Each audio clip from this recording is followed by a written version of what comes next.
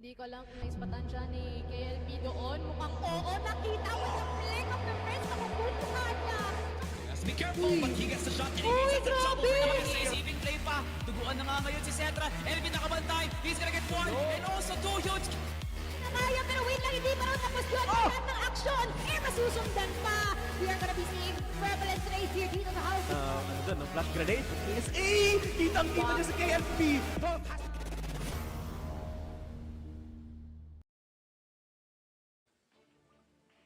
Hello, welcome and good afternoon sa inyong lahat. No, nandito na tayo sa ating ika-anim na araw for our group stage ng CFS SCA Masters Spring 2026. At kami ang inyong kasama ngayon dito sa ating panel, no? Mochi and Bipolar nga pala at your service. Kamusta naman, Bipolar?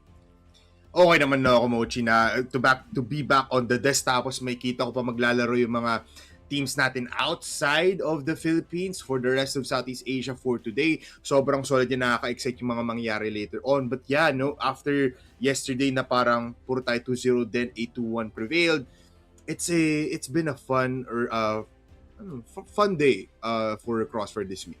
True, no? Especially after all of the possible hopiums na mga nangyayari sa ating ibang mga teams. Pero at the same time, nakakatawa din kasi talagang pinapakita nila na kung nasaan sila ngayon, ina-upgrade pa nila talaga paunti-unti. Pero tignan nga natin kung ano yung man nangyari from yesterday. Kasi I feel like we have a lot of very quick games in all honesty, no? Kasi meron tayong Team Stallions and as well as Alliance Gaming wherein talagang 2-0 at hinigitan pa nila lalo after the map of new compound. You know what, let's talk about all gamers muna dito, no? They picked up compound, which is a pretty nice thing, na ibig sabihin kahit na sinasabi na puro daw sila FFA patikain, tapos sakit ng bundok si kay Cedric, they still do their homework. And they know that new compound is still somewhat of a doable map up against Stallions. Pero nakita mo na, Mochi, no, ang Kara after the first 3 rounds, tapos nakakuha ng ace dito si Kano with Sneaky Frog, blowing his mind off. Nakita na natin na parang, oh no, AG parang hindi talaga sapat na mag-FFA lang, and mukhang hindi maganda na setting point yon, just because nung umabot tayo new compound, akala natin may butas, pero yun pala plakado, disiplinado at walang magawang AG. Yes, and lalo din na emphasize kung gaano talaga pineperpekto ng STS itong kanilang mapa sa new compound regardless of all of the recent changes na meron doon as well. Pero ito, tignan din natin kung ano ang nangyari sa FERVID and as well as JY Esports, na kung saan for the whole duration of the series, no, pinakita ng JY na oo, may tutok naman kami. Kaya lang kasi may kakapusan when it comes to a thicker playbook and as well as the mid-round calling na talagang hinigitan dito ng FERVID. Yun na nga, Emoji. I mean, if you were to ask me kung ano nga ba ang pwedeng i-compare sa JY, I think JY would be like Matches, pero hindi kasing compact. Parang JY na may sari-sariling isip, walang isang mind na to play all things out. Kasi yun yung nakita natin doon, they're heavy fraggers, that's why they got 3 rounds for both of these maps, pero up against FERVID na nasa likod si Aris, alam mo yun, they are silent killers, they are silent strategy players, they are bound to be a devastating sight. At yun ang nakita natin, puro 10-3. Tapos idagdag mo pa na may 3 sila utak dito, si Boss Dice Katol, andyan si A7J, at may Dracer Firm pa, diba? So talagang sakit ng ulo dito yon na JY Esports. Pero ito nga din, no, ang ating last series for yesterday, we're in! This is very much very challenging para dito sa dalawang teams natin, no, because we have Matches and as well as Querdas, pero ang talagang nanalo pa rin dito talaga is no other than Matches, taking that reverse whip tendency, no, up to brand ever since possibly 2024, I assume. Yeah. Talagang no, resiliency is for the warriors of Matches. And hindi lang naman sila nalo. Paalala ko lang sa Emoji, nanalo ako sa prediction kahapon for this natin kahapon, no? So, kahit wala dito Salvatore, buti nga sa'yo. But nonetheless, no, for Querdas, they played pretty well, Mochi, up until nung Ankara lang talaga. Hindi natin naramdaman yung Querdas. And the concerning thing is, this is their map pick. So, parang, oh no. Plus, ito yung ata yung time na walang sub-base. Tama nga ba? If my memory is correct, sa buong map veto natin, yeah, walang sub-base. So, these teams just battled all throughout. Tapos nakita nga natin pagdating yung new compound, matches did give a lot of rounds, pero mas maganda yung form nila kanina nung nasa new compound.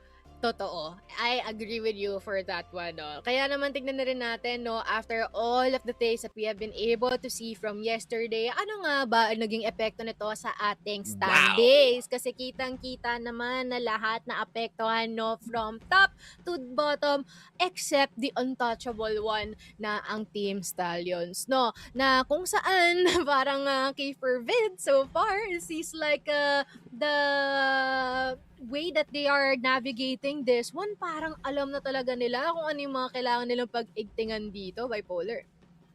I mean, the plans are working, and why not keep doing it naman, na Mochi? But I would like to put your eyes or peel your eyes dito sa ating players mula sa 2, 3, 4, 5, 6 spot natin. Matt Jess, number 2 spot, amazing. Hopefully they can, basically hold it. Pero that is a bit of a stretch, lalo kung titignan mo yung Virtus.pro. Pero when Zach is online, expect Matt Jess to perform at the highest level. For Vid Alliance Gaming and Execration, ito yung inaasahan na talaga nating maglalabanan, no?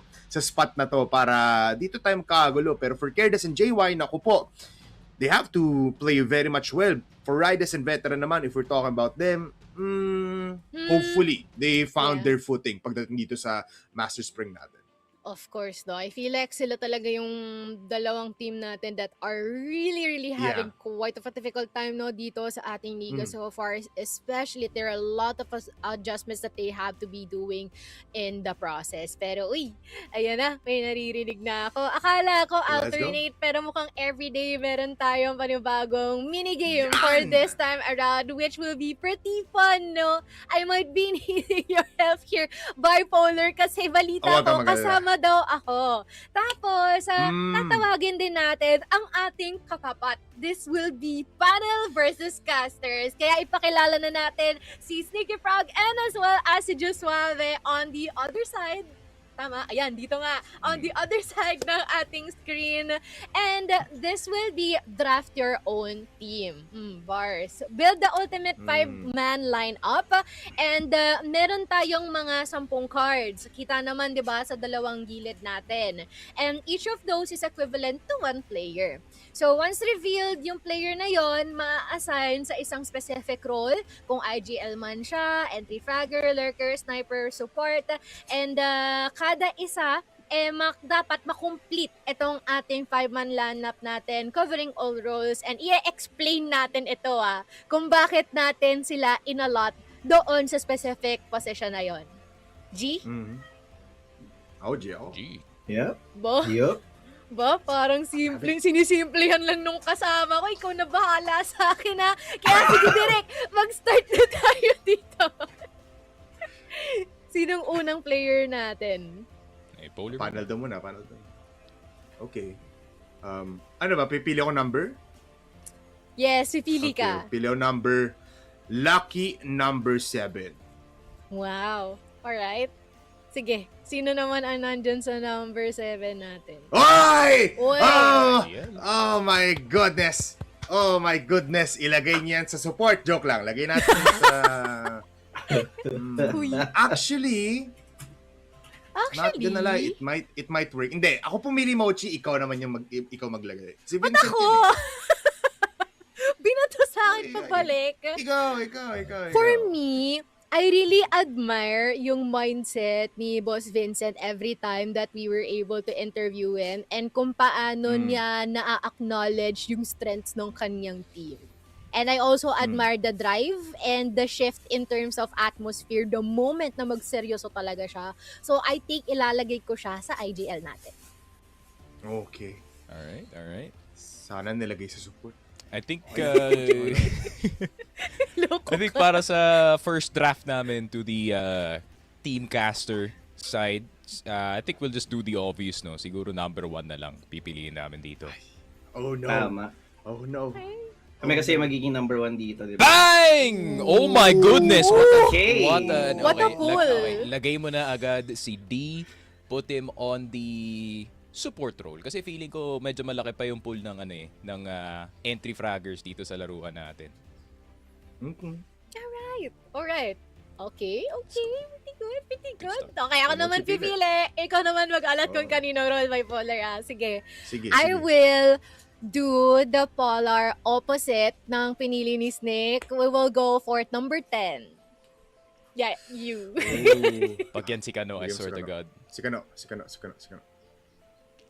Oh! Oh! Yes! Yes! Yes! Sniper niya na yan! Sniper niya na yan! Tapos ang laban! Ah! It's over! Lumabas na ang exe! Ah! Si DYK pa ba yan? Ano yan si GYK? ZYK. Wala na ito. Wag na. Charot. Parang ZYK 2.0 yata yan eh. Ikaw, Joshua, what number do we pick for the Let's, team caster dito, pare? Dahil nga number 10 na yan, no? Let's go towards somewhere in the middle, no? Nandyan na yung 7, so let's pick 6. Tapos si Kano yan. Dali! Gimme Kano. Come on. Come on. Come Ang on. tanong ay may kano Come ba? on. Okay, it's not too bad. Sektet is Ah. one of yung better players dito ng Ridaz. So, I'll put him on the... Damn. Medyo... This is a hard... Parang mahirap pamili. yeah. This is a hard match to ano eh. Siguro I'll put Sektet on lurk. Yeah, I was gonna say the same. Agree. Kala mo kakakatim ko kayo eh. Sa no? lurker. Sa Sa lurker lurker po. daw. I feel like Sekdet, no, he can function in a He system na he can do his own thing, no? Omsim. We'll give him the Aldrin treatment, pare. Yep. Habang di ka pa Bago na marunong talagang mag-Tagalog, dyan ka muna. Ay, Grabe, no? Na-shoutout po si Altin. Pero, okay, go. Fully ko na pumili. Eto, Mochi, pinag-isipan ko ng malala kung bakit ko pipiliin yung number na to. Bakit? Sa pangalan na Mochi, may 2 letter I. Doon tayo sa number 4! Ang galing! ay. Wait, huh? Ano relate nun? Apat.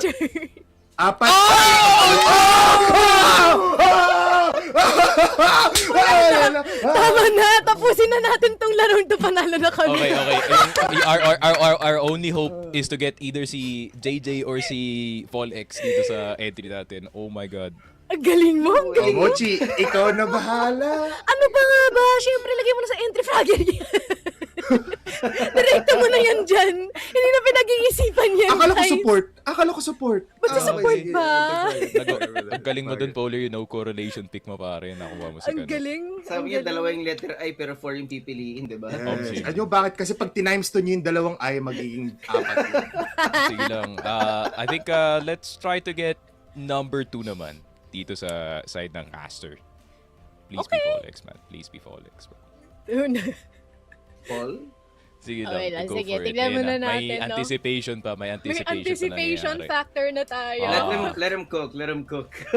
Bakit ba number 2, Sneaky? Bakit ba number 2? Bakit Ano yung two? thought behind that? Kasi yung sinabi mo kanina na may 2 I yung pangalan ni Mochi. So I'm like, he's right. So let's pick natin tong akin? number 2. So, titignan natin. Hopefully, I'm hopefully a good sniper. Baka si Zetra pa. If Zetra is on number 2, may laban pa tong caster team for sure. Oo nga pala. May Yeah. sniper pa sila, Moch. That's true.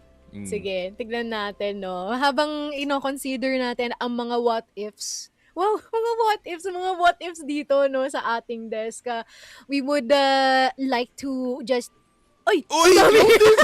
Yes! Yes! Yes! Tapos na talaga. Yes! Nasa side natin ng TNC Pro. Yung pala yung Pagtitiwala ano, lang sana parang ako ano, sa mga parang- Mahal mo, pare. Parang ano nakikigulo yan sa eh, atin dito. yung nakadaan ka sa Go sa board game pare at nakakuha ka ng $200. You basically got 2 Kanos for the price of 1. Buy What one, a take nice one pare. pala, no? I mean, kung tayo habang nag-aantay tayo, no, who do you think is gonna be popping out here? Ayun na, number 2. Ayun na nga. Pwede na pala Yes, yung yeah. draft. Nga daw Number 2 is sana. on the board. Tinawag na namin. Number 2? Sige, sino kaya? That is EV9. EV9. Okay, we got a vet at least. Also, we have 2 We Indonesians sa team natin, which is generational to say the least. We're making an international lineup dito, pare.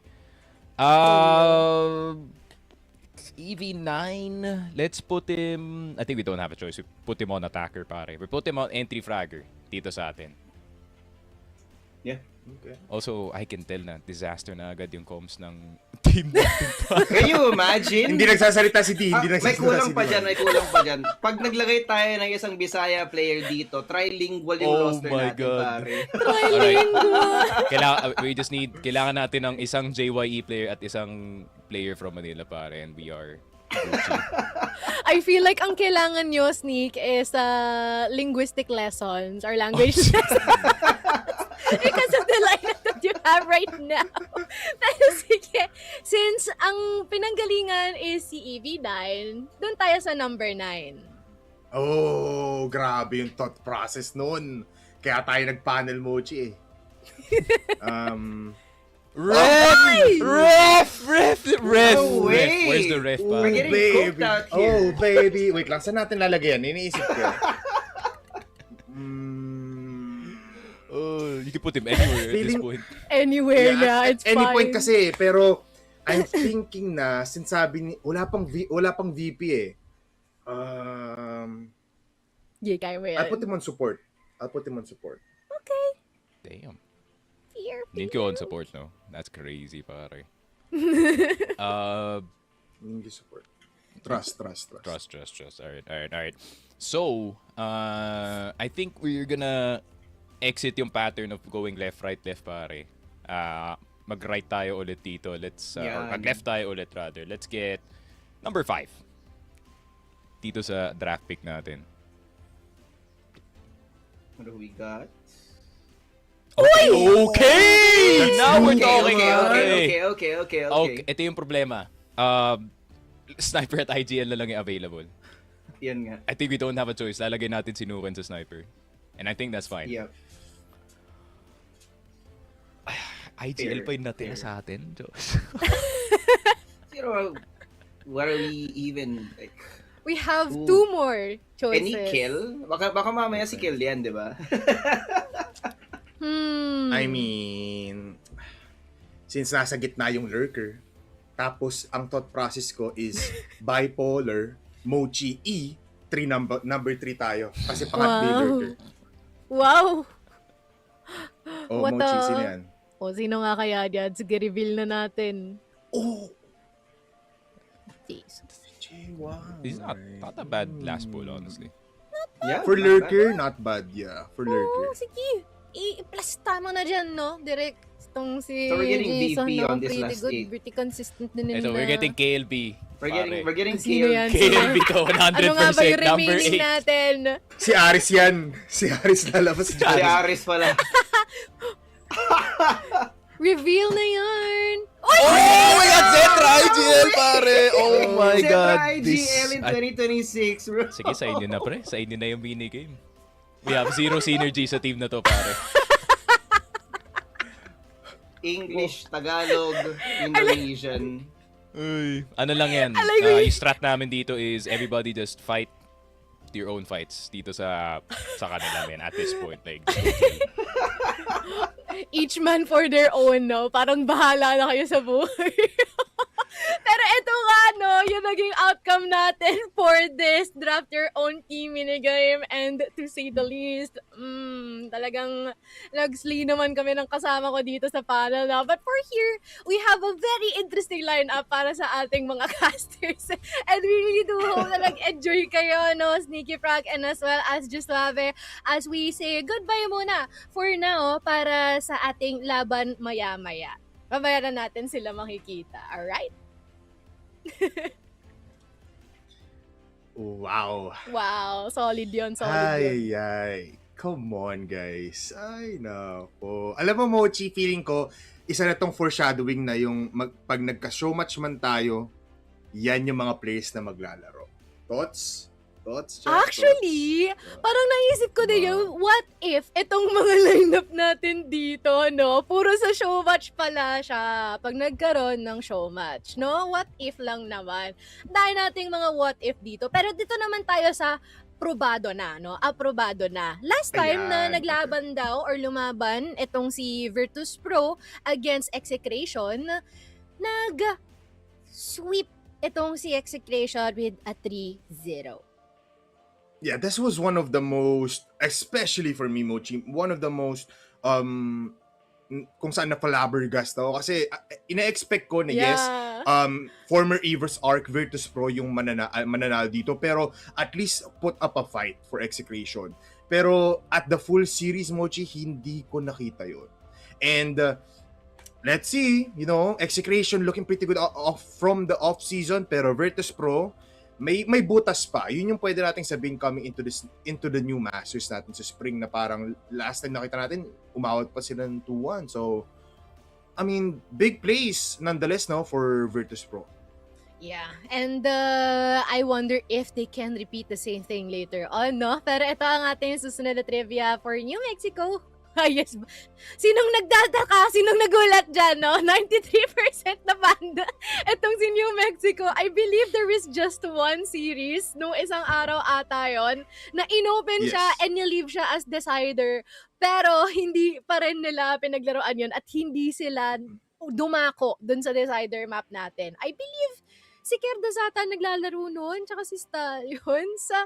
Please correct me if I'm wrong na lang, no? Pero, ayun na nga, natapos na ang ating mga mini trivia. So, let us check out ang ating schedule for today, because our schedule for today will be primarily more on the vouch of kung makakabawi ba ang ating mga Indonesian teams, and as well as the probable retribution arc ng Virtus.pro against Execration. Yun na nga, I mean, looking at our bottom of our schedule, kaya nga natin nilagay sa trivia yun, big shout out to our production, no? Kasi Virtus.pro and Execration na maglalaro. But I would like to put emphasis sa ating first two matches, kasi FERVID and Querdas, they're a pretty good team, pero up against Veteran and Ridaz, they're still somewhat in the means of getting in that 50-50 in a way. Lalo na kung magpapapa for Ridaz and Veteran natin, just because for Ridaz and Veteran, ang masasabi natin sa kanila, this is one of the matches na pwede nilang ma-surpass yung limits nila. Yes, up against VP, up against Stallions, medyo you're gonna be looking at them with a slanted face. Pero for this kind of matchup sa ating 1 and 2, pwede mong sabihin na may possibility, not that big yet, pero all up to them kung ano nga ba plano nila ngayong araw. Totoo, do. And really do hope na yung ating mga Indonesian brothers magkaroon din some sort of adjustment, no, sa kalimitang playstyle natin dito. Kasi talagang nung mga nakaraan, napansin natin kung gaano sila nahihirapan na magmabilis, magkaroon ng decisive calls, and even mag-decide sa mga mid-rounds natin. Kaya naman dito, bibigyan uli sila ng chance ng FERVID to prove themselves, no. It's going to be Ridaz versus FERVID. And we are about to see, no, kung ano nga ba ang mga na-garner or na-gather dito ng Ridaz from the past week na wala tayong mga laro at kung nakapag-ensayo ba sila. Pero let us lay down na rin ang ating mga predictions, kasi I believe we're quite unanimous. Yes, we're quite unanimous with our stand. Straight all for FERVID naman talaga. Yeah, I mean, for FERVID kasi they look pretty strong. May compactness sila na parang hindi mo matitibag. Yes. We will always put Ares in the conversation just because he is the mastermind behind it all. Pero ngayon nakasama niya na dito sa A7J at si D, and you have the like of Lance na nandun naman sa likuran every time to go for those aggressive plays and somewhat passive as well. Hindi mo matitibag ang FERVID immediately, lalo na if you're gonna be going for a pub style kind of gameplay, lalo na tulad dito ng Ridaz, it might not work out. We might see a possible 2-0, kaya natin predict na puro 2-0 sa ating predictions. And we really are still, no, hoping na we are proven wrong dito, no, sa ating predictions as well. Kaya naman pakilala na rin natin ang lineup ng Ridaz dito, no, because nagkaroon na tayo ng idea kung paano gumawa itong si Kodok, si Wong Feng, and as well as itong si Sekdet, and pretty much they're good individually, no. It's just of amping up the speed talaga. Yeah, everyone in this lineup has a potential, pero not yet shown for entirety of Masters. No, Ridaz is a team that we have yet to see pop off, except for Banks, just because compared sa other team natin outside of Rossi, Veteran, siya lang yung mas malapit dun sa caliber ni Fires. So Banks as an attacker needs to step up even more, carry his whole team, and activate the likes of Jung, Jung or Wong Feng para, alam mo naman yun, Mm-mm. hindi mahirapan dito si Secdet in towards giving these call-outs because they really need a concrete plan para makanalo up against Fervid. Yeah, and I think maganda rin na idagdag dyan siguro yung consistency nila individually, no? Because at certain occasions, we can see na si Wong Peng, sobrang ganda ng performance niya back in the Rosea qualifiers. But unfortunately, right now, due to all of the things na nakaka-overwhelm, binabato dito ng mga teams natin here in PH, parang hindi nila nakikip yung ganong caliber of games that they have here, especially when it comes to the map selection that we have as well. Pero ito ang kaunting history natin dito for Ridaz, wherein of course, no, from Alliance Gaming and as well as Querdas, natalo sila, which is quite unfortunate. Something to point out as well, no, Mochi, na as the weeks go by sa Masters, mas matututo tong players natin mula sa Riders on how to adapt to the Filipino mindset and to the Filipino playstyle. Mas makikita natin dito yung laban towards the map pool, mas magiging ready sila. Plus, you can see in the faces of Sect and the Wong Feng naman, they're pretty much happy today. So this is a good sign for Riders. Yup, and I guess I'm also interested to hear din, no? Mapapa-English tayo dito, Bipolar. Pagka No kinamusta worries. natin sila, wow! Ano, sample question. You know what? It's time for the Masters. And looking at Riders, it's pretty interesting that we have something na, there's a thing if you have some, but nonetheless, we have a something. So that thing can be something beautiful for the something of the day. Wow, the something of today. galing mo talaga, partner. No? The production team can vouch on me. I have spoken English all throughout Yes. 12 hours in a day nung nasa Boracay kami. You spoken dollars. Yes. I spoken dollars towards Asian teams. I spoken dollars towards people of culture. And with Yeah, that said, yeah. something of a culture with cultured milk, Yakult, culture.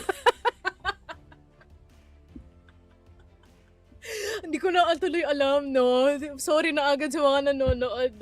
We're just waiting for our player that we will be interviewing for Ridaz as well, no? So magchichikahan na lang muna kami dito, guys. Mochi, I would like to. I'm prepping myself Okay, right now. go That's why I prepare keep on yourself. speaking English. Who do you prefer, Salvatore right now, or Bipolar? If you were to have the partner right now, Mochi. You know what? For the vibes, I choose you. But when it comes to like Nice. pure analytics, for sure, it's Salvi. Okay, I play safe. Okay. I play safe. Okay, and now I think it is already ready. We will be interviewing one of our own here from Ridaz. Is going to be Kodak. Hi, Kodak. How Halo are po, you? halo po. Oh, hello, Kodok. Kodok, Yeah? it's been a pleasure to have you so far for Master Spring, right? But nonetheless, as an attacker and as a team that has been in the roughs recently up against the Filipino teams, what is the mindset going into your minds that you've basically adapted to the situation of the Filipino teams? What is the plan for Ridaz this coming matchup?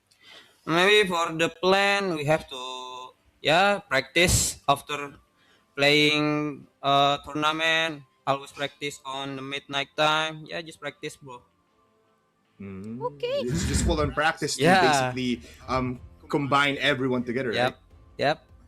And then watching all the team, how to he got gameplay from another team. Okay. Yung getting inspiration on how they play, right?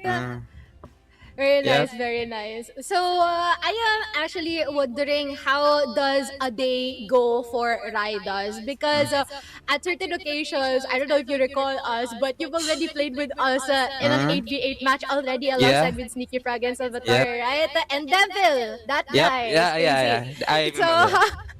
I am wondering do you guys have like a really clean cut schedule and routine in playing Crossfire, or do you think that it varies depending on everyone's availability? For playing, maybe every day playing Crossfire on every day, like at the 8 p.m. night time. and then until 2 a.m.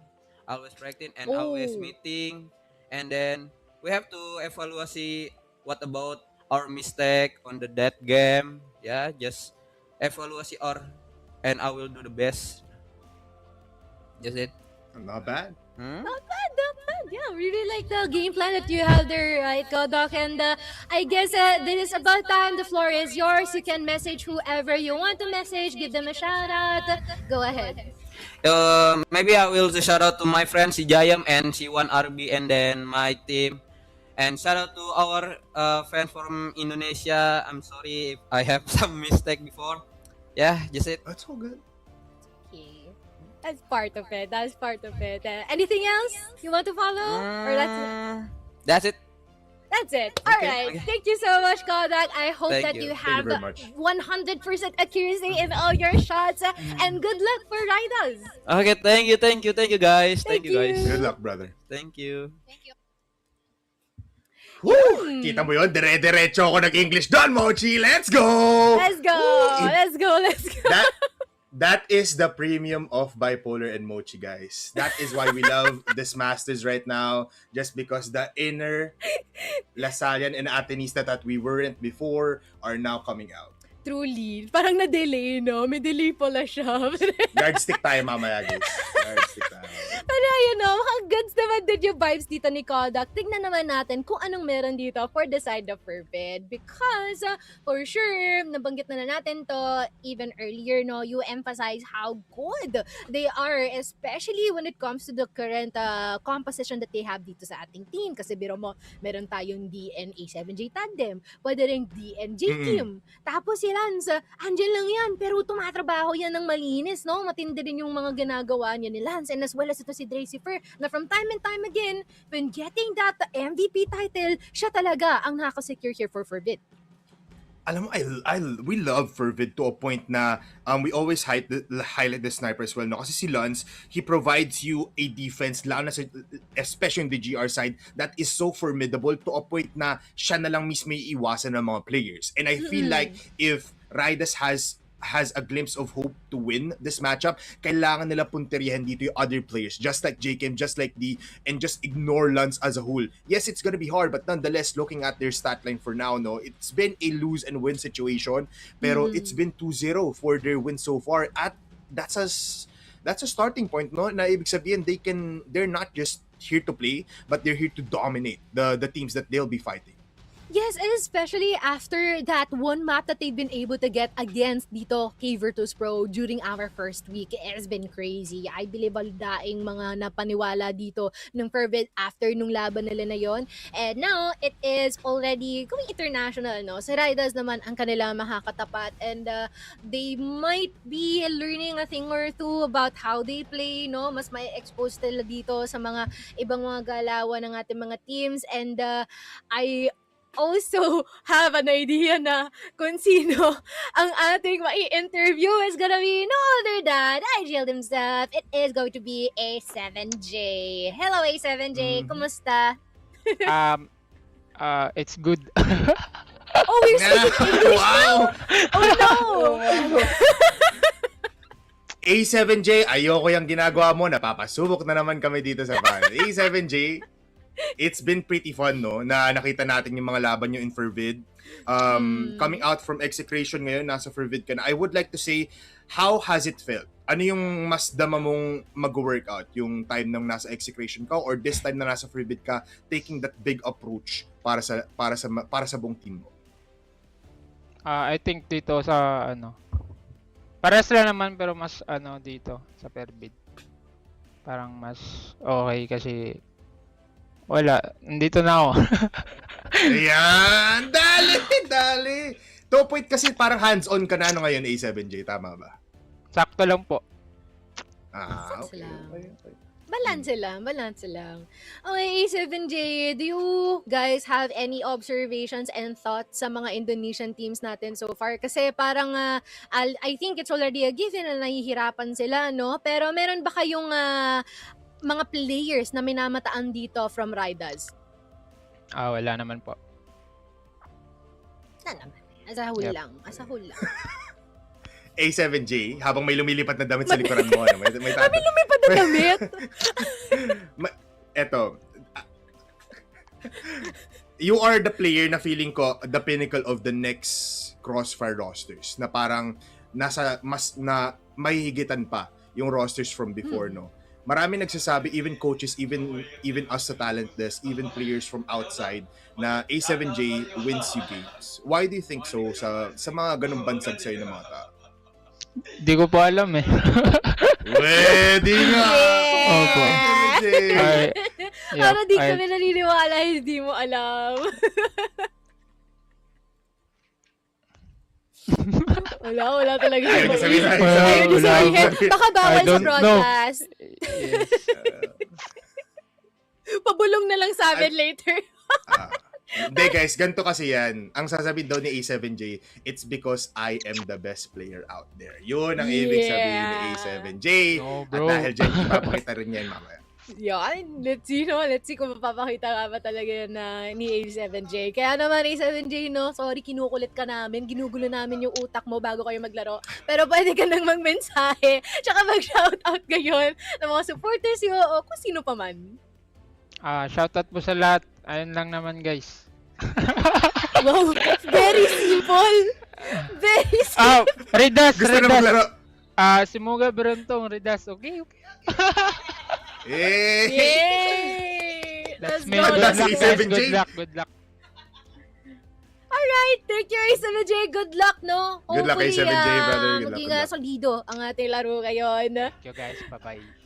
Thank Good you. Bakit ganun yung mga interview sessions natin pagkasama kita? Ang gugulo. In a good way naman. Alam- no? Alam mo, Mochi, next time na magtatanong ka pa sa akin, sasabihin ko lang, okay lang po. Hindi po. Wag naman ganon. Yes po. Pero check na natin. Ay, wag ganun. Okay. Wag ganon. Check na natin itong map dito natin. Alala ko tuloy yung sinabi ni Salvi, dapat daw merong mga bawal na mga sagot. Dapat bigyan daw yung mga interview. Pero ito nga, no, ang ating map ban and picks. Because we will have Eagle Eye for our first map, followed by Black Widow, chosen by Ridaz. And ang ating decider, dadalhin tayo sa Ankara.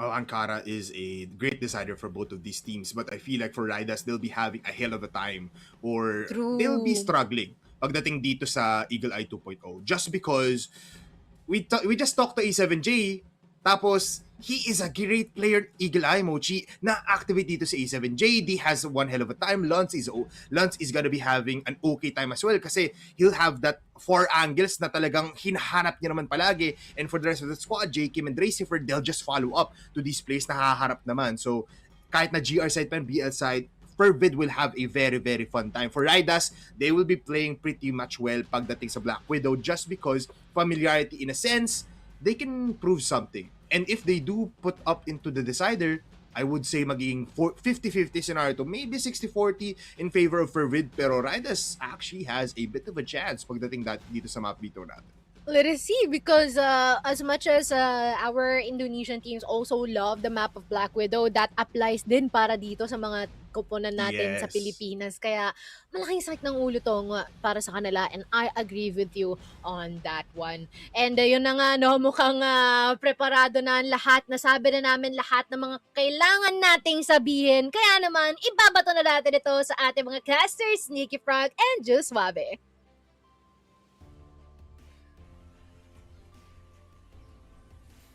And, Yun, welcome.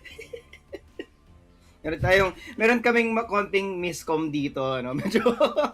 Medyo excited yata kami sa laban na to. sobra. How do you think, Sneaks? Yeah, actually very excited para dito sa ating labanan, pare. I feel like eto, whoa! He became 2. Naging dalawa si Joswabe, pare. He became black and white in 2 players. And speaking of black and white, yun nga, perfect. Dito sa roster natin and Ridaz for the first series. And yun nga, as Josh is struggling with his camera at this very moment, I think we're just gonna send it dito sa panel natin. Polar and Mochi. Kayo muna.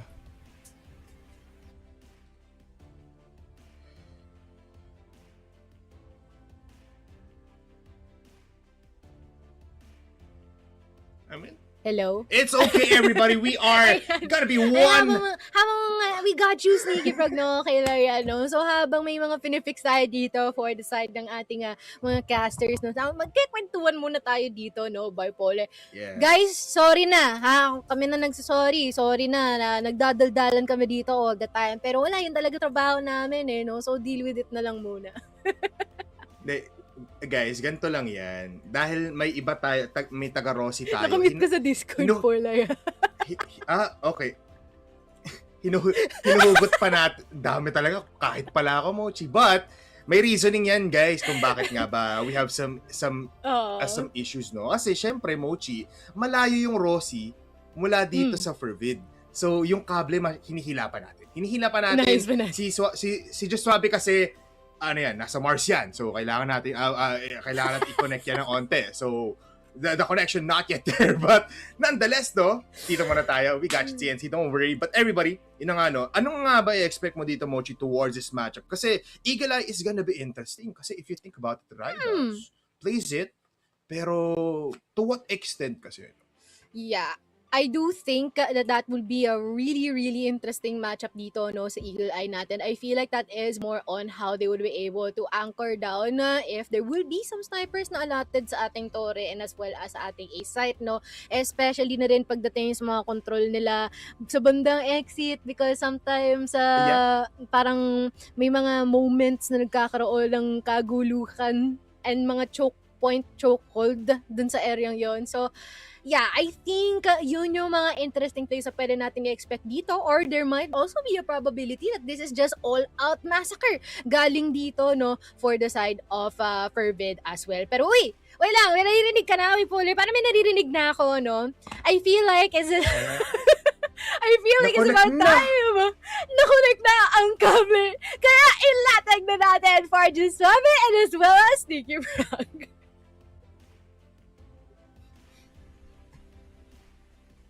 Yep, that's some interesting things happening here in Cebu, pare. So, mukhang tatlong magkakaibang pulo yung magkakausap ngayon, unfortunately. I didn't know Cebu was in Mars, pare. So, ayun nga. I feel like, there is a lot of, there's a lot at stake para nga dito sa dalawang teams natin. Ridaz especially, I feel like they still have a lot to climb dito sa group stage natin. I feel like obviously it's kind of obvious to point out the very obvious gap, no, between yung dalawang teams natin and Ridaz obviously and the other Indonesian team natin na veterans. The one thing though para sa kanila is they adapt very quickly dito sa weekly basis natin when it comes to itong group stage natin. We kind of see Ridaz in the first week, you know, kind of messing around, mucking around dito sa mapa natin. And then pagdating naman dito ng week 2, the exact same two teams, you can kind of see the small adjustments coming from their side. So hopefully, it will be enough up against FERVID, even though judging from yung predictions natin, that belief is not really there para sa atin, men. Yeah, but, you know, to be fair, I feel like yung predictions natin, our predictions here at the moment, they don't really tell us the full story. Right, like you said, there's small improvements that we're seeing from our two Indonesian teams, so I'm expecting to see a little bit more, and maybe at some point in time later, we do actually see a victory, at least a map win for Ridaz and Veteran. But with that being said, we're already in the map, pare. Lance starting it off already. Sec that is out of the running as soon as we spawn in. One thing, meron siyang chainsaw. He has a chainsaw. What is he cooking? In his hands. He might be cooking, but it could be overcooked in towards the hotel side. Race it first. Hindi nakatalikod in time dito sa laruan natin, but Wong Feng looking like a killer dito sa kanyang chainsaw, pare. Pero J. Kim makakuha siya ng flank in this one, 4 versus 3. And let's see what Ridaz can do. Yeah, this is an interesting one. I think Ridaz are more or less putting feelers out on the map to see what FERVID have cooked up here in terms of their defense. But unfortunately, Ridaz, they're not spaced out properly. So you can't see really any of those big team fights where you see 2 or 3 people die all at the same time. So there's no opportunity for trades here, at least for Ridaz. We saw FERVID kind of just trading it out. But it's control they have of mid from Banks is something that could be really important for this round, but least based on their current positioning. I feel like Ridaz maybe a little bit lost as of the moment. They've completely lost any kind of information that they have from Fervid. Oh, for sure. A7J still waiting on the top side of the A site. Nice quick scope here onto 21 right. Kodok is still stuck in towards the middle box of A. Bang S kind of a ways away from his teammate. A7J does get taken down. Very nice quick scope flick from Kodok, but on the other side, J Kim has already arrived on the A site, and he's gonna deny with the help of Luns. Ridaz' first round, and Fervid, first blood in the series. Yeah, I have to say, this one looked almost like it was going to be winnable for Ridaz.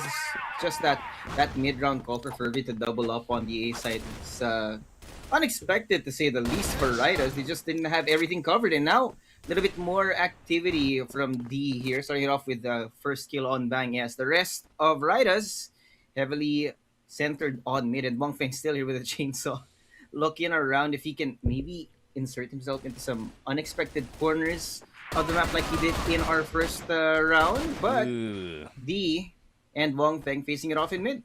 Yeah, you really have to be careful about that mid-door aggression in Eagle Eye especially, but Sekdet catching Dracifer from the backside, and you're going to expect that flank every single time when you're up against Fervid. Stuff going on here. Kodok, last man standing, 1v2, and J Kim's right behind him, pare.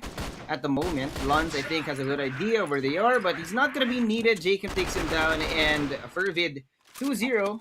To be fair, this second round is went a lot faster than that first one. Looks like Fervid have a better idea of where and what Ridaz want to do. Yep, A7J and the boys has already made their way out of the mid doors. D and A7J with the first 2 kills already. Bang S gonna get one in return. 21 right will get Dracifer, but Dracifer will take Bang S with him. A7J jumping on in. He does get 21 right, but Sekdet with the flag. It's not gonna do anything. Mid aggression from the side of Fervid creates a 3-point lead for this game. So Fervid, man, the defense is looking really good for their side. Every single side of the map covered, but they're also keeping Ridaz on their toes with the occasional pushes on the mid side.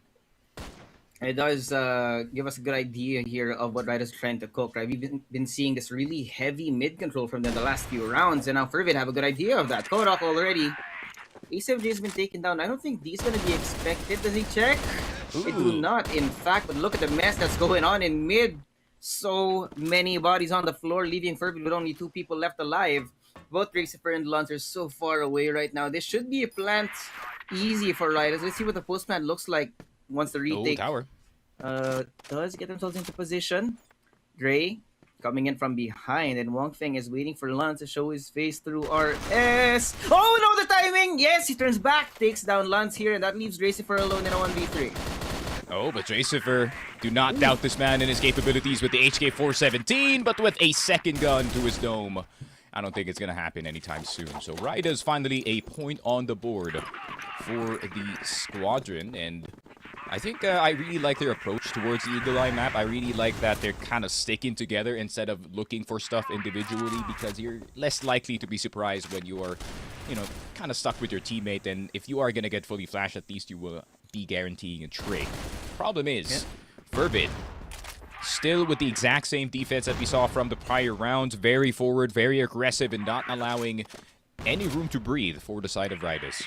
There's just no opportunity for them. You got all the smoke piled up inside a hotel. They can't see anything through second mid either. And you can see where the struggle is, at least for Ridaz. I feel like, yes, they're really willing to go for this heavy mid defense, but the question is, what's the next step? Right? They've done this the last few rounds. It has only resulted in 1 round win. D here takes down Kodok, and a lot of bodies on the floor. Nice and quick for both sides. But this time, Fervid are able to stabilize. 2v1 now, 21 Rai coming up on the long side of A. And Luns will take him down nice and easy. That's a 4th for Fervid. Yeah, and obviously for Ridaz bumping into the wrong side of the map at first. Obviously trying to take the hotel side, but I feel like Fervid has got that one locked down. So, shift the priorities for the side of Ridaz this time. They are going to be focusing on holding that mid side first, but Jacob The obvious play for him is to go for the full push in towards Sektet, and that is going to be dropping the C4 near the A-house side. Dracifer with the flank towards bypass, and this is not going to end anytime soon for the side of Ridaz, as even Wang Fang's chainsaw cannot save the Ridaz offense. 5-1, Fervid making that lead bigger. Yeah, definitely safe to say that Fervid are getting much more comfortable here.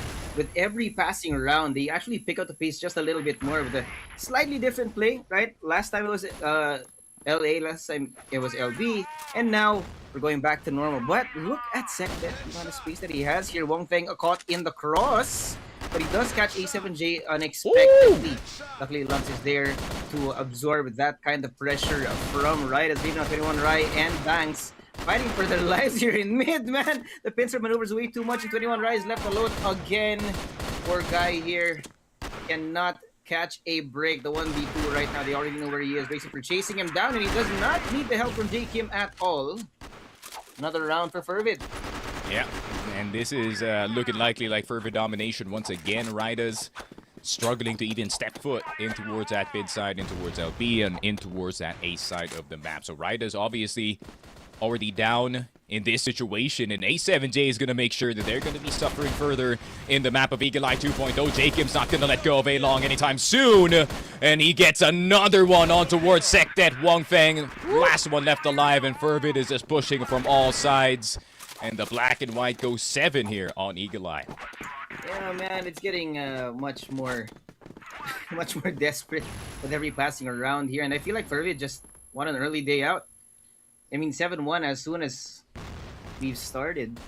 And at this point in time, the push out through mid. There we unexpected, but luckily Sektet is there to absorb that impact. Now, J Kim and Dracifer lighting up our scoreboard in blue. Brother Bangs, last man standing. And it's probably going to be too much here. 1v4, way too much to ask for. A7G takes him down, and that's 8-1 for Fervid. Yeah, we need to see better performances from Sektet, especially considering that he is in our fantasy team. Yeah. So we need those numbers up, brother, from you especially, because the value of our team right now is just pure fragging, no IGLs whatsoever. But let's see on the side of Ridaz, how can they defend in the map of Eagle Eye 2.0? Still a chainsaw in the hands of Wang Feng, and 2 TRGs in the hands of Kodak and 21 Rai. However, B-side will be wide open for the side of Fervid. No one in hotel to check in and check out. An FV in and out of B-side in an instant. But A7J wanting to make this one an earlier ending before the C4 explodes. 21 Rai, the only one left alive, and he's already looking to see if he can get anything going. But up against 4 players of Fervid, you are not gonna be coming into the B-side anytime soon. 9-1 and map point for Fervid. Yeah, it's going way too fast, man. I feel like Riders are definitely being brought along for a ride. Fervid, so much control right now. Now that they're on the BL side, things are looking much more punishing for Riders. Every eventuality that they have here, Dracifer is just going on a tear out through mid, double kill, leaving us with only 2 Riders players who are gonna have a really hard time now. Lance on the corner, quick scope onto Sektet, and D to finish things off. There it is. Ka-chow. Ka-chow indeed. I think we spent longer on the minigame than in this Fervid game itself, and it seems like Fervid have no plans anytime soon of slowing down. Wait lang. Let's change modes kasi naka-screen na tayo ulit. Alright, nagbabalik na tayo dito sa ating analyst desk, and it seems like medyo malaki yung gap ka dito ng Fervid at yung Ridaz, and napaka-obvious pa rin yan dito sa laruan natin. Obvious yung experience naman ng Fervid. You know, you have A7J, you have D, you have Dracifer on your team, you have Lance. I mean, you have J Kim, man, the madman of Impact, no? So, parang lahat na nagbubuo para dito sa Fervid team natin na maipanalo yung game na to up against Ridaz. Yep. Not to mention this current Fervid team, we talked about this pre-season before we actually got started on these matches. On paper, they were going to be good, and I feel like they might be one of those definite contenders for playoffs as well. So, I mean, considering that ranking that we gave them and the Riders having to adapt to the Philippine meta, man, I feel like it's a recipe for disaster para sa mga Indonesian teams natin. But hey, if that's only the first map, maybe Riders have something hooked up for Black Widow.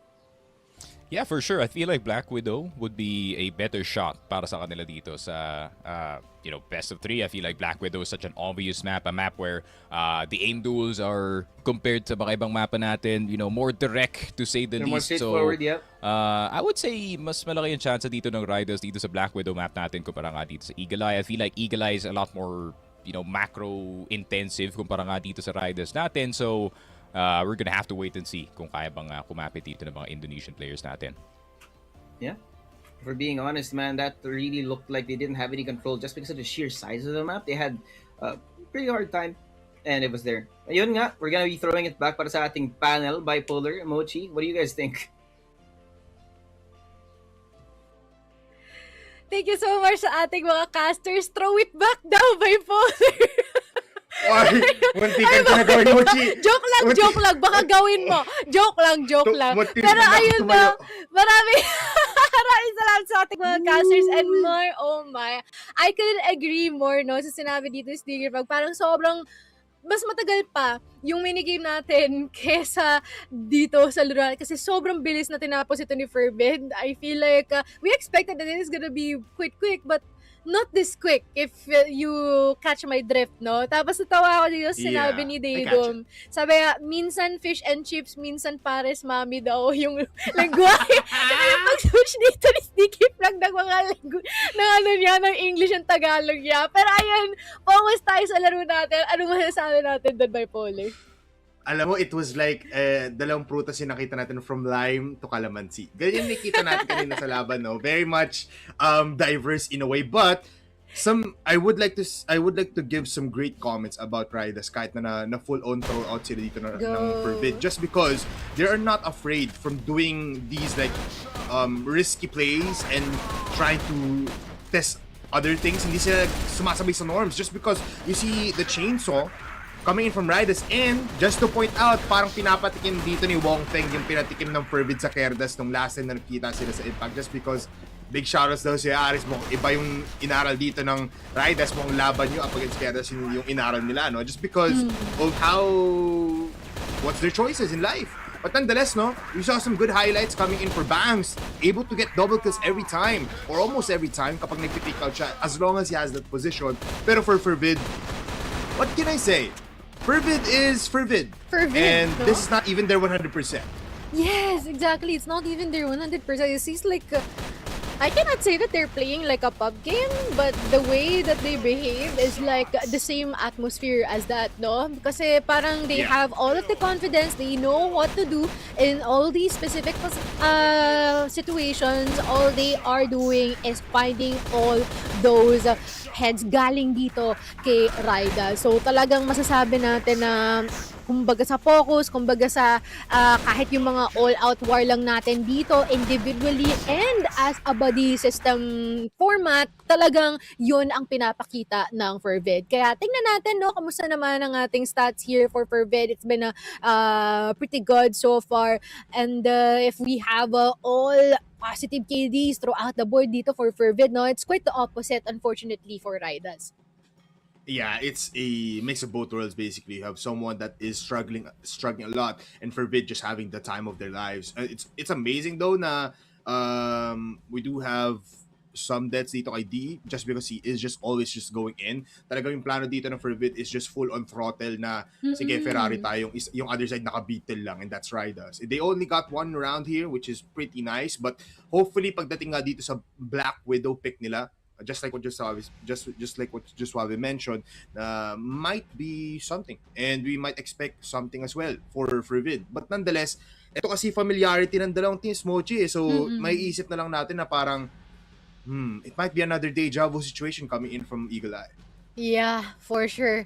Tapos biro mo, nakita ko pa na 67% yung headshot din ni J. Kim kanina, no? Pero ito, ang ating MVP for this one, because hailing with an amount of 3.50 na KD dito is si Lance, and it's super nice that we are seeing him dito, no, in our MVP title na come before, usually it's JK, Self-J, Dracifer, D. Ngayon, we have a highlight for Lance as well. Parang kahapon lang pinupointan ko na sana magkaroon tayo ng MVP title for Lance and pinigbigyan naman niya tayo, which is nice. Yeah, very much so. No? Kung nagsasawa na kayo na si Cetra, may kita natin, magsawa din kayo kasi Lance will always be there. In top contention with coming in for FERVID. So yeah, looking pretty good for FERVID, but for Ridaz, hopefully they'll bounce back after that glorious win mula sa FERVID. And we will see if they can do that dito no sa susunod nating mapa. This is Mochi and Bipolar, and we will be back after a quick short break.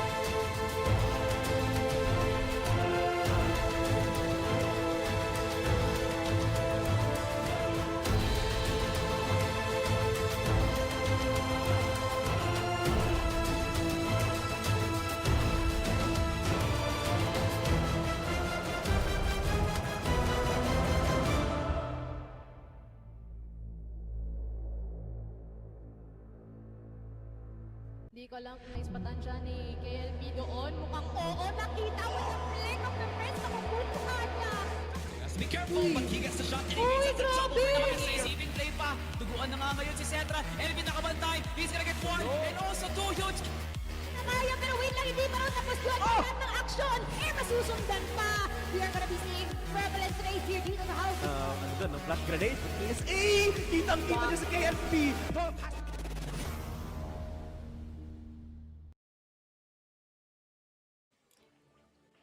Tuloy-tuloy ang kaguluhan dito, no? We're still at the first series, pero for some reason, sobrang bilis talaga ng laro natin dito sa mapa ng Eagle Eye. And right now, no, makakabawi kaya ang Ridaz against FERVID? Tingin mo ba, Bipolar? Alam mo, there's a possibility, but it is so slim to a point na hindi natin yon makita pa. It's still inside the Pandora's box, and if mabubuksan yun ng FERVID, might be a good start for Ridaz. But nonetheless, no, let's see if FERVID can actually take something out of this. Kasi for now, kasi parang it's just been all-out fragging. Eh. Why not give us a fight, Ridaz, dito sa match number 2? Let's see, no? Hopefully na mapagbigyan tayo dito ni Ridaz na mas pagdikitin nila, no? Itong ating laban for our next map. Kaya naman, let us hand it over to Francis and as well as Charles. So, bali na docs kaming dalawa. Now you guys know what our second names are, apparently. Or, well, Salamat, in Kurt. Sneaky's case, it's one. But yun nga, maraming salamat, Kurt, no? Kurt Sumanino nga Micaela. pala. Oh, Yun man. nga. Well, I mean, to be fair, no, Sneaky, what do we even talk about that first map? Now, we saw FERVID playing out with a couple of different tempos, sometimes a little slow, sometimes much more aggressive. And Ridaz, regardless of which one they were throwing at them, they just could not catch up. Yeah, I feel like the gap is still pretty prevalent in this series, especially Ridaz. I feel like they did get the New Mexico experience in Eagle Eye, unfortunately, as Fervid did recognize pretty early that they can kind of just push in on all sides of the map and kind of just win the fights that they have in front of them. So if you go in with the exact same mindset like that, going into Black Widow especially, I feel like maybe Riders would have a fair shot because I feel like the map does provide a lot more space for riders to play compared to, you know, maybe the Eagle Eye where off the jump you're already getting pushed in towards a bit of towers. So it's not, you know, it's not really the best experience for the side of riders for map 1. So they're going to try to bring it back for map number 2 because there is also some other lower table teams that did still get some very nice wins with a Black Widow especially. So speaking of Black Widow, hey Josh, yeah, you figure that one out, brother. But Fervid still pretty much the heavy favorites going into this series. So Ridaz, obviously, I feel like the priorities are going to be shifting more towards the A side of the map, and they're going to be trying to go neck and neck, maybe in those long fights, especially knowing that Wong Feng is still rocking that chainsaw, like we did see in Eagle Eye 2.0. Maybe if he pulled out the exact same gun for this Black Widow map, maybe it could be resulting in the same. But we have finally started here in Black Widow set number 2. Fervid versus Ridaz in this map. Ridaz on the GR side, Fervid on BL.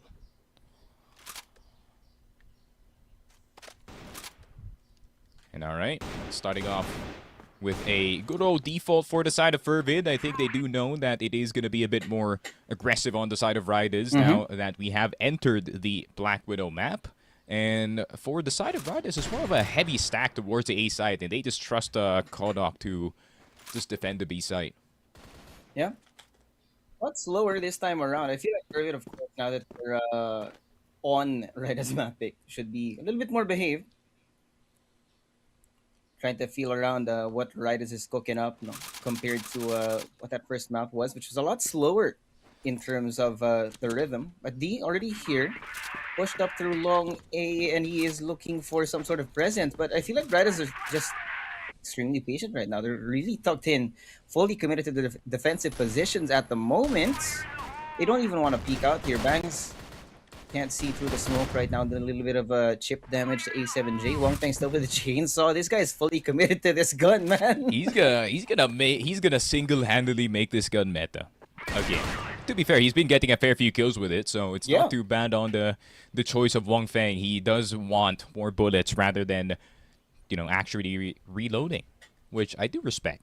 Because, you know, you are pretty vulnerable for a few seconds if you do reload. However, looking at this B side, it might be a re-clear for the boys over at Ridaz, smoking in towards B doors. D will be taking care of the A players, and here comes Dracifer peeking into the window. Kodok gets his head taken off, but here comes the chainsaw from Wong Feng. J Kim pulls out the HK just in time before he arrives to prevent that C4 from going down. 21 Ryan, the last one left alive, and you know, that's pretty easy for Luntz.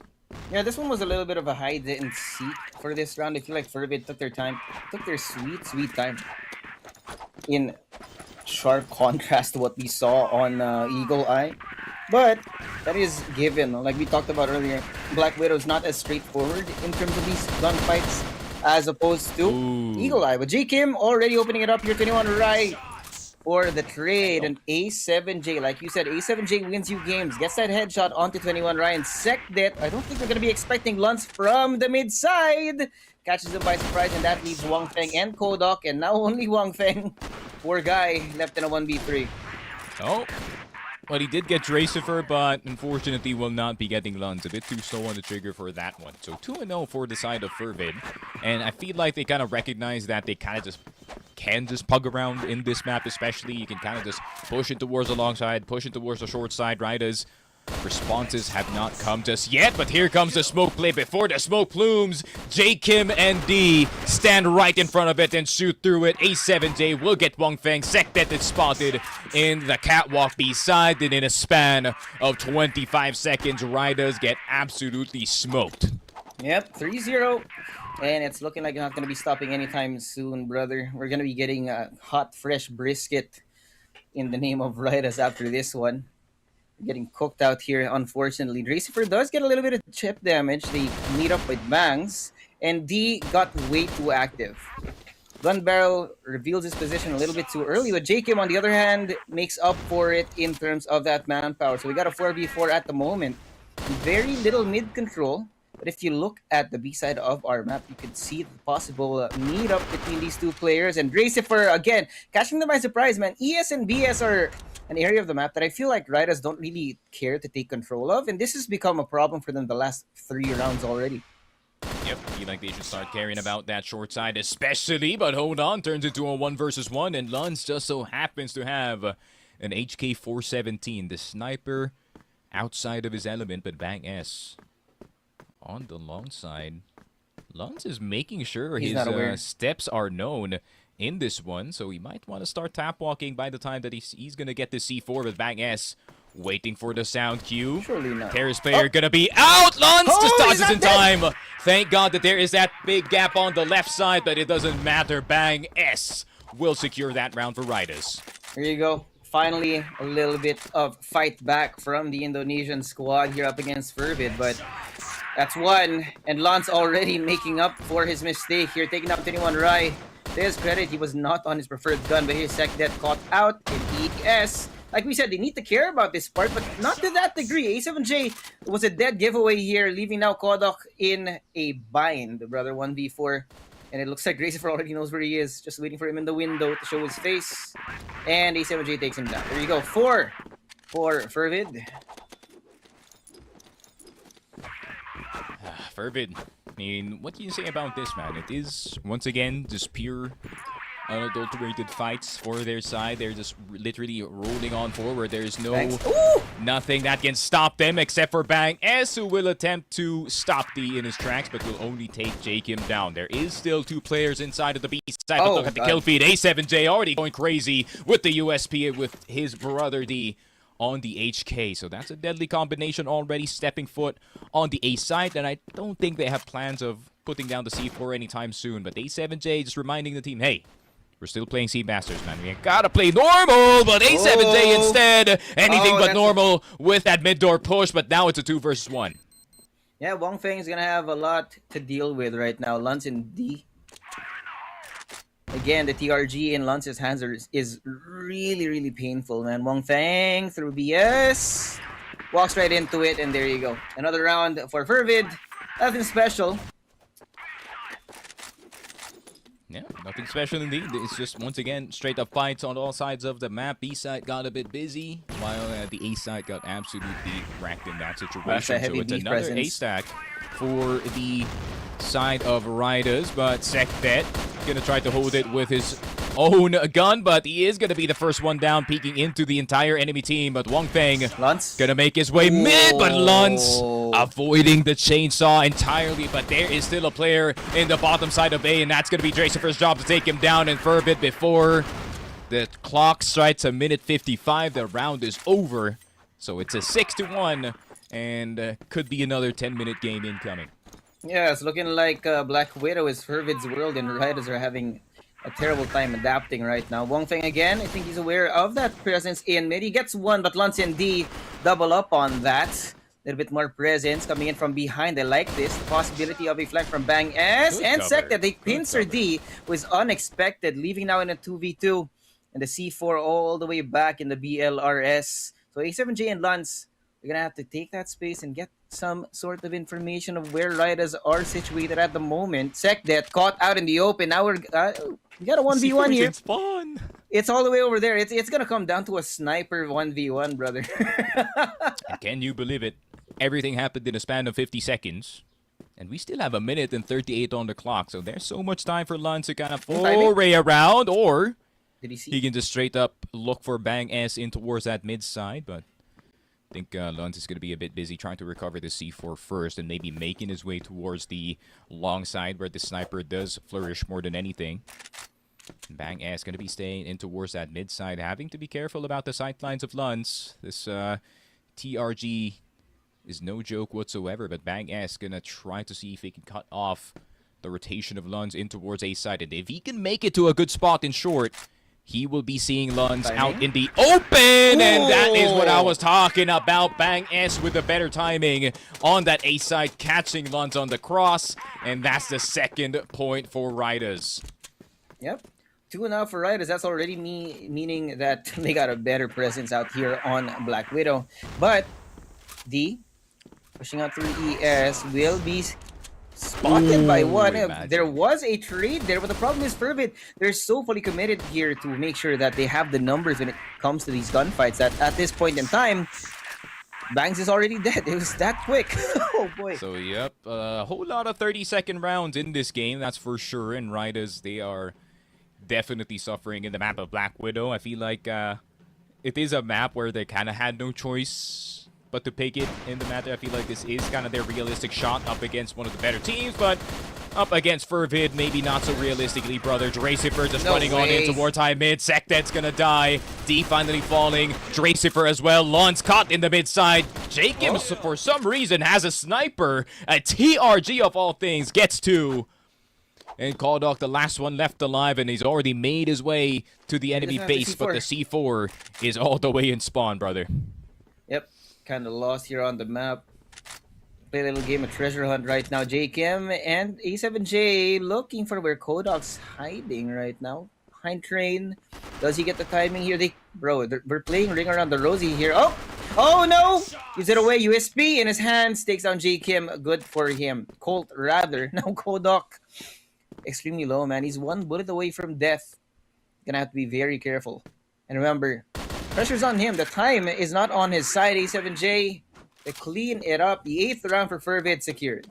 Yep, 8-2 for FERVID, and I think after that initial bit push, they are in a bit of a hurry to try and finish this game as early as possible. Maybe trying to see if they can use the rest of the day, possibly, for some scrimmages here. But D, spotting player trying to jump down from spawn, but look at this, D with the HK getting another headshot. ̍Match will get caught up while blinded, and Bang S will get D in return finally, but here comes ̍Match with the big flank. Sectet not looking in the right direction anytime soon, and he just looks up as it's a 9-2, the double headshot from ̍Match. The HKs are absolutely frying. Yep, frying to a certain degree, man. At this point in time, I feel like Ridaz they're kind of stuck in their own spawn. FERVID want to finish this quick. It's a 2v5 right now. Luckily, we do have one from Sectet, but he's the last man standing on 1v3 right now. ̍Match from the other side. Wait! This ain't Broadway. They can't audition. FERVID finish it up eventually with a 10-2 on Black Widow.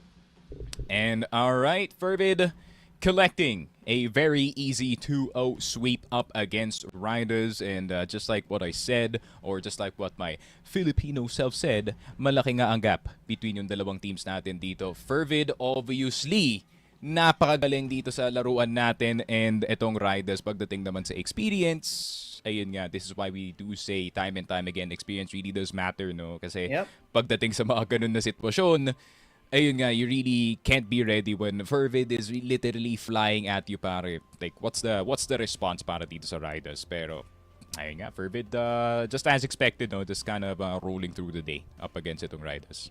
Yeah, it was nice, quick, and easy, man. It looks like Ridaz were just stuck in their own spawn. I feel like they couldn't even get anything going, any kind of map control when they were on the BL side, just because of the sheer speed that FERVID was coming at them from. I mean, we saw the last 2 rounds where they kind of just got crushed. And, well, if you don't have time to think, what the hell do you do?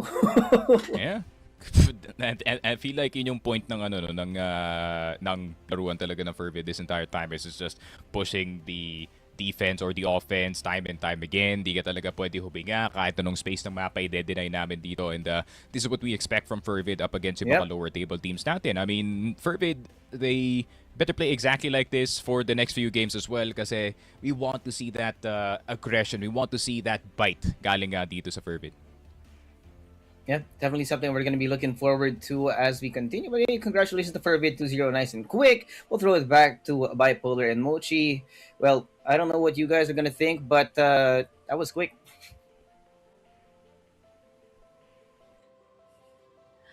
Yeah, I feel like that's already a given, no? And unfortunately, parang hindi ko na nga rin maisipan ng kahit ano pang analysis to. It's just that the gap is indeed that a bit too far apart, if I may say. Yeah. At kahit ayaw natin aminin, kahit ayaw natin sabihin, unfortunately, that is the truth. I mean, you know what? Looking at Ridaz, they really don't have a concrete plan. Yun yung hindi talaga natin nakita dito. They had a plan. I give that to them. Pero it was not a plan that could work out. Talagang nakita natin dito na Black Widow wasn't even an issue para sa FERVID. But nonetheless, some highlights for FERVID. Dracifer playing pretty good. He is having fun out there sa Black Widow as well dun sa first map natin. The A7J Lance as well as J Kim though, no? Nakita natin na parang they're still also having fun. But J Kim, brother, you do have to still step up because these fights will get on even harder pagdating dito sa ating SEA Master Spring. But yeah, no? Wong Feng getting that chainsaw still sa ating laban na ito, giving that blood towards FERVID na mukhang pinadala man ng Querdas from last season. But we love to see Banges every time hitting those shots, and for Ridaz, they have something, but it's only Banges. We want something more.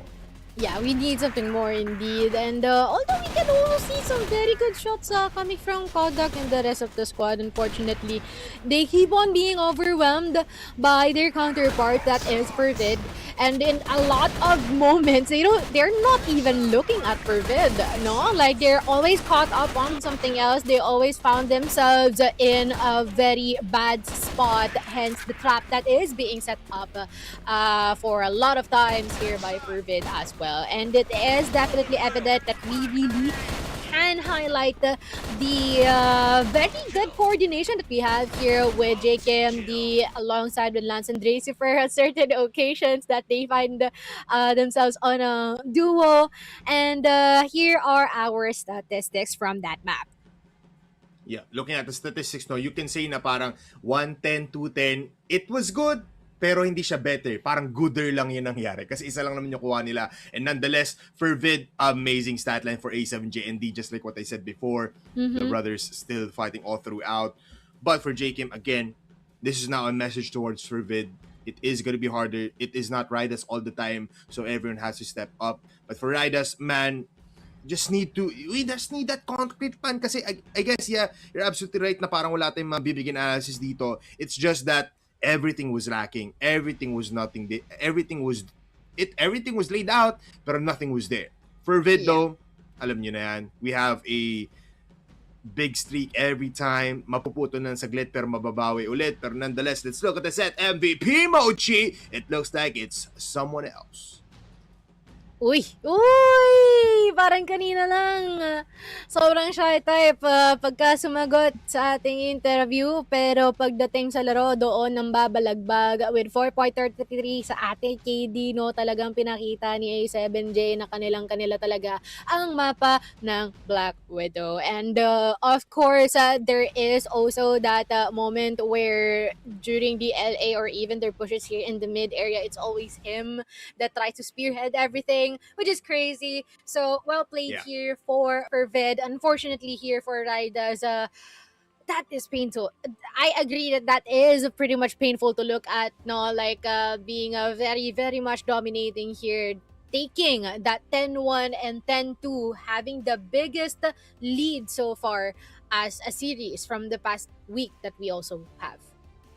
Yeah, you're absolutely right, Namochi. I guess, I'm predicting as well, no, na parang there might be a point in time that Ridaz is not just gonna be happy-go-lucky. There might be a time na parang they are gonna be angry at the rest of at the other side of Southeast Asia, kasi they will be looking at getting a win.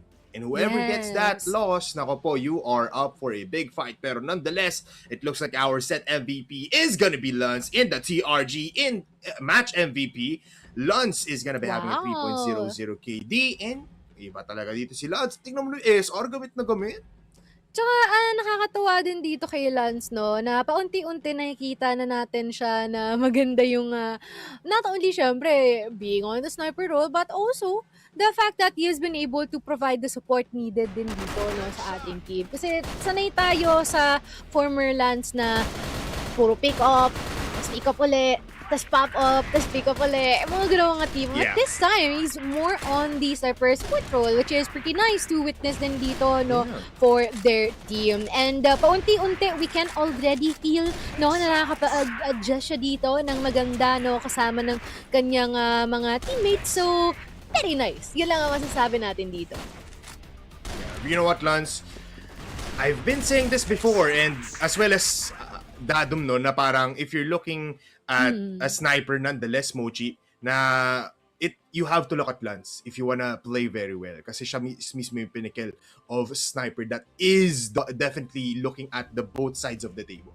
It's very nice that we're seeing him up and coming. But what's up next is going to be our interview dahil mapapakinggan natin mismo ang insights ni Lance himself. Hello, Lance! Kumusta Hello naman? po. Grabe ang ano natin Okay lang po. Match MVP? Grabe! Sobrang saya.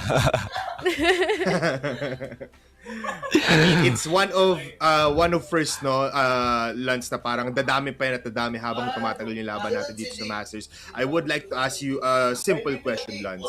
Last time na nakita ka namin sa Impact, sa'yo kami nakatutok. Pero ngayon, you have a team na can also carry you all throughout the map. Anong pakiramdam as a sniper that you can just be laid back a little bit, tapos hindi mo na kailangan mag-on ng switch every time.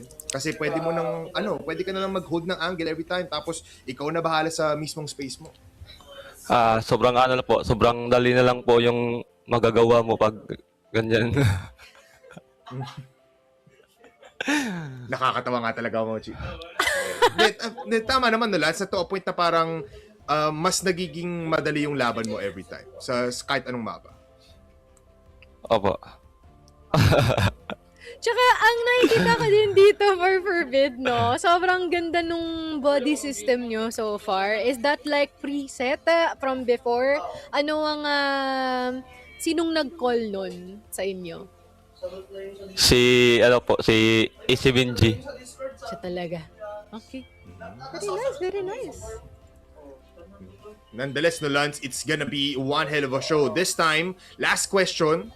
Ridaz ang nakalaban nyo ngayon. Siyempre, di tayo magpapa-easy go lucky. No? Next time, hindi naman magiging Filipino team ulit yung kalaban nyo. Anong mensahe natin towards the next team na mga kalaban nyo? Ano nga bang i-expect natin for FERVID? Ano lang po, good luck na lang. Yan ang hinahanap ko sa'yo, Lance. Dali mo. Masyado wholesome ata si Lance para man-trash to kaya no. Pero ayun, Lance, sige. Total, binigyan mo na namin sa yung susunod yung mga kalaban na i-shoutout mo na lahat ng mga gusto mong i-shoutout dito sa ating broadcast. Shoutout kay Jamer Abilia, tas kay Alin Waps, tas kay Coach Aris. Tsaka sa dati kong classmate at tsaka sa pamilya ko. Shoutout sa inyo. Yun, maraming salamat, Lance, no? And please keep that type of vibes up, no? Oy, sige, go! Shoutout kay 7G, tas kay Kim. Yun! Sino pa? Sige, go! Tuloy wala, baka may mahabol pa sila. Pati si D daw. Tas si Dre. Lahat na, diba? Lahat dinamay na nila. Thank you so much, Lance. Congratulations ulit. Hopefully, we can see more of your name in that MVP title. Thank you po, thank you. Yun. Goods tayo bipolar. Yeah. I mean, it's been amazing, no, na nakita nga natin si Lance na from the other side of the Philippines na Impact and now on Masters, gunning all throughout na pinapakita sa atin dito na hindi tayo binibigo dito, especially for me and Daydum na to see him in full form. For me kasi parang kung isipin mo yung mga snipers natin, you have Cetra, you have KLP, pero in contention palagi dun at the bottom nilang dalawa si Lance. And for him to be our match MVP today, it's just a setting point na parang, hindi ako titigil, dire-diretso pa din. Dire-diretso talaga. At dire-diretso din tayo sa ating susunod na laban dito because I believe it's going to be a veteran versus Querdas later on. Kaya naman kami magbabalik muna at magpapahinga. Moji and Papuler pa rin.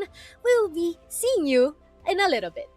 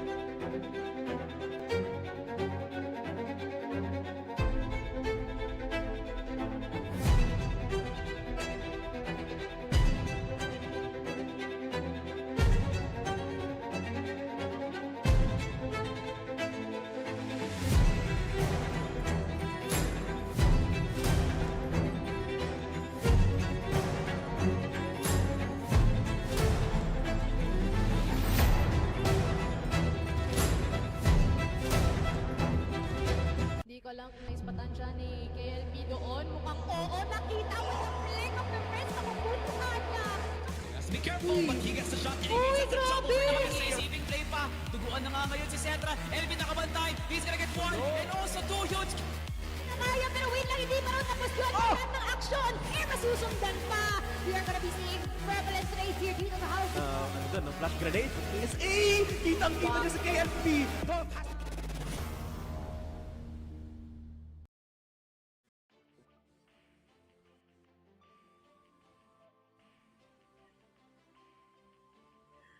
Oh my goodness, Mochi. It is gonna be one amazing day right now. You are absolutely right.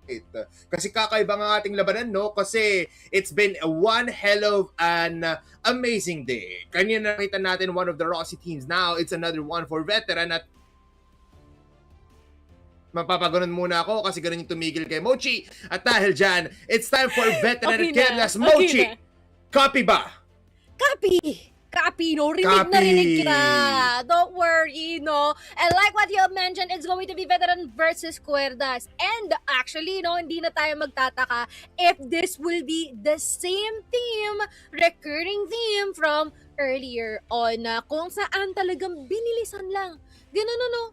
Ganoon lang ng FERVID, no? Oh. After all of the maps na dinaanan natin dito. But I do wonder if Querdas would be able to do the same thing or baka mas humaba pa ang ating laban.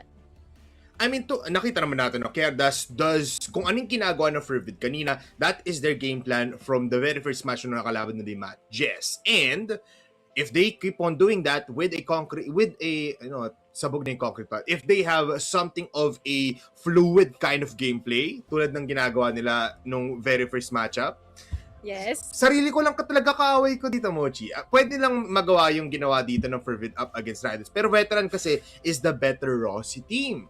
They have fires in the squad. Plus, they have what it takes to possibly even get up into overtime. Veteran though, it's fires, Reknart, drones, shock, and as well as EV9. So, tignan mo na yan. Nandyan yung kambal ko. Oo nga, andito yung kambal mong si Shock, no? And I do wonder kung sino interview natin mamaya. Sana siya, kasi maganda rin yung mga sinasabi niya. But we do have a couple of players here that we really want to highlight because itong si Fires, si Shock, si Jones, talagang maganda yung pinapakita nila dito for their team. And just a quick reminder for everyone out there, they had and secured the first slot here of after our Rossi qualifiers. The reason as to why they've been one of the sought after teams here for the Rossi region. And this is the history that we have so far after fighting against JY and as well as MJ. They are still yet to find their win, similar to Ridaz. I mean, they have a pretty good lineup, no? You have QT up next, Execration, FERVID, VP, Ridaz, STS, and as well as ALG, yung pinakadulo. So, they're not just I would like to say the better kind of Rossi team, but the better kind of consecutive matches. Kasi parang mabibuild up yung game plan nila, mabibuild up yung pressure, and they will adapt even more. But for Querdas, let's see kung kaya nga ba dito ibigay ni Fires yung same kind of headshot. And I've noticed din, no, for this lineup, you have a lineup that is very much spray heavy. So a lot of luck will be involved pagdating sa laban nila. So hopefully it does pan out. Sana maraming lucky 7 sa katawan nila later on. Yeah, let's see. You know, parang iba ata yung Lucky 7 na narinig natin dito, no? Pero, sana nga, no, na tumama lahat ng mga shots nila dito, especially na nakikita naman natin yung potential dito for our players from the Rossi region. It's just that we need a bit more time for them to actually amp up and merge to the current playstyle that we have here locally, because honestly this is also one of the strengths that our teams so far have, even when we watch the teams like STS and as well as Virtus.pro trying to battle out against international teams as well, may it be from Brazil, may it be from Egypt, China, whatsoever. We oftentimes have that pros, which is the aggression and how fast they were able to adapt in very high pressure situations. Yeah, you know what? looking at kasi they've been, if you weigh out the scales and Querdas in their own respective matches last time, parang sila talaga yung teams na nakita natin na talagang nabanat ng todo yung team na to, which is very, how would you say this ba, very tiresome. So they have a break now.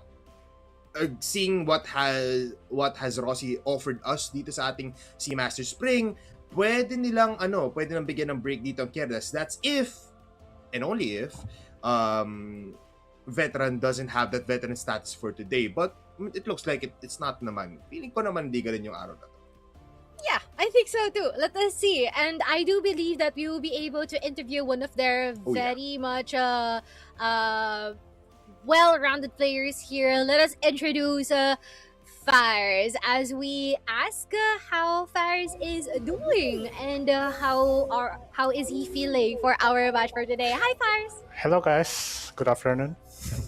Hello. Oh my goodness, Fires. Every time you go into this interview desk, I am always shivering my timbers because your voice, man, I feel like your voice complements your aim in the game. You're always heavy hitting, plus you always have that good aura for your team. Fires, one question for you coming in from me. What do you think will be the recipe for success, especially you're up against a team that is very, in a way, up and down, especially for Querdas? What is the game plan? I think the only key is just good communication and good teamwork, and the victory will follow. Okay, so Fires, I am wondering, I saw that there are just a single person swapped out of your team. I believe it's already Twin. Thank you so much. Is that the right name? Twintism? Yeah. Twintism. Okay, Twintism. Okay, so may we know why we cannot see drones in this current roster that we have, or is this like more of a voluntary thing? No, he just have another thing, so we must swap our players currently. I see. Okay, any more questions, Bipolar? I mean, with the help of Twintism, is there any gonna be, is this the ace up your sleeves? Is this something that will make the ground shatter for the players of Querdas? Well, I cannot share it now, but maybe we can show it in the game. I hear you, Fires. I hear you. I will be expecting, and I have big hopes for veteran this season. Thank you. Me too. So, Fires, the floor is yours. You can message whoever you would want, and just go on and give a shout out to whoever that you would prefer. I think not many Indonesians is watching this game because we are no longer active in our region, but I hope that we can give some fights and hope and give the Indonesians some pride back.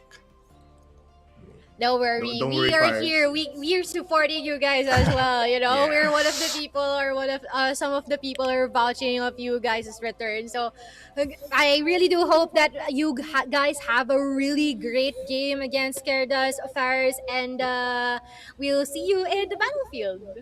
Thank you. Good luck, Good Fires. luck. I mean, Mochi, looking at that interview, feeling ko pwede natin sabihin na if there is no fans for Rossi, if there is no fans for Indo, I am one of them. And if I'm not alive anymore, then there is no more fans for Rossi and Indonesia. Bars yun. I love the interviews though, Mochi, especially for our Rossi teams, because they've been giving us more substance, for the, parang you can see the hope for these teams. And I feel like so far this is the closest that we can get an insider about what is happening for our Rossi teams as well. So I think it is pretty much a very big part that we have a chance to interview them from time to time. And right now, we will be introducing their counterpart, the opposition, the people from Querdas. As we have Yos, Vincent, Justin, Yotib, as well as Yetja, that from yesterday, there were some struggles, but they are really still been able to do the deed. Ito na nga yung ating Querdas, looking at their lineup of Yobs, Vincent, Justin, Yotib, and Yetja. funnily enough, is gonna be one of the players that is gonna be crucial for getting this win up against Veteran, because I feel like he has somewhat of a vendetta up against these high caliber players, especially for Fires. So Vincent will probably create a plan towards activating these players. Yotib might have a very fun game here as well, just because he'll be going parang happy-go-lucky na lang. But their win and loss ratio for this start of the season is gonna be 1-3, no, with only one win up against Ridaz. So Veteran is gonna be another breathing room para sa kanila. Yup, indeed, no. Especially na kahit na sabihin natin is quite the close games that we have here for Virtus.pro and as well as matches. Nandiyan na siguro yung gigil, nandiyan na yung galit, nandiyan na yung hunger nila in order to win na naman muli after the defeats na naranasan nila dito for our second week.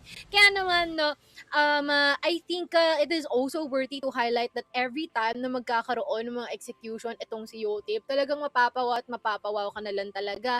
And syempre, dito rin, no, sa guidance na ibinibigay ni Vincent dito sa kanyang team is always on point. I just really do hope that they were able to get the reset that they could ever want after the couple of matches na pinagalingan natin dito. Yun na nga eh, if they do get if they have gotten their rest, they'll be a force to be reckoned with. And Querdas, we know naman eh na we put them in the top 5, top 6, top 4 possible place na pwede na paglabanan every time, pero with the recent performances, it's been pretty rough. One of the teams na talaga nating inaasahan natin na mag-perform right now is struggling. So let's see if Veteran is gonna be the nail in the coffin para sa struggles dito ng Querdas. Hopefully not, but we're still open since Rossi is in our league right now.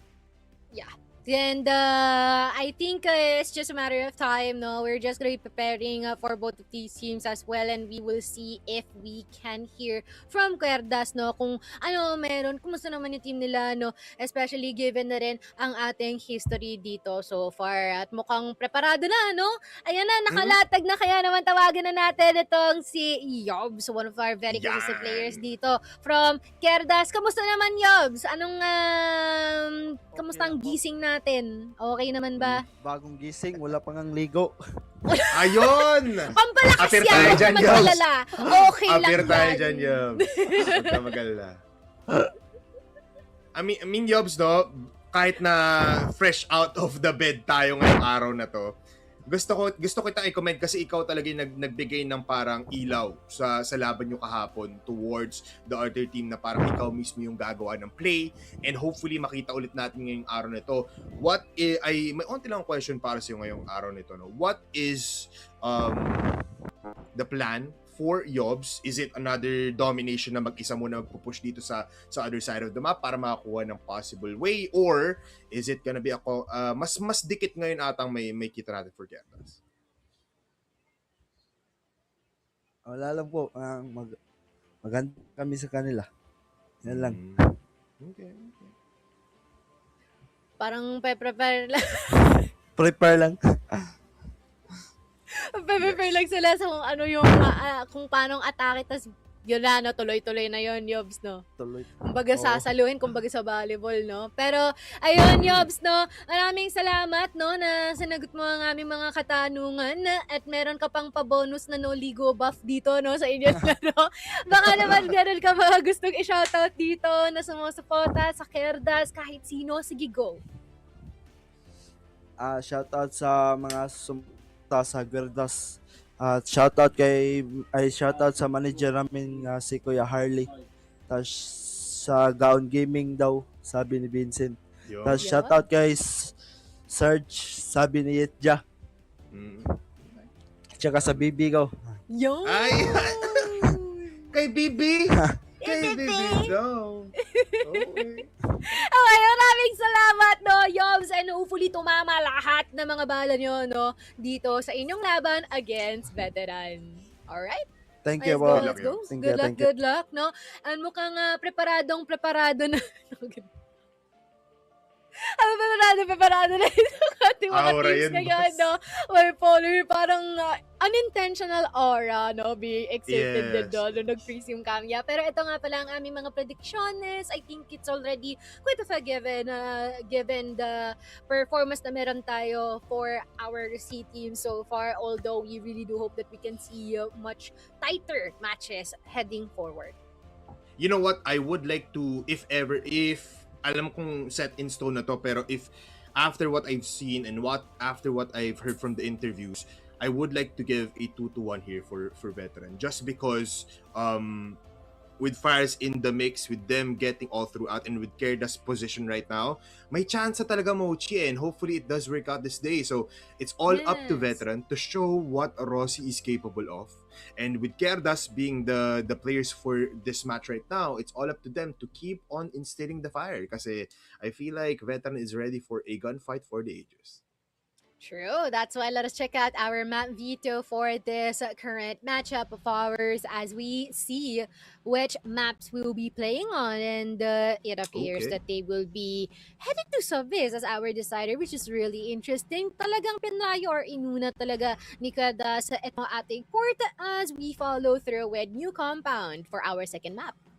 This is pretty crazy, no? Querdas does love to play port. They know how to play it, very much so. It activates the players natin, just like Yobs and as well as Yetja. So, Querdas fully committed now for port. Pero new compound, veteran, it looks like they've watched the past matches yesterday, or yung yesterday's matches, but just because dito natin nakita na nag-struggle ang players for Querdas up against Madges. So, I feel like they will be replicating that kind of passive playstyle kapag nasa GR side sila. Pero with them starting on the BS side, they will be controlling the tempo. They will be testing out kung ano nga bang gagawin ng Querdas, kung kailangan nga ba nila maging reactive ulit. Pero with sub-base, Mochi, anong thoughts mo dun? I feel like this is a big question for me kasi magiging decider sub-base, what? Yeah, medyo nagtaka din ako bakit yan yung hinuli nila. But I feel like if veteran would be able to pull it over to our decider map, this is just gonna be a bit more easier for them because this is their best and first map prior based from the stats that we have from Rosie. So I guess we already been able to say what needs to be said, all of the analysis, all of the history, and even all the analytics. So let us hand it over to our casters, Dave and Ramon. Take it away. Thank you so much, Mochi and Bipolar. With an opener just like that, it's gonna be pumped up for Veteran versus Querdas Esports. It'll be Ramon and Datum on the mic for this series. And it's exciting times to have the best seat in the house for a game like this, Matt, where Querdas are looking for redemption after their outing against Matt Jess, and for Veteran, who, despite some signs of life against the same aforementioned team, are yet to find a set in SCA Masters. Absolutely. It's refreshing to see these two teams face against each other. Guys, konting lang paalam lang kami ni Ramon na mag-i-English kami for today's matchup. To, of course, give a little bit of insight for our international viewers. So having said that, it's very exciting this matchup, Ramon, because it's veteran picking up that map that I think suits their playstyle the best. Compound. For sure. Bit of context, every time we've seen veteran, Ramon, they pick sub-base. They put priority on sub-base. And I think they've been witnessing the games from Querdas and how this is a team that loves playing sub-base as well.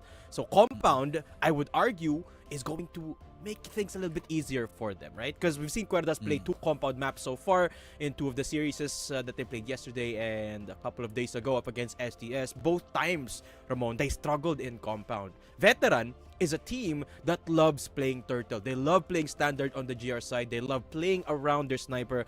And more importantly, they rarely over-aggress. They rarely push on the GR side. And I think in Compound, that's perfect, Ramon. Yeah, it makes sense for them, especially for a team that really does turtle a lot. You give a map that really enables that kind of play style. You kind of think about the way that they're going to be controlling those extremities, controlling the mid-cons, controlling the aggression coming out for a aggressive team, kind of like Querdas. It's definitely a perfect map for them to pick, to say the least. There's a possibility that they could have actually picked up a surprise map right here, maybe go down to that sub-base game, but I guess that's also respect to the Cebuano roots that we also have in Querdas right now. So it's very much a a map that does make a lot of sense in the context for the side of veterans, but for Querdas, a port map where you could enable a lot of your star power, which is from Yotib, which is from Yobs as well. These two, I believe, the Yobs brothers, if I actually could say it like that, they have a lot of strength where if you put Yotib in a really good position, then he's gonna be a very reliable sniper for you. While Yobs is also very flexible, you can put him in an aggressive position. Sometimes you can have him as another backup player. It's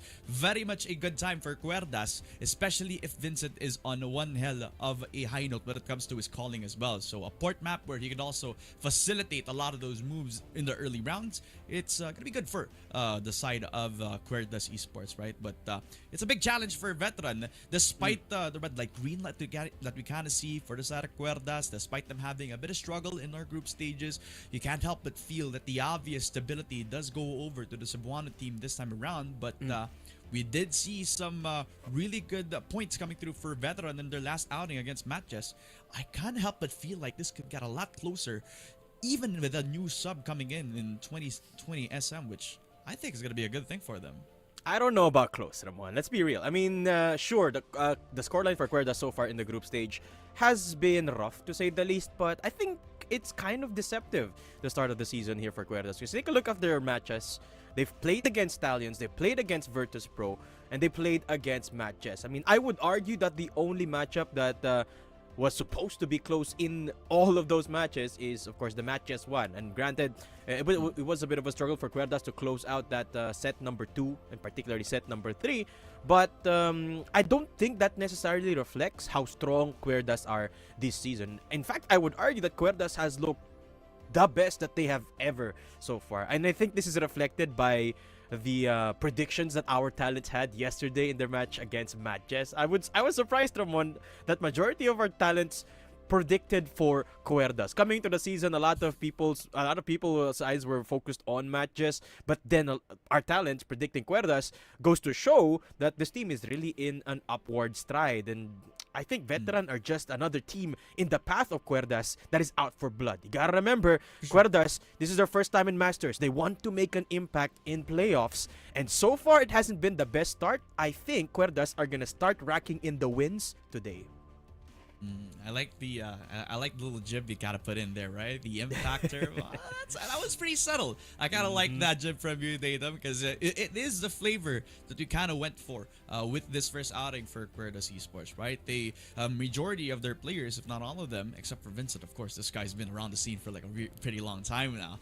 They have all been touching SEA Masters in their very first outing for this stage right now, except for their IGL, of course. This is gonna be a big a test for him to be able to mold these guys into the sort of experience that they're kind of looking for in SCA Masters, right? That also means they're going to be coming up against new faces. That also means they're going to get tougher competition as time goes on, which is kind of ironic to say the least, considering the schedule that they've had. They faced up against 3 of the top 4 in the first 4 weeks in SCA Masters. And then as the weeks go by, I think it's beneficial for them to actually get a lot to learn from those first 4 games, and then they channel it in towards the easier ones, I would argue, right? Maybe get more of that experience, maybe get a little bit more juice out of those VOD reviews that they get every single night, right? I mean, I believe the Querdas team is going to be a lot to be excited about, just like how we're very excited for somebody like Alliance Gaming, right? There's also the same team coming up through from Impact, having a lot of experience playing together. They made a little bit of touch and goes with K. Cedric now back in the roster, which I gotta be honest, it does make a lot of sense for him to come back since he's been with this team for the longest time. But I guess there's an adjustment period to be had for this team.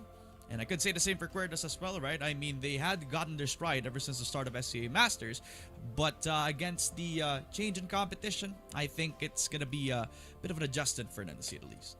Yes, and what I like the most about the current look of Querdas is their cohesion, Ramon. Ever since the addition of Vincent, it feels like the rest of the roster has suddenly gotten direction. And it really goes to show the impact of veterancy, even if it's just in the form of one player. But nevertheless, let's stop talking and get straight into the game here, Ramon. Port between Querdas and Veteran. What can the Rosea team do against this powerhouse from the south? Let's see in Port. Yep, GR side for Veteran. definitely the comfortable one, if I do say so myself, right? We got a Crossfire set up, EV9 as well as Reknart. They're delaying. Could be a possible passive push for Querdas as they're trying to get the pick off. But through smokes, through a bunch of the util, Querdas are just hanging at it at arm's length. Bit of an aggressive position actually from Veteran, taking control of Z, along with house control here in B side. This is, by their standards, Ramon, actually quite aggressive. Not a single player pushing. And when you take a look at Shock, he's actually the player that is most, well, he's the most probable to find an opening kill here. Positioned in a good opening here in Welcome.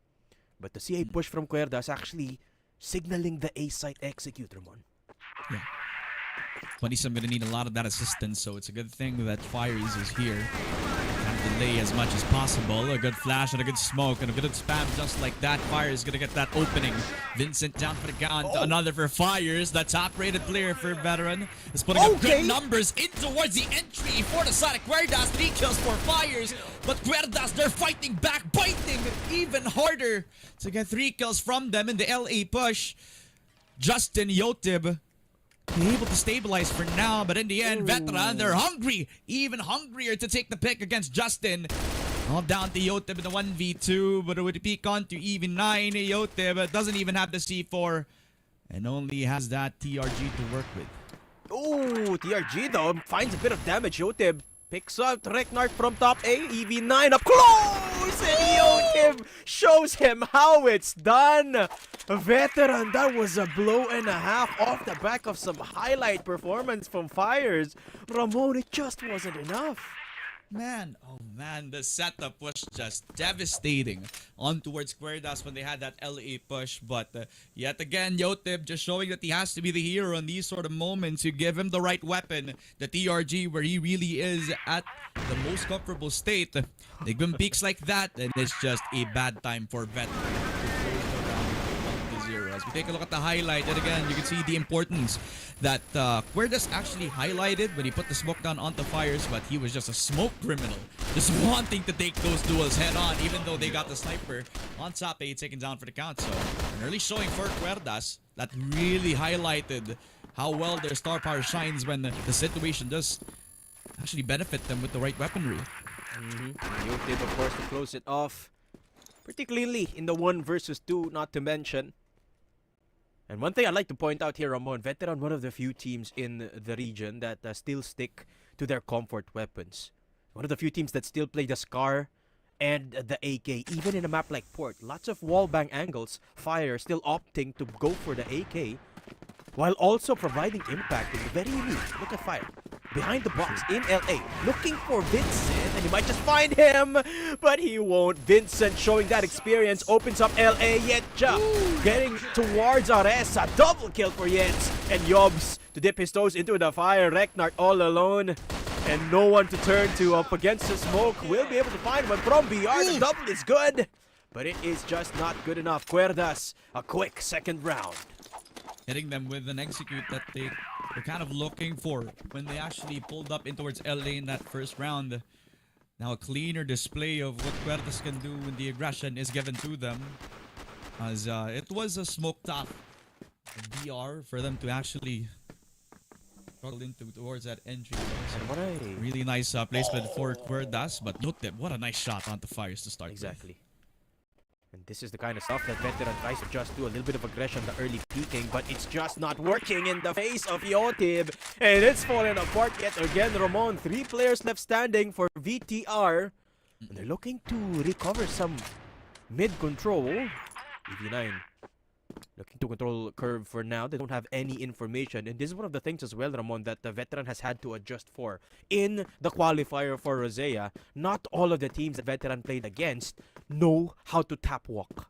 In the Philippines, if you don't tap walk, you're not gonna qualify here, Ramon. You're not even going to reach the qualifier. And Veteran, they're kind of suffering from a lack of info as LA, there's a lot of noise. Yeah, for sure. Already know the info, so they have already idea. Top A taken, and just handles it so quickly. 2 kills for the guy, Justin also to follow through with another. So Querdas just make it so easy to control that side of the map. Another 3-0 outing, and the newcomer 20-some really has his struggles right now. He can't fight up onto the LA players, and just when the going gets tough, there's already a pistol player coming up on the ladder. And I like the way that Veteran are adjusting as well, Ramon. They're getting a little bit aggressive. As we said, this is a team that likes to play standard, likes to play the discipline game. But now they're getting a bit scrappy. The only problem is, Querdas are just 2 steps ahead. Fire again, keeping control of LA, actually looking to push towards CA. First time we've seen Veteran do that in this match. And I like the adjustment, but they have to adjust even quicker. Again, they have to maximize this GR side because going to the BL, Ramon, way harder in port. For sure. Unprecedented that we see a favorable BL side for the BL team in this port map, which could be a good boon for Querdas right now. A good start just like this just translates even better when they now start on GR as 27. Finally, a kill on the board onto Justin. That's a huge pick from them. And a little bit of leeway to actually get a little bit of space on the mid side. LA taken, Shock getting a lot of damage. Vincent gonna be there to get that contact. C4 still in the hands of Querdas as the fight for B site is going to get contested against 2 of these players. Yotib with the shot on the 20-some. 1 minute execute for Yetja as he closes in on Rekdard. Gets the shot and even gets the spray through the wall. Clean execute for Querdas. And a slow claw from Shock. Actually shocks Yotib with the spray down. Vincent with the nade. Wow. And all down to Fires in a 1v3 scenario. Can he make some magic happen with this AK? The answer is no. Querdas, you said it yourself, Ramon. That was just a clean execute towards that B site. And typically, it's hard to take control of that underside in B. But Querdas, just one quick flash and HE towards RS and they make it happen. House position for 2 of Veteran players, but it just doesn't make it stick. The whole Shock will be taking matters into his own hands, running away to safety as he gets taken down by Vincent with a wall bang from inside of the site. Getcha looks to answer back. 20-some will be here to reinforce 1v2. Yeah. Has an idea where his position is, and he even gets another shot onto Vincent, but he was jumping at the worst possible time. That is a kill for Yetja, and that is an execute for Querdas, which I gotta be honest though, 20-some, he made the most out of a very bad situation with spams through the wall and with Querdas just running into house with not a lot of info, but exactly. Like the confidence being the only thing that was needed to back himself up. It was enough for them to actually secure majority of the kills. Actually try to get themselves that house B control. And Ramon, they're pushing towards LA. They're getting aggressive and they make it work. 2 kills for Veteran, Ramon. What a shot. The tendency for usually the GR players to be aggressive on LA. Now finally showing a little bit of shape for Veteran to finally get themselves 2 kills. This is one of the first times that we see them on the advantage. And finally a time where we can actually come alive for the Veteran squad in the 4 versus 3. They're going to take things a little bit slower this time. Play their standard, which is towards the positions. 20-sim. Just hoping that someone peeks him in house B. And look at the back end. Shock! Shock has spotted Vincent. No way. Finally gets himself the entry, but 20-some. Shock gets the 2K. Justin, the best flag of his life, surprises him as the assassin, but EV9 stabilizes. And a split push for Querdas just goes out the window. Veteran with the defense and able to catch up the first win. And they are getting scrappy, Ramon, and it's working. That's the best part for Veteran. I think they found the formula. Just look for fights. Look at LB. 4 players converging. Oh, already got themselves so many people from Veteran invested in trying to nuke out Justin, and he takes care of business. Veteran with 2, while Querdas, they fight back with ×2 of the kills. Fires in the 2 versus 1. Now down to against just Yotib.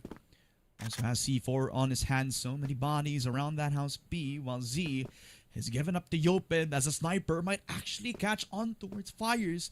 But the tap walking, he has no info. Back turn, Yotib just has a second life in him. Fires doesn't hit the shot. So now he knows that B site is where Fires is.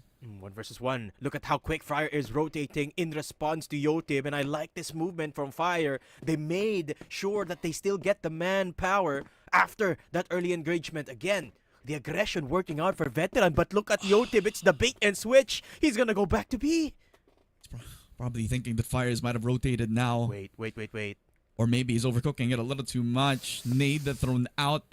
And I don't think Fires is in a position to even realize that, as now Fires has the opportunity. A flank of a lifetime from him. Or is Yotib gonna go for the double bait? Fires gives his position! And Yotib capitalizes! Querdas with another round! Another round on BL side! And Veterans, they're giving it all they've got. They're pushing towards many an angles. And Fire actually almost securing that 1 versus 1, but at the end of the day, the mind game's getting the better of him. Yotib just waiting the entire time. In Z, the position that the Fire's least expected, because that's where everyone died in Z. Whew, that's where he hid. Shock spotted. Yotib this time doesn't get the opening pick. Crucial for Veteran. But the big difference, Ramon, Veteran are not pushing. You gotta remember, in the one round that Veteran won, they pushed. Last round they pushed also, almost winning the round. And this time they're deciding to play standard, play defense, and look at the aggression from B. It did go against their vision and mission, though, as That's true, the identity of the team to be very, very turtled up. And now try to be aggressive, but Vincent, he's the one to set the tempo and even gets himself a kill. Querdas have full control of store B. And already that entrance to the B suddenly wide open. Fires, get the shot, gets the 2K, but the spray's not enough. The praying is not too much. 20-some, the last man to fall for Veteran. Unfortunate for the side of Rosea, as Querdas get the 7-1. I like this from Veteran. Shock picking up the Scar yet again. The AK from Fire. Just take the fights, Veteran. This is how you win. Yobs gets the spot onto Shock. And again, it's another disastrous start for Veteran. 2 players down. They're all just moving around them in circles around Veteran, as Querdas capitalizing on a 2K from Yobs. They all pushed up to mid. Guys, they all pushed up to mid. What do you do against the Querdas that are just running and gunning you down with all the HKs, with all the M14s in the world? Exactly. Veteran could not stabilize, and there is no way in hell that they're going to get another round just like that. And I think their confidence faltered a little bit here, Ramon. But this time, Yobs will not falter in the hands of 20-sim. He will find a 3, but Getcher falls down. Yobs good for another. And this is the exact kind of confidence that Veteran is lacking in that GR side. Yobs with a double. But Veteran answer with 2 pieces. Make that another kill for Justin. 3 versus 2 in favor of Querdas. Yeah, B-side now, a little bit of a cautionary option, but what is that kill? Crosshair placement, he got inside of the B-side as Vincent just took their heads off. Clean 9-1 for Querdas, and possibly a record time for this GR side. Querdas, full control, pedal to the metal, and Yotib at the aim. Top A position, Yotib hits! Answers with 1. Yotib finds another Ramon, and 20-sim falls down as well. Yotib, a monster. He is the fallen angel for Querdas, as he now strikes them from the heavens. Vincent with 1 EV9 tries to be the hero. This is now 1v2 to save the map, but Yobs decimates Veteran. Querdas take it 10-1. A very decisive port map for Querdas in their showing. Querdas flexing their muscles, confident in this port map. I mean, I'd like to give a little bit of leeway for Veteran, because this is a team, Ramon, that is very hard to not root for. When their confidence was high, they actually looked like they were close in terms of firepower, in terms of just taking rounds as the GR side. But then a certain round came in and they just stopped pushing, and then it just felt like the one-way show for Querdas yet again. Veteran, I think they really need to change their playstyle in order to keep up or even catch up to the playstyle that we have here in the Philippines. Not to mention when they play against southern teams like Querdas. Alam naman natin, these teams love playing aggressive, and Querdas, they're not afraid to take the scrap to the enemy. And you know what? Kung ito yung pambawi nila after that match just came yesterday, then this is a fun showing para sa Querdas. At para naman sa Veteran, no? Good effort para kay Fire. I think this guy has to be noted pa rin talaga, no? Being the standout para sa team niya. Kailangan nga pa rin naman nila ng pagbawi dito. But for Veteran, they need more than just one player to activate. They need everybody to show up, and they need to find a way to kind of contain the BL side for Querdas, whether it would be on port or on the map itself. So new compound gonna be up in the horizon, and a lot more to talk about later on in that matchup itself, right? So this set one, it was unfortunate, right? Because there was the potential for this veteran team, but Querdas really did show their comfortability. So we're done with that first set. That was port wrapped up in a silver platter. Now we're gonna be throwing up over to our friends Bipolar, Mochi, because I'm pretty sure that they have a lot to talk about. Meron nga ba para dito sa panel natin?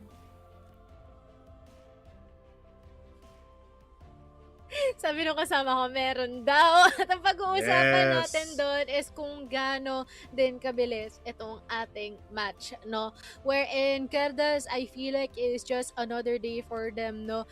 And I feel like they already have an idea kung paano pumalag itong Rosy teams natin due to what they had with Ridaz initially. So I think they just applied what they did there to here in Veteran. Copy-paste lang. Yeah, parang naging double deja vu situation na nga tayo since we saw Ridaz for today. Parang it's just been the Rossi team's not really doing that much and just scoring very, very low in our maps. But nonetheless, something to point out, Mochi, is that, you know nga, the story was quite exposed, but the story was never altered. Yun yung nangyari sa atin dito ngayon, no, na parang alam natin yung gagawin din ng Querdas, alam din natin yung veteran, pero veteran didn't change their fate. They didn't go out with a bang. They came out with a stopping power, pero that stopping power was just a mere pebble in a battlefield of guns and bombs, basically. So for veteran, again, it's the same kind of situation. Fires really does put up a lot of show, pero for the rest of the squad, you can say sometimes, but not every time like Fires. For Querdas, it's Yotib. It's Yotib and the gang doing whatever they can to just instill the fear towards the Rossi. I feel like every single time that we see yung team natin ng Querdas, parang we always recall lots of their names across the board, no? Especially na rin itong si Yotib, na itong single time that we are looking at Querdas, parang laging hawak-hawak niya yung lead, hawak-hawak niya yung hype, hawak-hawak niya yung tamang pagkasinta at lahat ng bala niya talaga tumatama dito, no, para din sa kanya. Definitely easing yung bigat sa mga balikat dito ng ilan nating mga players, no. Tapos nagdagdag pa natin kung gaano sila ka-coordinate. Tignan mo, lahat sila dito pupunta house B, tatlo silang babatuhin ng granada kung saan man nila nakita yung miyembro from veteran, and as well as the communications are just a bit too accurate then for them, no, and for veteran to handle. Yeah, very much so. You know what, Mochi? Naging unaware lang din talaga yung players natin for veteran kung ano nga ba kailangan nilang gawin towards this map. Yes, I would like to give some shoutouts to Twintism and as well as even for Reknark, no? But nonetheless, it's still the same kind of situation. It was just a firepower na hindi talaga mapigilan dito ng ating players. Walang anti-Querdas dito ang veteran. It's all just, you know, sige, sagapin namin lahat, laban tayo, pero at the end of the day, hindi naman alam yung nangyayari. For Querdas though, look at that. Yobs, Yotib, Justin. Oh my God. I feel like Charles Matthew, pati na rin to si Andre, no? Masaya sila sa nakita na towards Justin kasi Justin proving his worth towards his team is gonna be beautiful. Pero, again, it still lies, Mochi. New compound. Nag-aaral ang ating players for veteran. They're not aware in-game, pero they're aware for the bigger picture. And that's new compound. Something to keep veteran afoot dito sa ating laban. Pero tignan natin, no, sino nga ang ating MVP dito, no, for this map. It's gonna be no other than Yotib. Parang given na to, no, para sa kanila na Bipolar. Yotib definitely just taking that piece of the pie of 3.00 na KD. Just showing how he is feeling himself. Dagdag na rin natin na that fact na kahit na meron siyang mga ginagawang mga dirty work dito para sa kanyang team, meron din naman siyang 64% na smoke per round, which is pretty helpful kung teammate mo itong si Yotib. Alam mo, minsan mo lang din minsan ka lang matutuwa na ito yung sasabihin sa'yo ng mga tao na hindi na ako surprised sa gagawin ni Yotib. Yes! Kasi yung gagawin niya palagi yung explosive. And it's just pretty nice na Yotev is just filling in the shoes na hinaharap natin sa kanya from the get-go. Di ba, no? Kaya titignan natin, no, kung meron nga bang kasagutan ngayon ang veteran pagkabalik natin after natin magpalipas ng ilang minuto.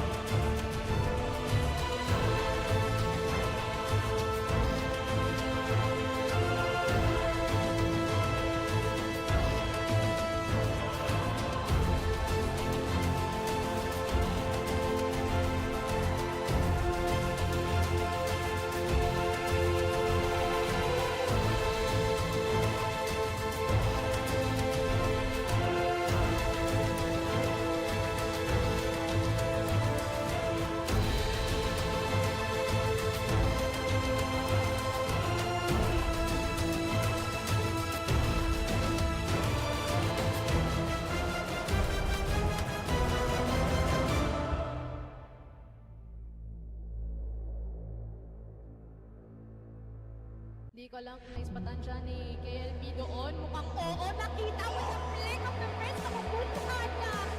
Be careful, but he gets the shot and he gets into trouble. Receiving play pa. Tuguan na nga ngayon si Cetra. LB nakabantay. He's gonna get one. And also two huge. Nakaya, pero wait lang, hindi pa rin tapos yun. Lahat ng action. Masusundan pa. We are gonna be seeing prevalence race here dito sa house. Ano doon, no? Flash grenade. PSA! Kitang-kita niya sa KFP.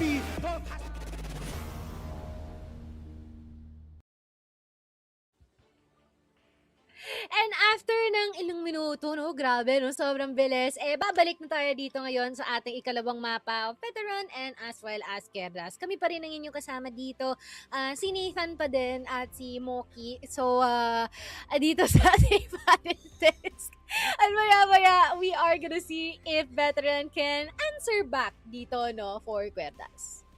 Alam mo, feeling ko nagsasawa na sila sa Nathan and nagsasawa na din tayo na palagi lang natin sinasabi na we should bounce back for players for outside of the Philippines coming in for Ross, you know. But kasi it still prevails. The thought in the clouds still prevails na we see a vision for letter V, which is veteran. There's no vision for QD because veteran still has a chance. This is still the early part of Masters. But nonetheless, with Querdas going all throughout, playing their game and veteran playing in right to their hands, it's pretty much a devastating sight. But let's see, pagdating sa new compound might be a different story. Tingnan natin, no? Kaya ipalathala naman, no, kung ano ang ganap dyan sa mapa ng new compound. Let us call on Ramon and as well as Daydome.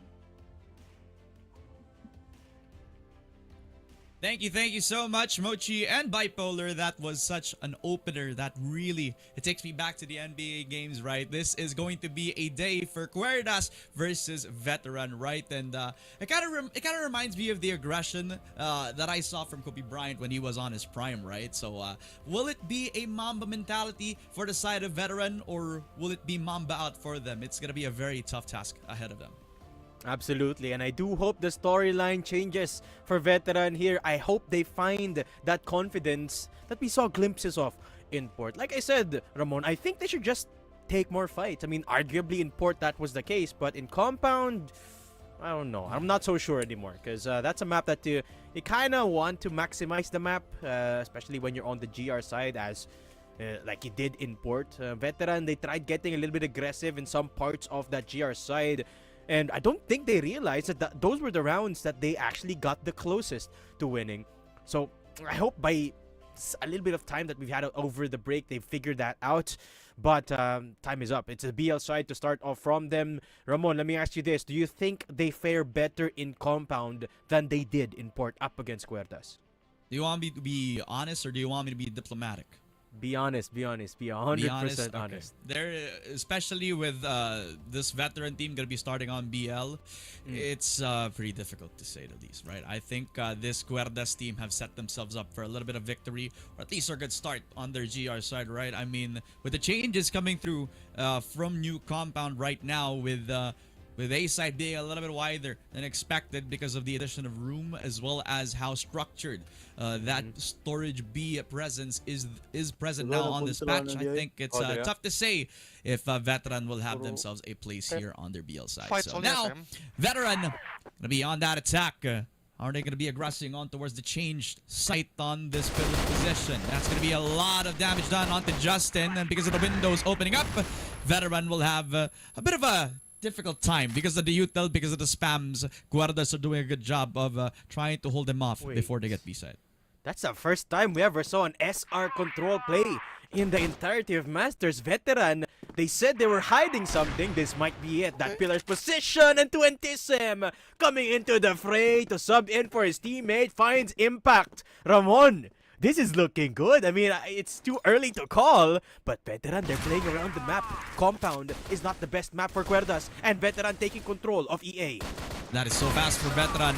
A good shot from their first blood, but yet might be able to steal away the hopes and dreams, but EV9 is going to be able to grasp the straws.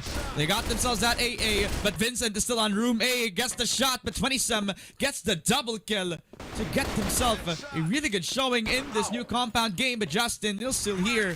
Response from QD has already set in stone for what could be a defense, or it could be a retake of the lives of Yotib, as with the shot just like that, EV9 is going to go back to nap on down Justin to capitalize.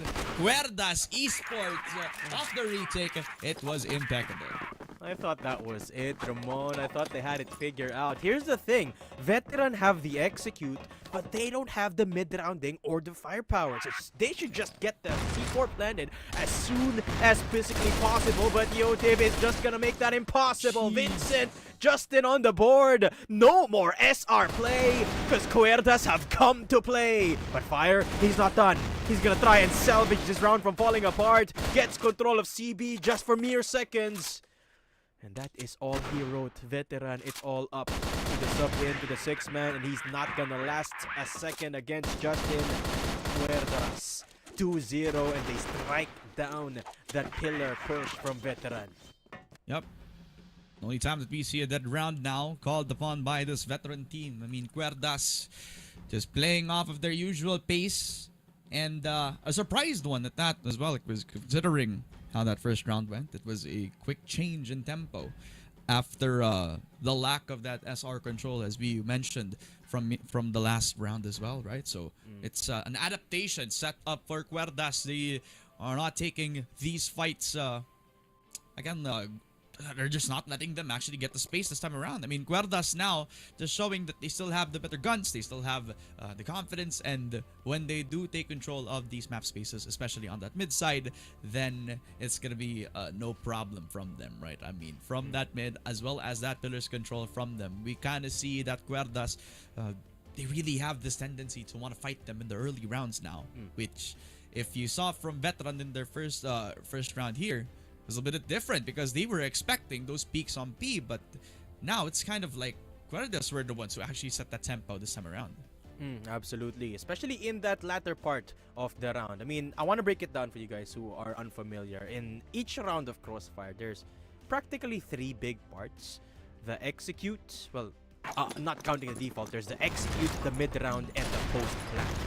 And in the mid-round and the post-plan, Querdas have got it dialed down because it's a team of that caliber. But Veteran, they kind of have a chance of catching Querdas off guard in the execute, especially with 20sim finding the early kills like that. Again, another pillar control round for Veteran, and now Justin running for the hills.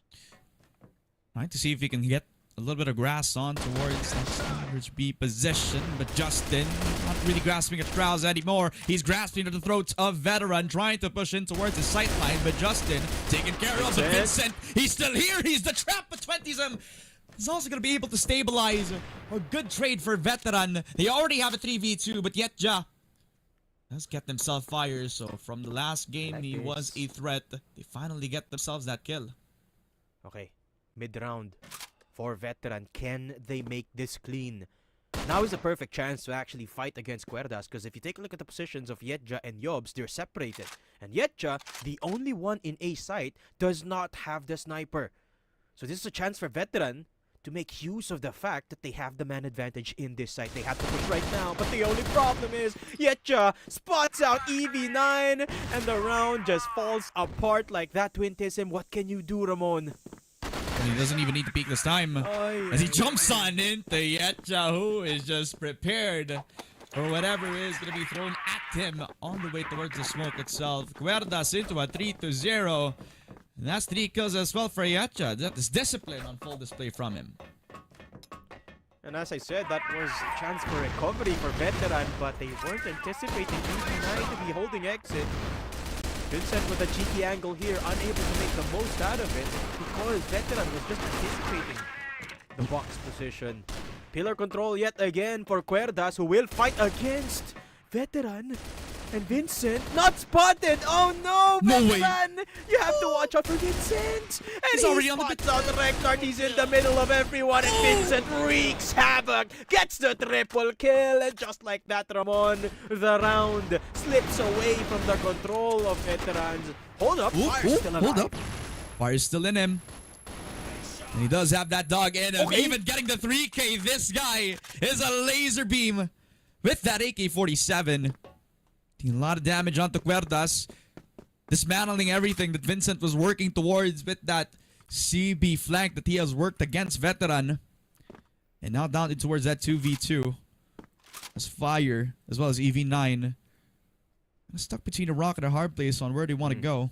But the option is still present from them. B is wide open. Storage not even contested. It's left up to Yetja, who gonna be that solo anchor trying to stop Veteran from trying to get anywhere towards the smoke itself. A flank coming through as well for Justin. So Veteran, they have to make this move now. A lot of damage done onto the flank as well. They know that there's somebody from the back lines, but they have to also focus on the front itself. Yetja gets the 2K. A stable anchor in the sight lines as Querdas get another round. You can see Vincent laughing there because he knows that Veteran has made a deadly mistake. They went for the isolated push, even pushing against the flash, and not gonna lie, Veteran looked a little bit foolish trying to push that in that risky position from B. So we go back to another round where Querdas have taken control of Pillar, but Twintism again puts his position in a good spot, finding Justin. Yotib, second opportunity, and does get themselves the trade-off in time. So a Veteran, they have to step up, they have to push in, but Yetja doing everything to stop them before that entry comes forward. The shock and Reknart, they wrecked themselves in towards that current position. Now in EA, an entry point that they can also take, but Yobs, a player that they have to respect, a flank from Yotib. A possible disrespect from him. B site open from him. Yotib not giving any sort of sound cues. Now in a position. Cut them off at the sight lines. Get the shot on the fire. But Reknart's still here. Unable to get the shot on him. Yobs in a 1v2 scenario. C4 is down from them as Veteran. Playing around that crossfire. Playing around that post plant. Not even giving Yobs any chance at that 1v1. As Yobs will be the one to force out the mistake. Gets the shot on Shock. But Reknart gets the kill anyways. Another round for the side of Veteran, finally. Finally, yes, finally making the execute happen here in B site. And it's a good idea that they went for B because the battery's position is very, very hard to retake still, even past the changes in Compound 2.0. And Veteran, they finally make it stick. And the way they do it, Ramon, is with that early pick-off yet again from Twintism. This sub-in is becoming an integral part of Veteran, particularly here in Compound. Right, let's see how they're going to adjust. Yet again, the execution is the most important part of the round for Veteran. Because once they get control of the site, that's where they find control of the entire round. But Fire has to find something from this lurk. Yeah. He's been the guy that they have to watch out for from the previous set. He can't really have one-hit wonders now. He has to perform, and he does so onto Yubs. A good clearance. And now they have to step up in towards the sightline. Justin with the 2K. That is just disrespectful. And Yotib to cap on towards Twentism. Nothing to behold. And nothing to stop Shock from getting the kill. But yet just also here. And now forcing Shock in an uncomfortable 1v3 scenario. Still has the C4. But also still has Yetja to fight up against. Yetja just finding the answer onto Veteran. And Querdas just steal it all back. And that's a little bit of miscoordination from Veteran. Typically, when you execute towards that B entrance, you have to put one player deep in curve, or at least in control of mid, so that the players of the defense have something else to watch out for. But by the time that they entered B, Fire was still in LA, still in CA, so there was some miscoordination for Veteran. That even though it was a 5 versus 4, they lost their advantage and they couldn't get control of the site. Querdas taking the round, push the lead to 4, but Reknard starts off good. Good kill onto Yob, so that's already the opener that they were looking for. Veteran. I don't think they qualify as a slow starter, right? But with a pick just like that, they could actually build something beautiful. Yetja smoked off, but does have a little bit of a gap over to the mid side. Also considering the high-low setup. Shock taken out of the picture. And he also tries to flick upon towards the window. Fire provides that assistance cover. And so many people from Querdas is actually backed off on the other side of the smoke. The entry comes in. Reknar's already in the site. Fire through the smoke and even kills off Yetja as well. EV9 expected. Yotib forced him out. And Fire dumpstered by Yotib with a 2K. All down to Reknard. 1v2 from him, but Vincent just takes him to school. Querdas with a 6-1. And I think it's pretty obvious at this point that when it comes to firepower, Querdas is just in another league. At least compared to their opponents, Veteran. Which is why they really have to play the mind games. They really have to play the shock factor. Quite literally so, but Twentism is down. Querdas taking control of Store B, maximizing the window, and Vincent finds one. Justin will be holding his position, and Vincent will be taking matters into his own hands. Fire coming in, looking to recover 1 versus 4, but Fire, it's just too much. He has been extinguished. Querdas, 7-1. Hey, for all the bullets that hasn't sprayed all over pillars, that was one hell of a sharp shooter coming out from Fire. You have to acknowledge the effort, but in the end, Querdas just running and gunning them all down. Just taking control of pillar with aggression. Now with the passive play, Twentism just surprises Yotib. The head-to-head between the snipers. Now finally going the other way, Vincent, another flank, and this is another flank that they never expected. Vincent, a 3K from the captain, and now making a 4K. This guy wants it all for Querdas to get the 8-1. As we go to the second half, Ramon, Querdas is just as strong as they were in port. I mean, I put a little bit of doubt in their compound map, but my mistake. I'm sorry, Querdas. And look at Veteran. Look at the distraught in their faces. I mean, I would be a little bit disappointed too. But what can you do? It's the overwhelming pressure of this squad from Querdas. Out for blood, out for a comeback of sorts dito sa group stage. And they seem to be on track. I'm not gonna lie, Ramon. Querdas looking on point. Just a little bit of a note for the Filipino fans out there. Querdas, naglalaro sila na parang may nalaman sila, boss. This is just it's unfortunate because it was Veteran on the other end that actually I'd say they were just at the wrong place at the wrong time, right? But it's still an opportunity for them to actually get back onto the saddle, as now it's going to be GR for Veteran. What will Rosea do at this point? Yotib with the shot, now expecting 2, but gets surprised by 3. Veteran, a full control at least on that first spot, but Pillars wasn't actually the play from them. It's all the way towards that A site. Yep. LA, 2 players in CA, and mid control is already established for Querdas, pushing, and Twentism takes down Justin. Let's start from them. 4 versus 3. Veteran off of that pillar's control. She lost a little bit of that, but these Querdas, they give an answer back, but Yetja and Yobs, they give 2 kills on towards themselves. So Fire, EV9, every option is getting whittled down one by one. Fires at least will get an insurance policy. He even has himself an entry towards that A site. Fire out from exit actually finds Yetja, and this is a stellar hold from Fire. About to bail out Veteran yet again. And Yobs has been spotted, and EV9, the timing could not be worse for EV9. That's already one player in, and Yobs not looking at the right direction. Phew! Veteran just barely scrapes that round. 2 on the board, and Fire yet again. A big thank you to you from the rest of the Veteran squad.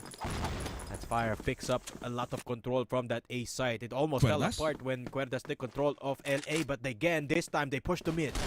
Yeah, I think they read that it's going to be an aggressive Pillars position, and that's an open hole for Querdas to take control of EA. They kill off Reknart, the only anchor that already gives Querdas the opportunity to get more kills. Shock with another. Yotib with the 2K. Querdas giving it all. With just the aim and with just the aggression, Veteran back on their BS. There's 20-some killed off. Down to Fire's 1v4. Starts off strong up against Yetja, but Vincent cuts him off into a 9-2 series point for Querdas. Querdas are not even taking much time, Ramon. They just rushed mid. That's not even a strategic much of an approach here. For Querdas, they're just taking the fights because they know that they can win them. And unfortunately for Veteran, they're the ones that need to take the more strategic route. They can't just take the fights! But Twentism is out to prove me wrong. He takes down Justin yet again. So Querdas, 4 people left. Gonna slow things down. For sure. Maybe get a pick from Yobs and possibly just rotate onto the other side. Shock spotted, fires on the crossfire, and just an easy tap for Yobs. It's an easy entry onto A. Maybe Reknart could do something about it, and Reknart is doing something about it. He drops Vincent and even drops the bomb. So with Veteran taking 3 picks in a blink of an eye, it's just a done deal to secure the 3rd round for Veteran. A good shot for Twentism, and a good round for Veteran, had to say the least. All things considered, this is a very good showing from Twentism, making his Master C debut. Alive here, and Reknart will be doing the same, at least here in this round number 13. Double kill for Reknart, and that's one of the best starts that Veterans has had in the GR side. Meanwhile, Yobs, full control of B. This is gonna be a rough retake for Veteran. It's hard to push batteries, Ramon. That is just impressive for Reknart, right? I mean, this is the kind of aggression that you want to answer up against the PH teams. A shock killed off by Yobs, and the numbers advantage thrown out the window, courtesy of Yobs. Just with a 2K, and Yotib might have just upset the odds. That 3v5 that Veteran were building up for has now been thwarted away, but Reknart could actually be the hero. A 1v1 up against Yobs. Yobs, will you be the heartbreaker? And he has thrown it all away. QD, a 2-0. Showing Veteran out the window. And you can see again the IGL smiling for Querdas, because that was not a round that was supposed to be won by Querdas. 9 times out of 10, a round like that should be secured by your opposition. But again, it's just a difference in class. Querdas outclassing Veteran. And in every aspect of the game, Ramon, I can safely say, lamang ang Querdas eh. Kaya nga eh. I mean, Querdas in their conquest of trying to show everybody who to respect. I mean, in a lot of their situations where sila kumukuha ng space, sila yung lumalaban dun sa may curve natin, sa may EA pushes natin. I mean, was there any sort of given opportunity na nagde-default lang ba sila? Nagpe-play lang ba sila for those slow plays? Hindi pare. Talagang nilalapitan lang sila ni Yobs, nalalurkan lang sila ni Yetja, at may isang beses nga ba na natakot si Vincent na lumapit lang dito. No? I mean, given respect to Veteran, they gave it their all, especially for a debut for Twentism here in SCA Masters. Oh, yes. It was definitely a satisfactory result in an individual standpoint. But for the rest of Veteran, we're gonna have to go back to the drawing board nga naman talaga. So, good job para sa Querdas. In their place dito sa SCA Masters, they finally get a win yet again. And with that said then, no, I'm sure na mas maraming sasabihin yung panel natin, no? So, Mochi and the Bipolar, kayo naman. Thank you so much, Amon and Daydum, and definitely that could have been a lot of things, no? That could have been a lot of things, especially doon sa ating last round. That might have been a possible comeback from Veteran. That could have been them pushing forward to our last map of sub-days. But unfortunately, parang ang bilis ng mga pangyayari, they haven't been able to process anything at all to the point na tinapos na lang ito kaagad ni Querdas. Yeah, you know what? No, I will not highlight Querdas here. I think I'll put that to your extent na lang, Mochi, no? Because Veteran is very much having that one hell of a game in compound. Just because you have Twintism, you have Fires always pushing the limits every time. And when they were on the BL side, they had a chance to get these rounds. It was always a 3v3. But in terms of mid-roundings, in terms of closing the rounds, that is where they very much lack. But nonetheless, I love it. This is why I put Veteran on top of Ridaz right now in terms of the Rossi roster. And I'll put them in what? Number 8 possibly for the entirety of the standings. If and only if they strive for more. Just because they have what it takes, I feel like. They only need that compactness, that glue, wherein they know how to play with each other. Because just like what Ramon and Tatum said, individually, it's satisfactory. But when you combine satisfactory players in a full team, that is gonna be one hell of a show. And hopefully we see that in the later parts of the master stage. But Mochi, it's Querdas, it's Yerja, it's Yotin. Oh my goodness. Yeah. Sakit ng ulo. Lalong-lalo na the dude that binds them together is Vincent himself. No, kaya di na talaga natin malalaman kung paano nga ba ito i-address ng Veteran. And as much as we really want to see more of our very unfortunately, that hasn't been possible due to the lack of adjustment and all honesty that we have been seeing from them so far. And I actually thought that there will be some quicker pacing. Actually, they're trying. It is definitely evident that they're trying, but I think they need a lot of stuff to fix.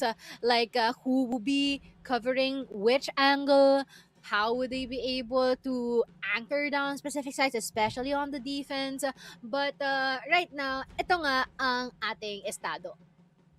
Yeah, itong estado natin no, Mochi, is very much just another day for Querdas to instill the fear in the world of Master Spring. 14 kills on Yote. That is insane. 13 for Justin Vincent. It's amazing nonetheless. But yet, with a 10 headshot and 12 kill scoreline, that is amazing. But for Veteran, you can see they have firepower, Mochi, and you cannot deny Fires' 13 and 12 here, 11-11 for Reknart, and Twintism's 11-12.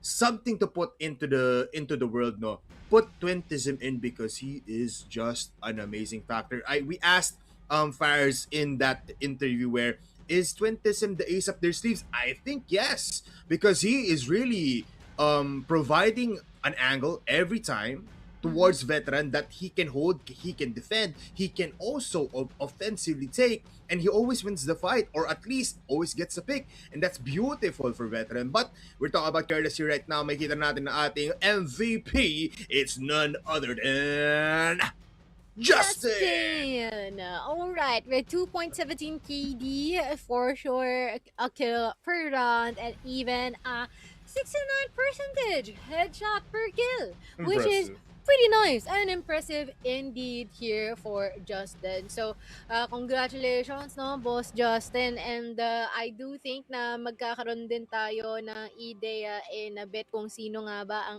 ating match MVP sa mga para sa mga kakasali lamang. Ito yung ating stats, no, from both of our match.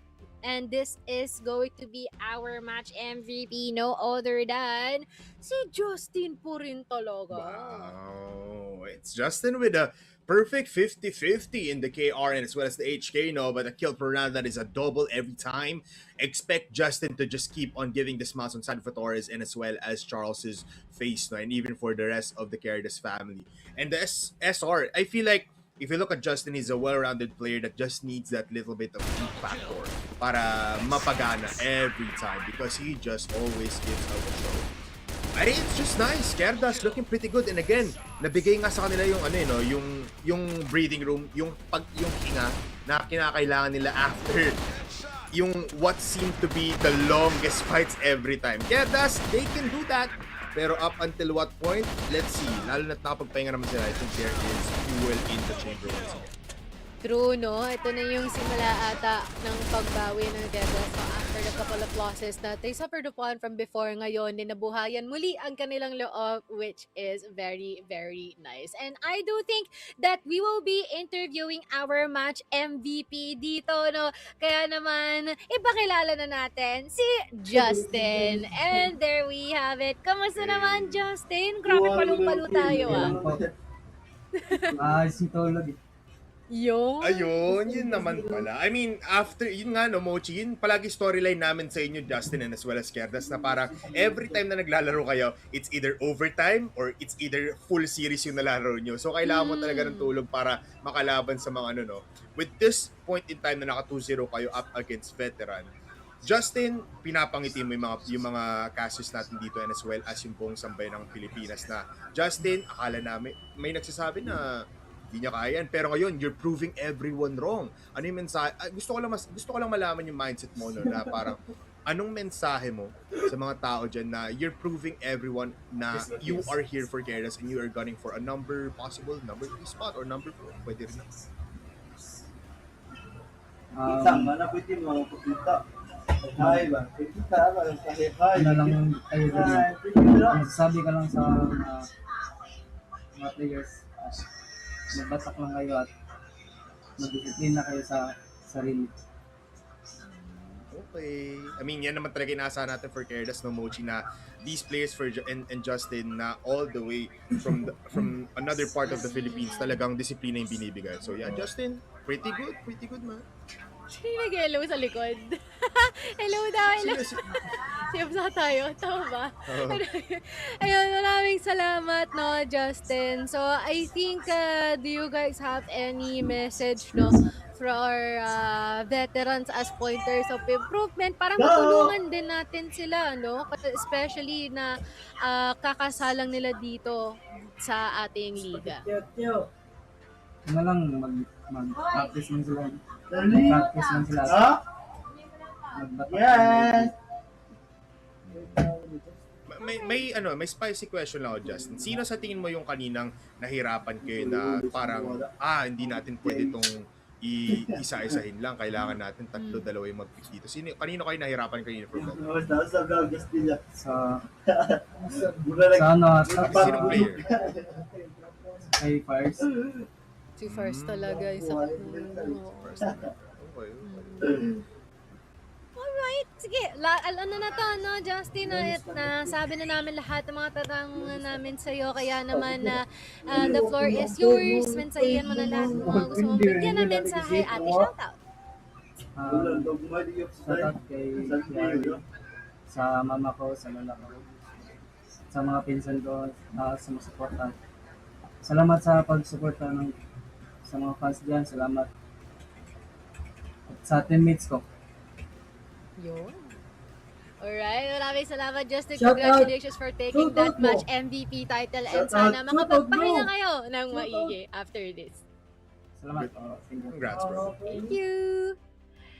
And ayun, no, parang okay ang ating estado natin dito for Querdas so far, no. Talagang kahit pa paano nakakabawi na uli sila sa ating standings. Pero guys, ito yung mainit. Time check tayo, no. It is 5:27 ang aga. Ito ang tapatan na ating aabangan. It is going to be Virtus.pro versus Execration. At kung nakita nyo yung push ni Coach 0-2. Na-place nyo na ba ang mga bets at bias nyo? Dahil itong susunod for sure ang main event natin for this next match or as our last match for today. So anong thoughts mo doon, Bipolar? Basta ako, Coach 02, kilala mo ako. Mahal kita, pero nandito ako kay Ace, nandito ako kay Aljon, man. All that, yun lang masasabi ko, Mochi. Sana nagkakast ako ngayon, pero si Sticky kasi sabi niya mag-panel ka daw muna. So dito muna ako sa panel. Alright, let us see, no? Ano nga ba ang magiging outcome natin dito? Kami ay magbabalik after a few minutes.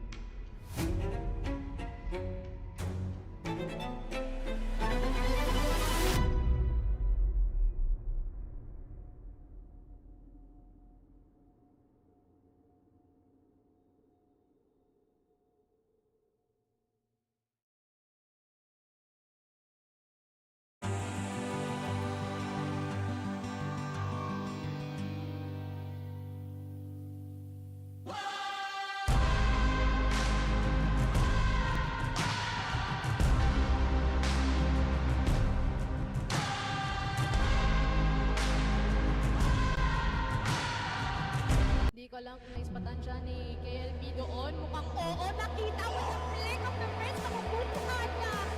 Be careful, but he gets the shot. Uy, grabe! Saving play pa. Duguan na nga ngayon si Cetra. Elvin nakabantay. He's gonna get one. And also two huge. Kaya pero wait lang, hindi pa rin tapos yun. Lahat ng action, masusundan pa. We are gonna be seeing Prevalence Race here dito sa house. Ano doon, no? Flash grenade. PSA! Kitang-kita niya sa KLP.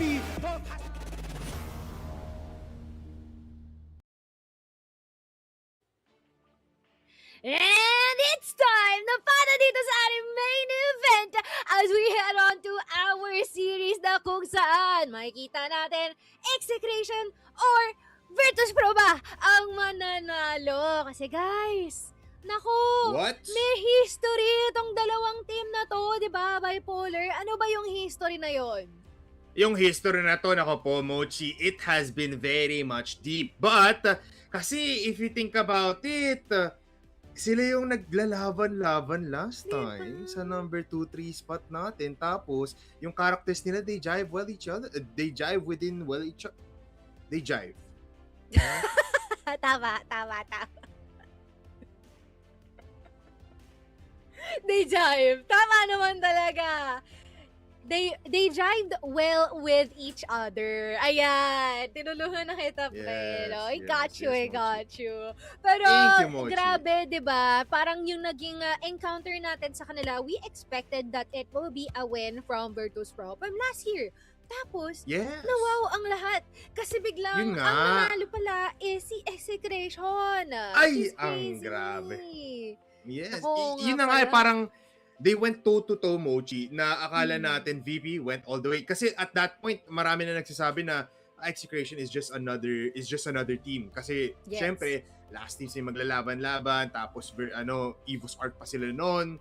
It was leaning towards Evos. Pero my boys from Execration from Cavite says otherwise. And here we are in another setting point, another revenge play nga bang gagawin yan. Pero, of course, pag-usapan muna natin ang players mula sa Execration. It's time for Folex, Justin, ZYK, MVA, and CBN. And we have to keep in mind, no, that the Execration, yes, of course, it carries the stories that we have before, but this is a new roster. A new roster that is still quite arguable. Is it better? Is it worse? We're about to find out as our weeks progress further. Especially na I believe they're one of the teams na maagang-maaga na na-announce na, alam mo, ito yung mga pagbabago. Dito na si MVA, dito na si Justin, and so far, it is already up to them to showing kung ano nga ba yung nakuha nila simula nung January until now. And seems like we're starting off in a really good note here with the vibes from our players. And here is Of a course. quick history because 2-0 against matches pa lang naman ang nakikita natin from them. And ito na nga, no? Again, matches pa rin nakakalaban nila. And second matchup agad is VP. Looking at the rest of the matches for Execration, it's gonna be paving out pretty well, no? If we talked about veteran na talagang mararamdaman nila yung playthrough all across the board habang tumatagal yung Masters, Execration, matetesting sila dito, but they will be sitting pretty, and with the help of VP pushing them to their limits, talagang babatakin sila dito ngayon sa match number 2 natin. We will see the likes of Folex and as well as CBN to finally be in the spotlight para mapakita nga ba kung fluke nga ba yung last time, or was it really just the extra shot hitting them in the rightful places?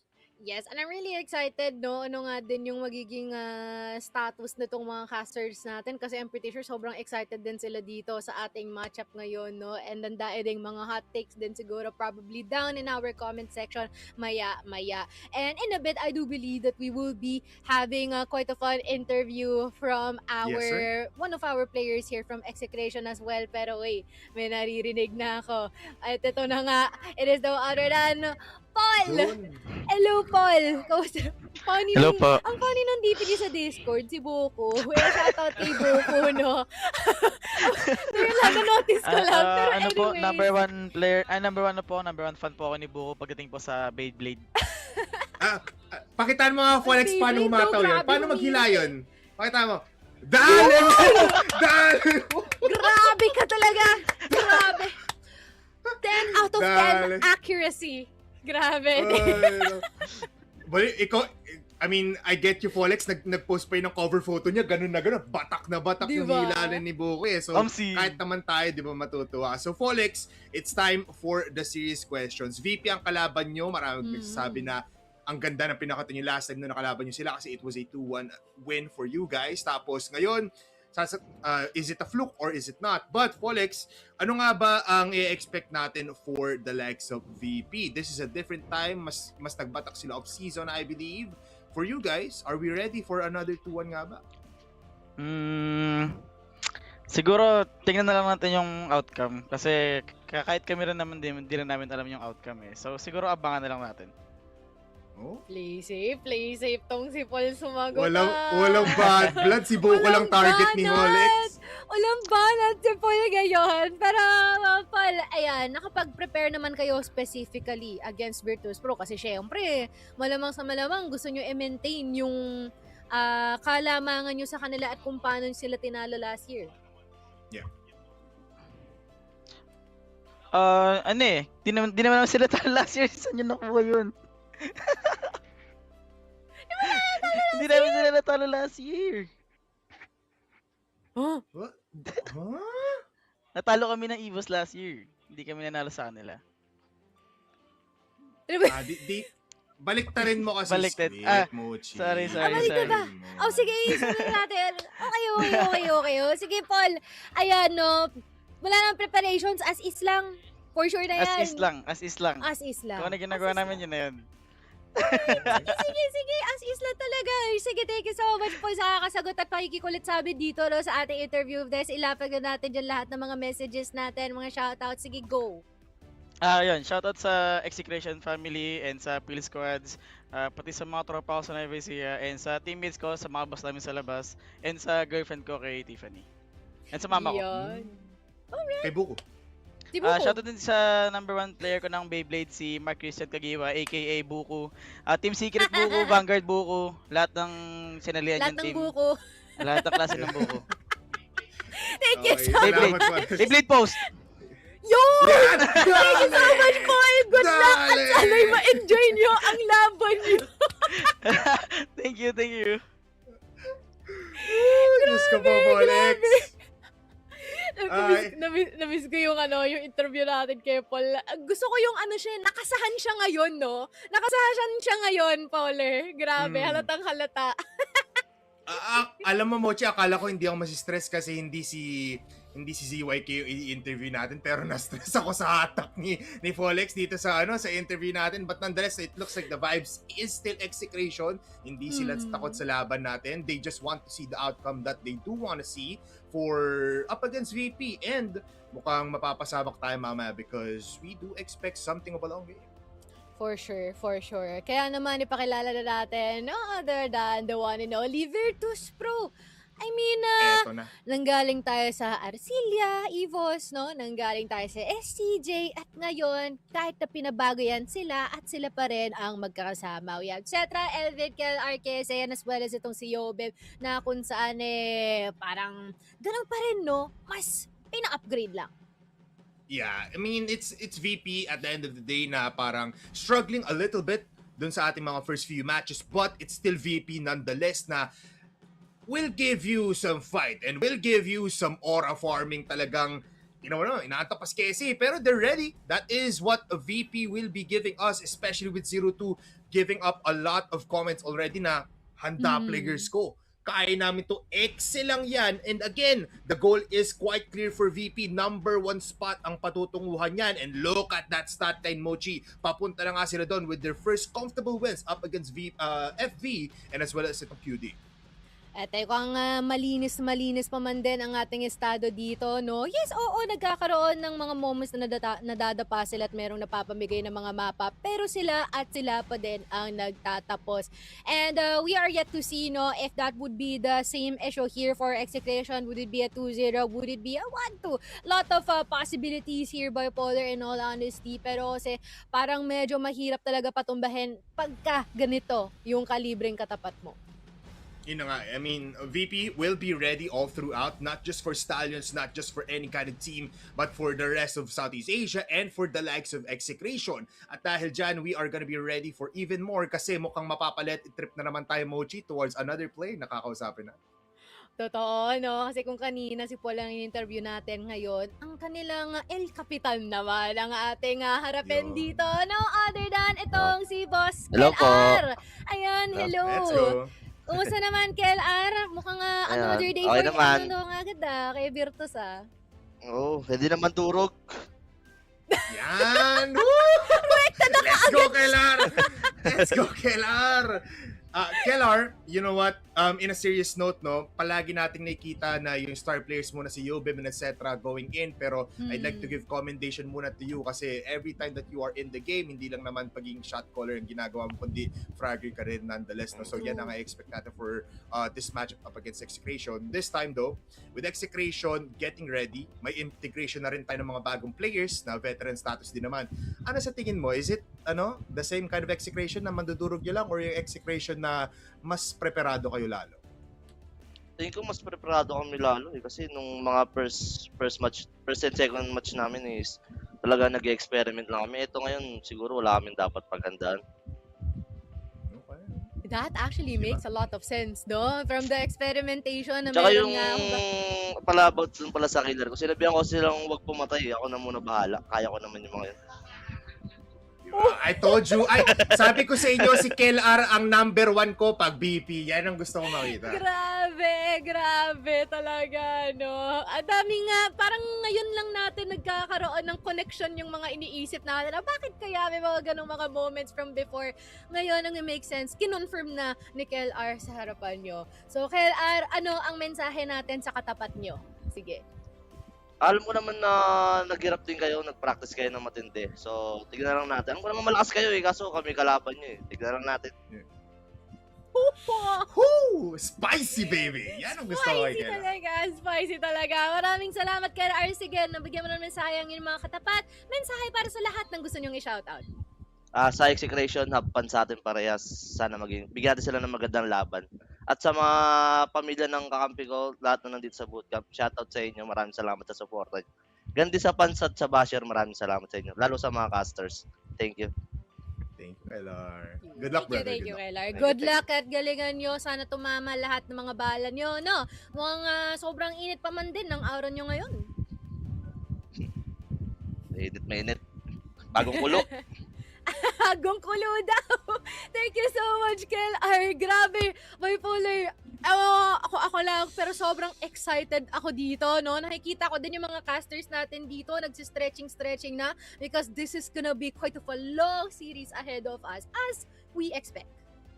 Eto nga kasi Mochi, if people are gonna be waiting for that VP versus Stallions matchup, nako po, hindi lang naman yan ang inaabangan ng sambayan ng Pilipinas and the rest of Southeast Asia, no? It's also VP versus Execration. Kasi it's two teams that are cocky, two teams that are very much in your face, and two teams that have been proving well. So, ano yun? It's just so nice to see na may kita natin yan. Pero mukhang iba pala may kita natin dito. Yeah, iba nga nakikita natin dito, no? Kasi itong kasama ko, sabi niya, Execration 2-1. Interesting! While the rest of us, no, for me, Ramon, and as well as kay Sneaky Frog, mas pabor kami kay Virtus.pro. Bakit, Bipolar? Bakit ka nag 2-1 Execration? I mean, I love Execration to the heart, pero kasi going into the game, VP, still experimenting. I feel like even here, lalabas dito experimentation nila. So, may leeway ang Execration to still get up a fight. But, VP 0-2 and the rest of the team of Virtus.pro, alam kong kaya nyo to. But, kahagat muna ako for now with my fanboying towards Execration. No? So, 2-1, not gonna be an easy game for Execration, pero kaya For VP to, if they are done experimenting, it's time for a ball game na kailangan paghandaan din ng Execration. So, yeah. I mean, gets ko naman ba't kayo nag 2-1. Alright. meron tayo, we have an execration believer here, no? Matutuwa sa'yo tong sila Paul. Pero let us check out itong ating map dito. Kasi, syempre, dito na magkakaalaman sino nga bang masangat, sinong mas mag-struggle. We have Ankara being chosen here by Execration at sinamahan pa ng port here for Virtus.pro, and our decider will be new compound. Wala tayong makikitang Black Widow, walang Eagle Eye, which is quite new to us to say the least. Ito na nga, may kita mo talaga na hindi na talaga nag-experiment yung Virtus.pro. And he rightfully did it. Unang bans pa lang, binan agad yung sub-base, Mochi. I was expecting na lalabas dito yung sub-base for both of these teams kasi wala namang Cebuano dito. Wala namang anything out of the blue. Why not go in a place na dalawa kayong na a team that is very much not knowing paano maglaro yung sub-base. Execution might not prevail. Pero sinilabas nga dito yung port, Mochi, for Virtus.pro kung saan they've been experimenting. Hindi natin nakikita last time yung Yobib KSA combination sa may B-side kapag GR side sila. So this time, we have to look out for that later on. Ankara, same set of things lang naman yan. CBN will be fighting all throughout dito sa may mid. But for the decider, new compound. Ooh! Di lang tayo magre-ready, Mochi, sa game number 3. Pero magre-ready din tayo for a overtime sa isang game. Yeah, exactly. And I'm really excited for us. Not to mention na sobrang underrated ng performance ni MVA so far, no? Sobrang tindi nyo din mag-frag. Kaya naman, ibato na natin to sa ating mga casters! Sneaky Frog and Ramon, light up the stage!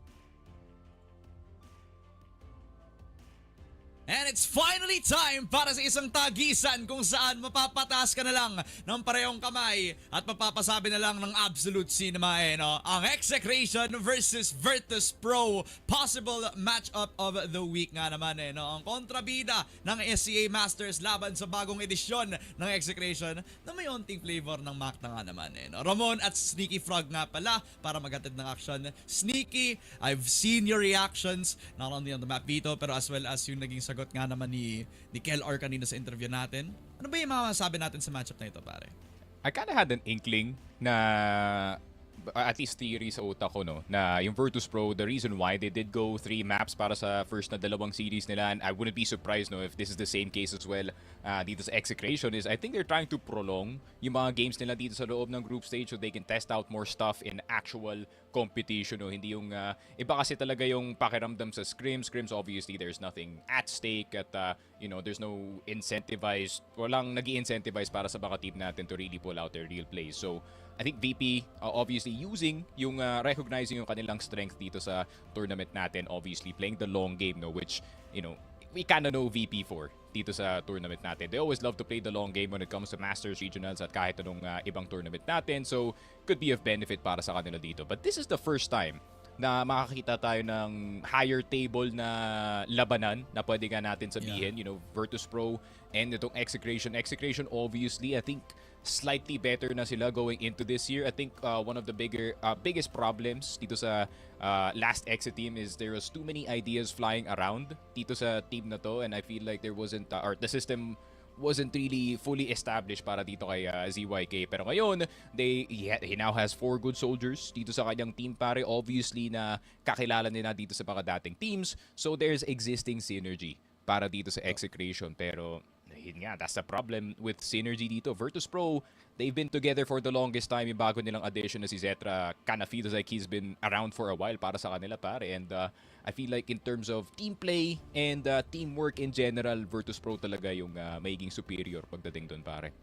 For sure, pre. I mean, kumbaga parang sa pareho nating teams, may sila silang story or kumbaga state in mind nga naman where they had recent roster changes na mukha namang plug and play so far nga naman. Malaki yung sample size na makikita natin for this Virtus.pro roster kasi this roster has been together since last year nga naman with the addition of Cetra, and he's been performing at a top level na instantly elevated him as one of our primary snipers kung pinag-uusapan natin kung sino talaga yung mataas in terms of that role. Pero para naman sa Execration, while sabihin nga naman natin na bagong roster nga naman nito, this is still the kind of core na para masabi nating familiarized na si ZYK nakapag-call around, diba? So, it's kind of like a plug and play nga naman for them.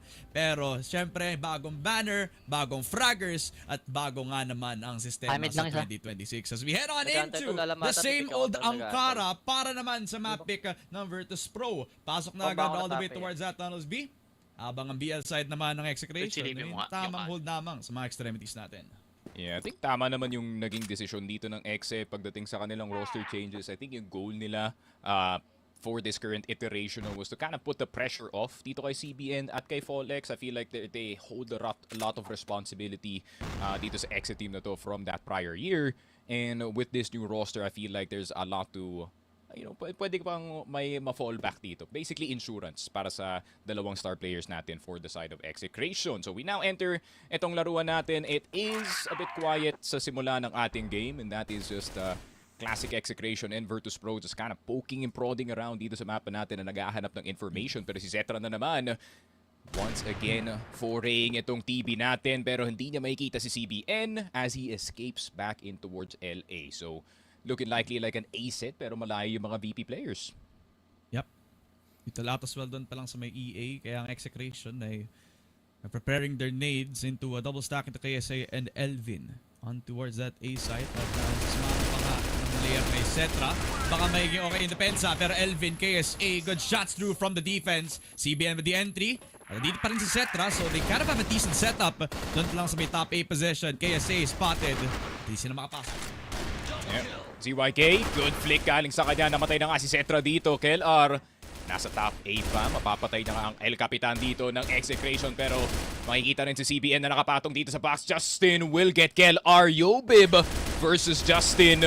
A tale as old as time dito sa CFS. Pero mananalo dito si Justin this time. A good spray gamit ang kanyang EBR, winning Execration a key 1v1 para makakuha sila ng punto sa laro.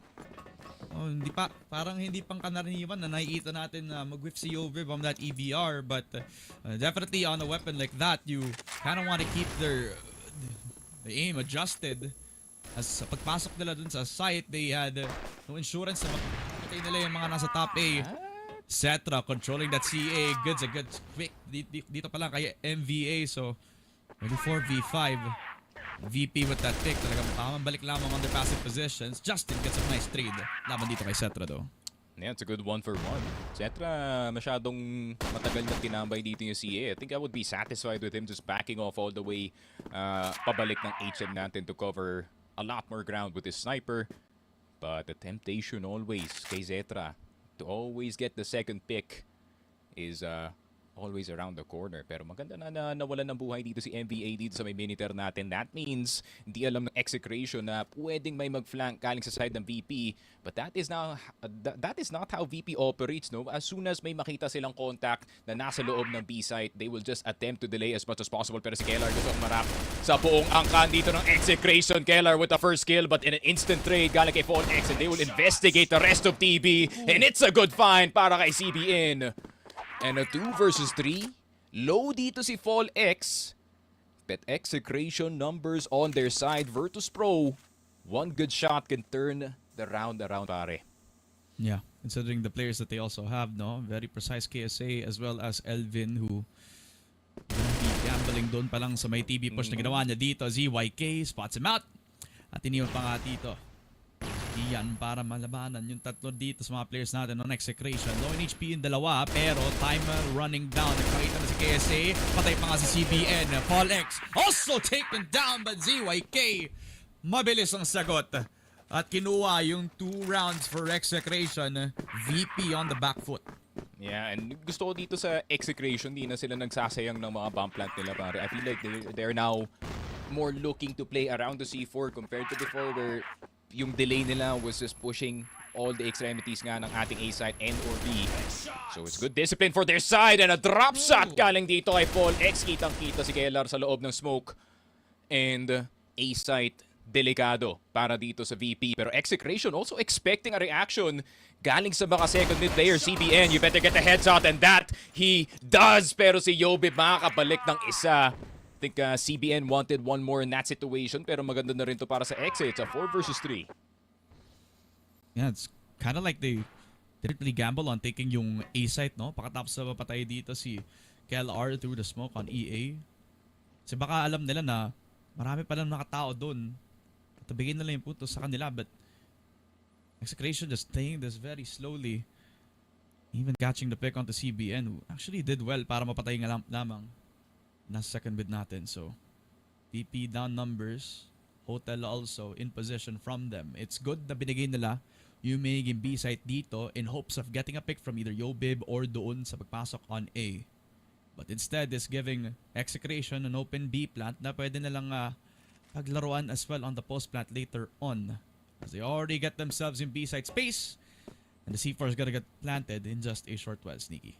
Yeah, I think mas importante para dito sa VP kaysa yung site is to really keep RS control, makuha pa rin nila yung high mid control, and yung objective ngayon is to get that hotel control, no? Pero si Justin and si ZYK naka-double hold dito sa kanilang likod. So Execration recognizing na pwede maging delikado itong second mid. ZYK will not turn around in time para makita dito si Yobi, pero andito naman ang insurance ng Execration. Justin right around the corner, gets the spray down dito kay Yobib. Elvin at Zetra na lang natitira. Zetra can do some numbers with this sniper, but in 10 seconds, masyado na yatang onti ang oras para pupasok ulit ang VP. Virtus.pro, 3 points down dito sa laruan natin, pare. Yeah, they took a little bit of time before they actually decided na hindi na lang either pupush na lang sila sa RS or they're just gonna hold back and play for that post plant, no? And what ended up happening was they're giving up those minuscule moments para makapag-push agad si Yobe. But despite that good flank na ginawa nga naman ng young gun natin on VP, Execration were able to stabilize themselves on the post plant, taking care of Yobib dahil nga naman sa second layer na nakuha nila on that flank watch, as well as winning out the fights sa dalawa na nakalabas lamang on that RS position. So Execration with a 3-0 score so far, and VP they're losing out on the early engagements, and only that no? Parang sa retakes pa lang ay sumasapat pa ZYK fighting up against Yobib, and the uncle wins in return, pare. Yun nga, and that's kind of the role ni ZYK, no? Bilang yung sniper IGL ng team na to. He is gonna go on forward, look for these aggressive angles, and kind of keep VP on their toes 24/7. Man, wala talagang corner na hindi ipipeak dito ni ZYK. Especially with how good he is on that TRG. Si Kellar mahulog ka dito sa B-side natin. RS ang upuan dito ni Zetra, pero si Elvin paparating na nga para tulungan pa dyan sniper. Pero KSA, can they make it into the site in time? Good gap para kay Zetra. Good flick. Papunta kay MBA. Zetra gusto niya i-take over itong second mid, which I really would recommend. Kailangan na nila ng hotel control unless Zetra gets another pick off inside of the site. Pero meron na nakarating galing sa Execration. They can finally confirm yung bomb plant, and 38 seconds on the clock para maka-retake dito ang VP. They don't have the numbers, but they can actually gamble with a double flank to EB, especially with Zetra hitting that shot. So mas mapapadali yung double flank na gagawin ni KSA. He gets the shot kay CBN, and definitely the retake is coming para sa Virtus.pro. Justin locked out, at si Folex na lang natitira. Paul, anong magagawa mo? Daming mga players ng VP, lumalapit lang sa position niya, spotted, and Elvin closes in on him. Folex with the kill, and a lot of time after mapatay ni Elvin si Paul. Another round para sa mga players on VP. Medyo nakabog yata dito yung VP nung na-pick itong isang player na pa-cross na nga paloob ng site, and they immediately pause. Bigla na lang sila natakot na, okay, Zetra might be in this corner and might catch us in this situation. Pero si ZYK, how do you solve the Zetra problem? You just kill him at the start of the round and operate a 4v5. And ito nga, ZYK is doing a pretty nice job just denying itong si Zetra yung mga early openings namin. Yeah, Pretty ZYK being doing really well sa mga early engagements nga nila. Just purely expecting the early picks, not only doon sa naging akyatan, pero all the way back in towards high mid as well. So almost like ZYK is in their heads ngayon, no? VP not getting an opportunity to get the early pick. You go back to the rounds nung nag-pick si KLR dun sa EA at yung mga early timing si ZYK. Kakaroon ng magandang pundasyon ng Execration. They have Vents in control, and they're also setting up that A-site execute. Ash is gonna go through. Hindi na bulag dito si Elvin, and Elvin doesn't spot si Justin na halos katabi niya na nga. Fall X nakita na si KSA. And that is top A basically cleared out para sa Execration. I think they're starting to get yung rhythm ng laruan dito ng VP, where they just send si Zetra dito sa may midside or dito sa A. Maybe you find a guy, maybe you find two. Speaking of finding two, hold on. Let's keep that conversation short para dito sa VP na nakakuha ng dalawa dito sa kanilang retake. Pero spamming the smoke, spamming the nades. Maybe they can make it to the side. NBA is down! Pero CYK making sure that Execration doesn't do the most Execration thing ever, which is lose a 5 versus 2 retake. And it's a timeout para dito sa VP. Yeah. And I like how you pointed that out din, diba? Where last year, nung PH Masters, the word na lagi nating binabato sa isang Execration is either firepower or potential. Pero what really sets them away from actually reaching their ceiling is yung tendency nga naman nila na maging over-aggressive in the worst possible timing. So if you place Execration in a system naman na puro mga veterano, yung mga naglalaro ngayon, tapos yung mga players na kilala yung isa't isa in terms of timings, in terms of how to trade them, diba? Nawawala yung aggressiveness na masyado na nagiging over sa mga sitwasyon na ganun post-plant. At lalong alam mo kung paano magre-react sa mga ganung sitwasyon kung nagkamali nga sila, diba? So, good on ZYK to actually pick up those pieces, even if it all took was a really good spray down para sa kanya. Pero, kumbaga parang di rin nawala yung identity na yun, no? Aggressive pa rin ng Execration, pero alam din nila kung kailan magbaback off. I think this is also big credit, no? Kaya nilagay ko si NBA dito sa most underrated list natin. Granted, he's been frying, no, ever since last week, pare. Pero nilagay ko siya sa underrated because one of the most underrated things about NBA, and nakita niyo yun dun sa timeout, dun sa mga cams natin, is ZYK can turn his head and say, is this strat good? Kasi familiar naman dito si NBA pagdating sa sistema ng Macta. And Macta, I wouldn't say this is still the Macta system. I feel like itong ZYK system is kind of been tweaked. It's a lot more aggressive para maka-adjust sila para dito kay Cloyd at kay Paul. And I feel like, having that second opinion dun sa team mo na yun, especially when you have ZYK as your IGL, especially when you have ZYK as your IGL, the man who will throw out any crazy idea and the team will do it. I think it's a good thing na nandun si NBA to say, okay, that strat might be a bit too crazy. Maybe pwede natin gawin to instead. Totoo. Somebody to challenge your call or possibly to get some critical thinking going. So, syempre, no? Forto muna tayo ngayon. Good start so far para sa Execration. Buti na lang okay na yung timeout na nilabas nga naman ng VP this time as this take a replay. Aggressive naman. Nakita natin from their post plant, but good thing ZYK had their backs para ma-stabilize pa rin na into a 4-1. LA now controlled by Fall X as Execration are looking to run it back. Balik agad sa A. Pero instead of 2 people lang, 3 nakabantay dito for Virtus.pro. Kita yung tuhod ni KSA. Might wanna back up galing dito sa Vents, pero yun yata yung game plan dito ng BP is to bait in the Execration members. Walang tumingin sa direksyon ni KSA.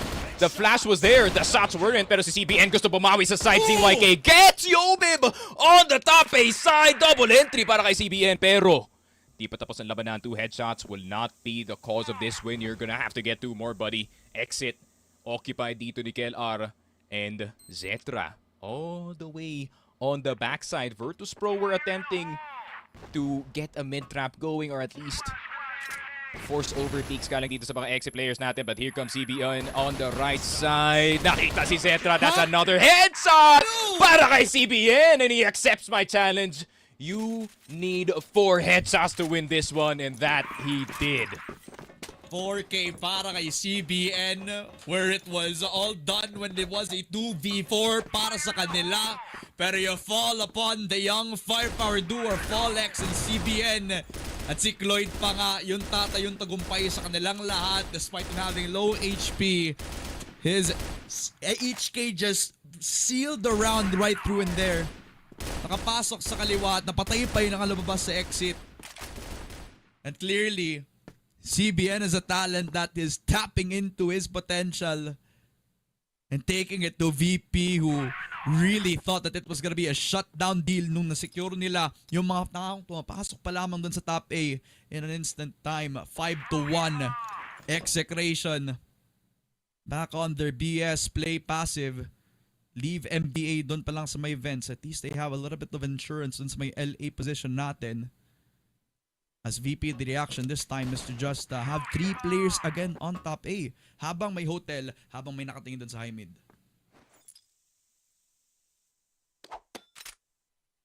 Judging from yung body language ng mga players natin on Execration, I think they were kind of prepping na magpupush dito yung VP sa mid or maybe dito sa may LA side kasi medyo kalat yung kanilang galawan dito.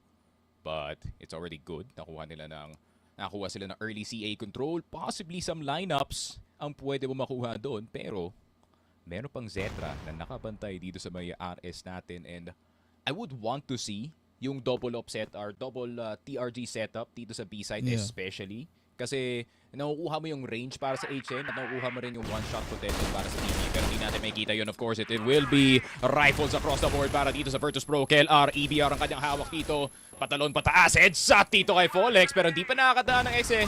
Wala pang cross from any of the players. Justin, nakitang may hawak na bato at hindi na nabitawan. KLR will get that kill. Pero babawi naman si NBA from the high mid side. Elvin, good find on the backside player. Zetra getting CB in at si ZYK na lang natitira. What can the vet do? Zetra spotted! What a shot! Galing kay Aljo, hindi pa sa tapos. Dito sa labanan natin, Elvin, delikado. ZYK pumapatay, 4 seconds to plant, plenty of time para sa kanya. Pero si KSA palapit na nga. USP, not gonna be enough. The EBR prevails. And an almost para dito kay Aljo and VP. They breathe easy na napanalo nila yung round na yun, pare. In an instant, ZYK turned into YZK, man. Taking everybody from VP on notice with 4 kills na sana, pero KSA just had the position in time. USP out para kay ZYK ng time na yon, and it would have had actually the time na sana. Oo, tama, pero when you just run and gun and down with just that M14, wala na talaga magagawa in that position itself, no? And you kind of cannot even hindi mo din mabibigyan ng fault yung VP sa kung paano na in-approach yung 4v1 na yun eh. Kasi nakita na yung isa doon from the hotel and they could just double. That's true. They could double up dito sa hotel, brother. Pero yun nga. Action dito sa mapa natin, Execration.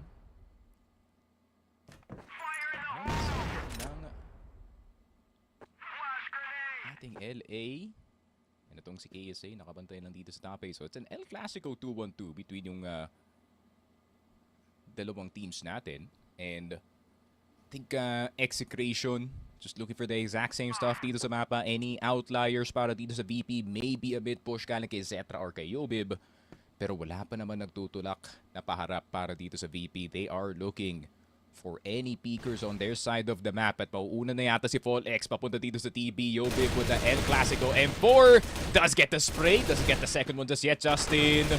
Ayaw na mag-fully commit dito sa angulo natin pero makakadalawa si Yobib. But the USP finally prevails para dito kay ZYK who gets Keller as well gamit ang kanyang TRG.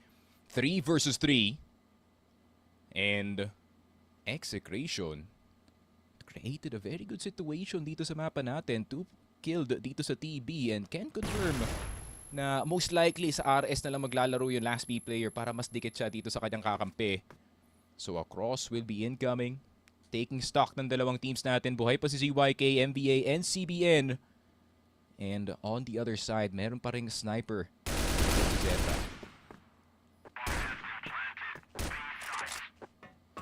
There you go. Elvin. Getting itong si MVA, ZYK, CBN. Last 2 left alive para dito sa retake natin.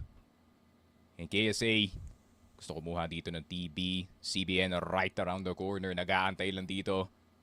So, kuyawin natin pero kaya na bang mapanalo ang napakalaking prize ng dalawang headshot na nasa kanyang harap. 10 seconds left and there's the headshot CQC para kay CBN. Pero pati si Zetra mahuhulog na. 5 seconds left. No time to defuse. 3 seconds. KSA makakapatay na lang pero hindi na makaka-defuse. Execration, 6th point on the board para sa kanila, and right before the half turns, Execration fully controlling itong Ankara map natin.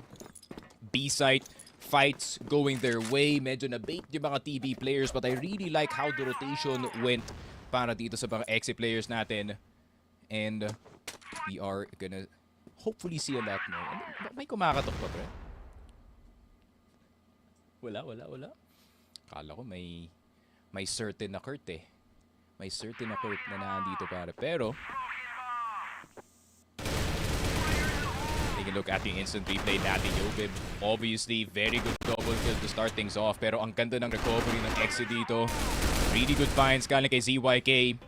And really good discipline para sa mga Exe players natin. Not really overreaching dito sa B-side. CBN obviously playing a very tough angle. Pero pag may hawak ka naman ng HK and you can kind of parse the fights, it becomes a whole lot easier para sa kanila. So 6-2. Virtus.pro.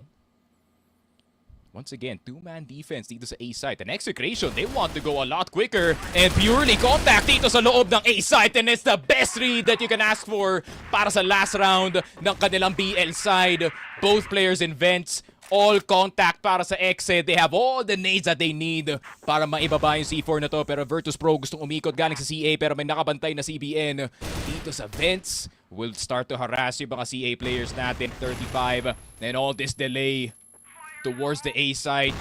What else can you do kung kayo yung Virtus.pro? Spray down galing kay Yobib. Nakita na nga si ZYK. Pero piso na rin sa dito. This retake is looking more and more unlikely unless makakuha ng miracle pick dito si Zetra. NBA spray down all towards the EA players. Kellar down. Yobib down. Zetra na lang. And the sniper. You might be insane with the sniper, pare. Pero up against 4 players. It could be really, really tough. Pero teka lang, maybe he won't defuse, but at least he'll kill 4. Zetra sending a message before the half turns. We may be down 5, pero mainit pa naman yung sniper at yung cold ko dito. Ramon, pulse check, pare. Are you back? I think I'm back. Hello. Testing 1, 2, 3. Execration. Definitely stealing the hearts away from VP in a lot of the rounds that we had in that first half. Pero kung magbawi yung hinahanap lang nila dito, Zetra just pulled it out just like that. What a way to welcome us back into the second half. And parang welcome back lang ulit sa akin eh. No? Mukhang pumitik bigla yung kuryente. At pumipitik bigla, no? Execration sa buong first half natin, man. I mean, ang init na nakita natin from the core of the old Macta. This is a ZYK that is performing a masterclass with how well he is moving his pieces around. Parang chess match lang, pero parang Smurf yung kalaban bigla ng Virtus.pro, pare. Yun nga. I don't know, man. Something's cursed pag ako yata yung co-caster, pare. Yun nga, Josh was having his difficulties. He's turning into yung Walden files, pare. Ikaw? I don't know, someone EMP'd your house, pare. So, I don't know, maybe Polar could be up next dito sa next casting natin. Baka kung ano-ano yung makikita natin on his side. Pero back to the ball game na nga tayo dito, pare. 2-7 ang ating laruan. Execration with a hell of a lead. Pagpasok nila ng GR side, BP naman yung naghahabol. Pero the BP offense could work pagdating dito sa Ankara. Granted, hindi ito yung preferred side nila, no? Pero I've seen them pull off some really good comebacks dito sa mapa na to. For sure, pre. Especially on an Ankara map na sabihin na nga natin, no? Hindi din ito yung naging map pick ng VP this time. Pero Ankara's not really comfortable side for Execration back then. Pero ngayon, syempre, ibang flavor ng VP na ito. At ibang Execration na nakikita natin ngayon. GR side na para sa kanila. MVA with a lot of spam damage dahil nga naman sa naging proactivity na nakita nyo on that A site. Mga may spam galing through from the smoke. Ano pa siya, CA mukhang ready na ata for a possible rotation. Pupunta dun sa either high mid or maybe a gamble back in towards that tunnel B setup. But still, the amount of time that they have, may stable defense pa rin naman ang Execration. You put both MVA and Fall X to kind of hold down that fort for themselves. But you don't really feel like VP is gonna go A anyway, no? Especially with the set pieces that they have. Ang dami nakatao lamang na pwedeng labanan yung hotel player na si CBN.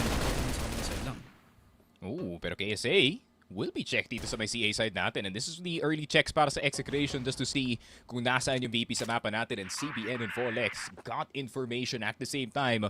So feeling ko they can kind of roughly estimate kung saan papunta tong VP. Obviously, spotted ka na sa B, spotted ka na sa mid. Yun nga, what's the equation? Either HM push towards yung A side natin. They're gonna try to cancel itong RS. Or it will be maybe TB. Pero depende na lang kung makuha nila si CBN dito. CBN!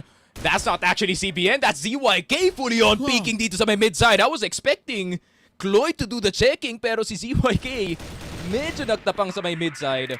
KSA is low, pero VP still in a bad situation kung di nga nila malagpasan itong si Folex. NBA Justin, 3-man strong on the A side, pero na-check dito si NBA. Wala nang oras itong VP para pumasok na side. 5 seconds para mag-plant. Aabot pa ba? Aabot pa nga! Para dito sa Virtus.pro. And the last second execute catches Execration off guard. Folex. Magagaling pa nga dito sa likod. Pero spotted na nga yata siya sa kanyang sitwasyon. Zetra, eyes trained on Vents, and EAD na siya makakadaan dito, pare. No absolute way. Is Folex gonna be left in that 1v4? He does on one, gets the second. Folex almost with a hero moment. Yun nga lang, Elvin will catch off Folex in a very awkward timing. An awkward timing nonetheless, no? Tagal nang nasa Vents. Hindi niya kahit sino makita. Nakapasok na ang VP sa loob lamang ng site with just 10 seconds. They were able to plant that C4 down. They took the head off of MVA. And Cetra doing wonders now on the sniper. Medyo napatahimik siya. Nandalian on that first half. Pero ngayon lumiliyab lalo ang server dahil sa Arctic niya. That's a 2K for Cetra. May pagbawi from ZWK on the other side. But in the end, the VP still have the numbers. Pero Execration looks like they're gonna play for LA right now. Yun nga. You see after that first shot, kumasa siya in real life. He knows what kind of mode he is right now, pare. Umiinit na nga ang sniper ng VP. Pero ASA, nakita na nga. ZYK and Justin, CBN, they just decide to fight itong si Zetra, which is a horrible idea considering hawak na dito ang Miniter. And Virtus.pro, ito yung sinasabi ko, man. That's why I wasn't around. Di ko pa sinasabi na baka tapos na yung labanan na to, but maybe it's finished and all that stuff. Because I know Virtus.pro is very capable, especially pagdating dito sa second half. And it could keep going. Zetra dropping on towards Paul X. MBA on the right side. Di na siya makakadaan dito. It is a battlefield dito sa maya LA side natin. ZYK gusto pa mag-repeat galing sa EA, but look at the read galing kay Zetra. He knows the rotations even. And grabe yung VP. I feel like VPs might have watched the show Punisher, no? If you know that one episode that he was talking about cortisol, man. You make your opponents panic, they start shaking, and they use all the time in the world, even at the very last second, pare, para mag-panic itong Exe, and VP are doing exactly that. Yeah. Panic rotation as on your screen right now. Dinarami-rami ng mga players natin on Execration to double layer up yung mga B defense nila. Possibly working in towards their benefit kung hindi sila aalis. Pero I guess the adaptation into that triple RS na pwede nilang depensahan is also could be something that Execration could work with against. Pero instead, they're just gonna leave ZYK na ngayon. Seta 1v1 up against him, gets the shot in. ZYK repeats in time. Alam niyang nasa gilid lang si Yobib. Pero si KSA pa ang tatanggal sa ulo ni ZYK ngayon. They can just run back in towards that B site and force Execration to play rotate 3v4. Ayun nga, I think kasi yata hindi na yung Aljon yung pangalawang player dito sa may HM, no? Nakita niya na si Yopib actually crossing within frame, and I like what VP is doing. Di pa sila napaplant dito, keeping their option open, and Justin will go for an early peek, and kitang-kita na nga dito yung C4 ng Virtus.pro. They were preserving time, but maybe taking too much time sa pagplant ng C4. KSA, Kellar na lang natitira, and outside of their means dito sa B-side, hindi lang nila kailangan mag-plant, kailangan din nila patayin lahat ng players dito. NBA getting caught. Justin as well, galing dito sa 2F. CBN na lang spotted dito sa may baterya natin. CBN has to go for the hotel player first. Kellar going in. Heads up for CBN, pero si Kellar nakaakyat na mabilisan. And Virtus.pro with the tightest of means dito sa mapa natin are now 5 and 7. Shooting distance na sila dito ng Exe. Man, napaku sa 7 ang Execration. VP are working wonders around them on the macro game. Forcing out that rotation to exit kanina for Execration. Giving an open B pakatapos patayin yung nasa RS lamang. Which is the only player that they had doon. They could just place yung player na yun for themselves. KSA being a big threat pagdating sa laruan nila on that post plant. Simula lang, etc. You know, he dies onto ZYK. The fact that he's single-handedly controlling your LA with just a shot. It's beautiful to see, no? So difficult for them to work their numbers around. Living another open lifeline para sa VP ngayon who, as you mentioned, not touching distance na ngayon from being down 5 rounds. Execration have given up so many onto VP that they are definitely contesting this idea na makuha pa nga ng comeback ngayon. Because they now have 2 people on CA. Execration that are heavily stacked up on A, no? Dalawa na nakatao lamang sa ilalim. Top A setup natin. VP gonna take this very, very calmly sa pagpasok dun sa bench position natin. Yeah, I think kung wala kayo mahanap na information sa mapa, why not go back to the old reliable, which is itong A-execute dito sa Ankara map natin. Pero si Kellar mukhang mag-iingay muna sa kabilang side ng mapa. And this is actually gonna test itong wits ng Exe, no? Kung marirecognize nila na fake lang to galing kay Kellar or fake lang to galing kay Elvin. But also, VP could also confuse itong Exe by actually sending Elvin in first and itong si Kellar na lalabas bigla sa B-side. A delayed push would be genius here para dito sa Virtus.pro. So here comes the lineups para sa B-side para lang makadaan itong si Kellar at walang nakapansin sa captain na nakapasok na nga dito sa high mid. Nakalabas ang granada ni ZYK pero A-side pa lang gusto nilang kunin pero hindi naloko ang Execration. They are still here but they are now dead on the A-side. Fallex nasa top A, pinarel ng USP. Fallex denying yung site sana pero si Yobib niratrat niya ng USP. Ang top A player, CBN. Let's see what the headshot player of the year can do. But it seems like even a spray down can stop CBN right now, pare. 6 and 7. Pero walang meme sa ginagawa dito ng VP. Serious business lang ang nakikita natin ngayon for Virtus.pro. From 2 to 7. They're back to just a 1-point game.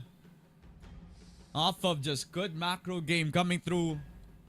Lots of credit to the IGL as well as 402. They have heavily showed this up at a moment's notice na kailangan nilang i-fake out yung Execration. Not to have any sort of like downplay sa kung ano yung meron sa firepower na laban dito sa Execration. You know? Kaya nilang may pagsabayan pagkalaban nila on the duels itself. But when you surround your opponent with just fake nades like that, tapos namanduhan na lang nila yung pag-push nila on the way towards that A site, then yung RS na meron silang foothold dahil nga naman dun sa position ni MVA, it's gotta be left in trouble para sa Execration. Nauubusan na yung options, nauubusan na ng oras. You still have a 1-point lead but I can't help but feel that Virtus.pro are back in the system, pre. Back in a perfect BL side so far. Yeah. And I like the seriousness sa kampo dito ng Virtus.pro. No? I know na the comeback is happening. They have Execration where they want them to be. But still, you can't be so sure. No? Exe pa rin yung kalaban mo, pare. Isang pagkakamali lang ng execute mo. And one missed shot and all of a sudden 4 players are dead on your team. So execution still has to be on point para dito sa Virtus.pro kung makakabalik nga sila dito sa Ankara map natin. And para naman sa Exe, they need to find more opening opportunities sa mapa natin. I feel like sitting around is kind of costing them yung mga ibang rounds nila. But at the same time, yun nga na yung default kasi sa simula ng round dito ng Virtus.pro, you really have no idea what they're prioritizing kasi they're just gonna be staying all the way dito sa Arco or dito sa hotel or dito sa LA, just poking and prodding around para sa info ng kalaban and then they will go with the existing info na meron sila dito. So, I think a kill is needed para sa Exe. And a kill I know that they will be able to get for themselves, pero strategy mukhang busan pa nga ulit no? As now back in towards the game. LA will be taken for the execration pero KSA kills off the headshot player himself. CBN down. Ngayon yung instant reaction. Alam ni KSA na may tao na babalik dito pa lang sa may CA. VP possibly surrounding Justin right now, who is trying to be holed up doon pa lang sa may hotel. Gets a little bit of damage kay KLR. But there it is, no? VP rotation back in towards LA. They don't even know nandun si Folex. Or maybe they do, pare. I think alam na nila nandun siya. Yun nga. VP. Justin will be up next in the matter dito, pare. This is what VP does well as well. Ine-expect yata dito ni CBN na okay, I'm just gonna be waiting in TB up until the minute mark or maybe the 50-second mark. Baka may dadaan sa harap ko. But then Virtus.pro off of the timeout, subverting expectations, and nauna na sila dito sa may mid-side natin, and KSA taking advantage of the desperation dito ng X na kumuha ng pick pabalik ng mapa nila. Pero tong Virtus.pro, they're just using their superior numbers at this point to clear out the rest of the Execration members. Namatay na nga si NBA. ZYK up next on the menu para sa mga puting oso natin. And what is he gonna do about this? Cetra on the heady angle sa second mid. 7-7, and Virtus.pro mukhang sila pa kayo nag-benefit sa exit timeout. Man, oh man. So far a perfect BL, and it just continues to run down para sa Virtus.pro. As yun from pure aggression no? They're working a map. They're working the map like geniuses, pare. Expecting peaks onto CA, at ngayon sa Vents naman, KSA. The full counter sa ginagawa ng Execration. At nakukulangan na tayo sa mga first bloods from the sniper itself. Dahil na-expect na siya. Nakatulad nitong si KSA, katulad itong si Cetra. Almost like when we swap sides dito, nag-ibang anyo na yung Virtus.pro. Becoming methodical and punishing these early pushes na ginagawa nga naman ng both CBN as well as ni ZYK dito. So you also take a look at that instant replay, no? Parang yun na nga yung nakikita natin. The tendencies for Execration. The fact that they're putting all their emphasis dun sa first blood na ginagamit na nga yun ng Virtus.pro against them. Instant pick. Yun nga, ZYK already down, which we expect.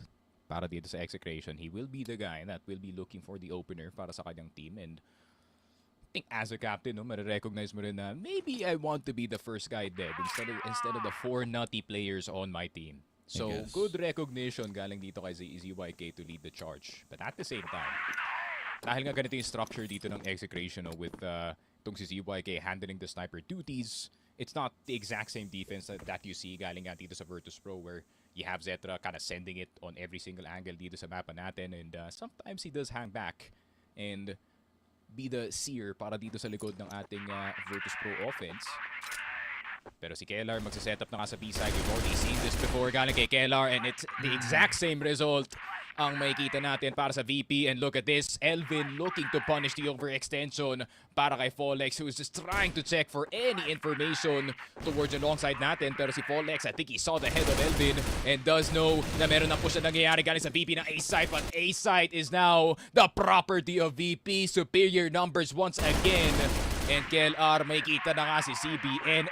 8-7, Virtus.pro snatch the lead galing dito sa Exe. Jesus, bro. And iba na nga ngayon no? Yung timpla so far for VP.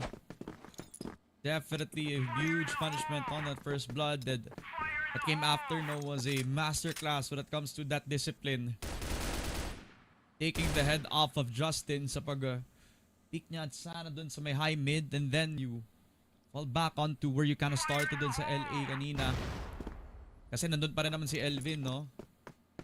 Don't even need to kind of aggress na time dun sa may A, kasi alam mo malalim ang talim so far for Execration. You're just kind of playing around their rotation that time. So this time it's gonna be a VP who's gonna be holding down, turtling up dun sa may LA, setting up a possible execute back on towards that A site. We still have si Folex and MVA. Very formidable when it comes to that firepower, but the momentum is slipping away from Execration, and VP might actually be twisting the knife inside of that A site. Yeah, Execration Okay, Follex already down dito sa top A. Instant spray down on that M4 NBA. Mapapatalikod and he's not gonna be blinded. Still gets a good hold on KSA at nakarating na nga ang ibang miyembro dito ng XA. Good delay from NBA but can he kill Kella around the corner? Yes, he can! And it's a 2 versus 2 even between yung dalawang teams natin. Pero si Zetra naiwan sa boxes! And now it's up to Elvin on a 1 versus 2 Virtus.pro. Countless clutches galing kay Elvin already in the past pero kaya na bang kumuha pa ng isa para makuha ang map point para sa Virtus.pro. An important map point as well pare. ZYK tagged up at the start pero mapapabalik na lang si Elvin dito. Has to be careful about yung 2F natin on the HM side ng mapa pero si Elvin looking if ever meron kang tao dito sa likod. Good damage onto CBN and suddenly it's realistic that you might think that a clutch might happen. Pero gusto ko yung ginagawa dito ng Execration. Why face him as 1 but we can face him as 2? Pero si Elvin na mismo magse-separate ng dalawang players natin. CBN, a heads up is needed. Elvin, a clutch is wanted. Pero si CBN cleans it up para sa Execration. 8-8 and we go even on Ankara. They get antsy by the end of it. Giving the 1v1 laban dito kay Elvin, who is formidable when it comes to the clutch. Pero nga naman, you can feel that tension para dito kay Elvin. You knew he had it in them. Especially being a very good backup player nung pagkapasok ni KLR para ma-weed out yung metal box. He was the perfect person para ma-setapan yung top A security. Once na makapasok sa site ng mga players ng VP, almost, but not close enough para sa mga players natin on VP. That time, 8-8. And now we go back to the ball game. Execration feeling that heat pero getting this round back is a good thing para makabalik sila na at least a little bit of confidence knowing they still have it in them. And now they go back to a default, no? 2 players still on top A. May tao pa rin naka-hold sa mga bawat sektor na pwede na pasukan. Good smoke coming down for CBN. Everybody expecting any sort of entry point sa kahit sino from VP on all sides. It's very important na makuha nila yung point na to. Any point on towards set point is a good thing talaga pre. Nakakakaba. Kahit sino dito on the server. Na magkamali sila at that point kasi possible. Baka matapos na at that point and given in time. CBN watching closely. High mid now secured by him. CBN has a hell of a job to do, man, which is hold down itong HM natin up against possibly 4 players.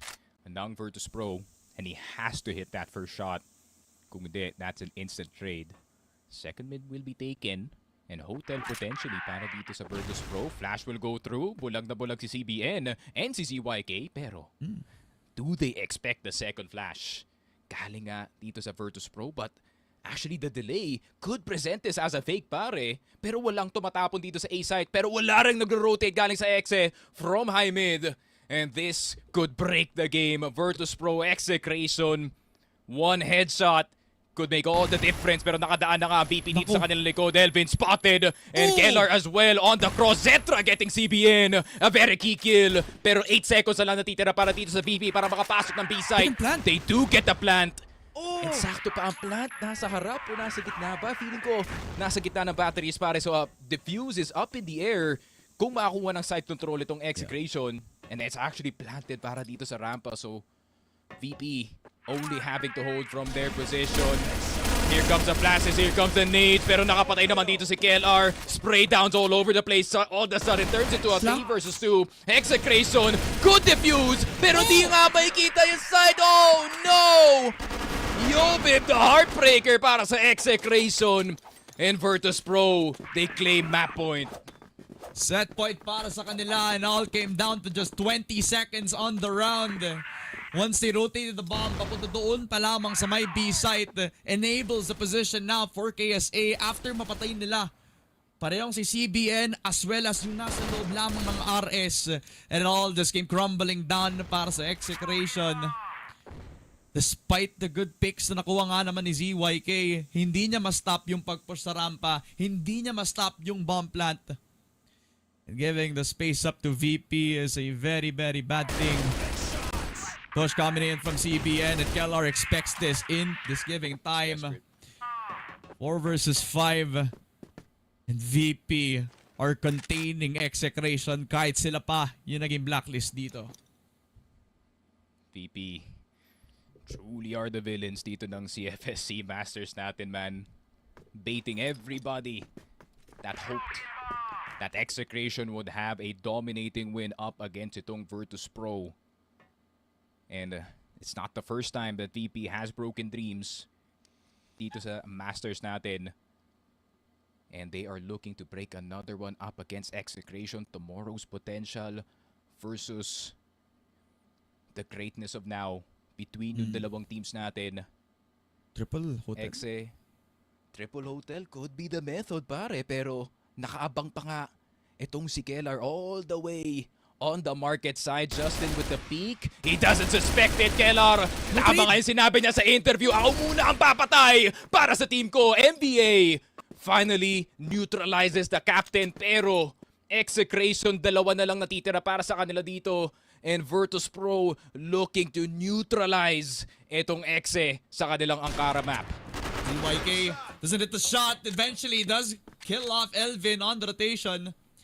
And an open bomb plant para sa VP. They have 3 players stacked up. May isa sa hotel.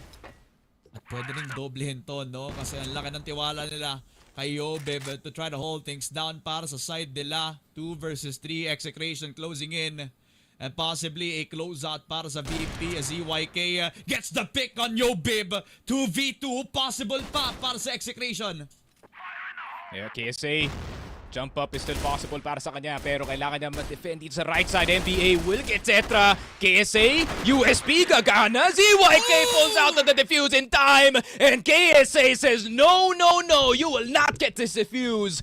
And Virtus.pro baiting everybody. Everybody thought that there was hope dito sa Ankara map natin, pero Virtus.pro, the Heartbreakers, strike once again. When OT was in touching distance, Virtus.pro reminds everybody kung sino dito ang villains ng kwento sa CFS SCA Masters.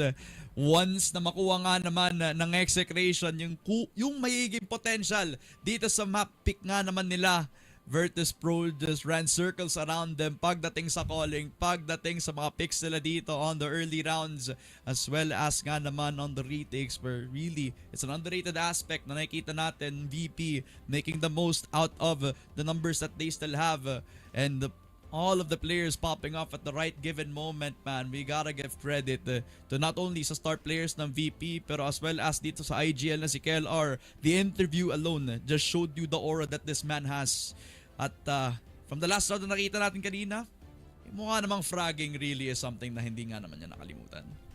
Yun nga, I feel like it's the strength of conditioning as well para dito sa Virtus.pro, na I feel like a lot of these moves were already pre-planned para dito sa VP, and I feel like even in the losses, they're also still, you know, picking up yung information na nakuha nga nila dun sa mga prior rounds. So I feel like may rough idea sila kung ano yung reactions. Kunyari magpupoke ng B-side itong Exe, they expect that you know, there's gonna be a flank incoming, or pero pagdating naman sa depensa, we saw that on full display dito sa LA side nung inabangan ni Elvin itong si Folex events. Obviously may atake sa B. Anong first instinct mo kung yung Execration? Of course, let's check LA kung may tao pa ba nga. And Elvin was fully ready for it. VP is ready for anything na tinatapon dito na X-Men. For sure, pre. And sure na sure akong doble ang preparasyon para sa VP ngayon, considering napapasok tayo sa kanilang map pick. No? The 1-0 para sa VP. Pero syempre, may chance magbawi ang Execration. Ngayon, itatro na namin sa panel natin, Mochi and Bipolar, para sa init na nakita natin from Virtus.pro's map. Thank you so much sa ating mga casters, and oh my gosh, Bipolar!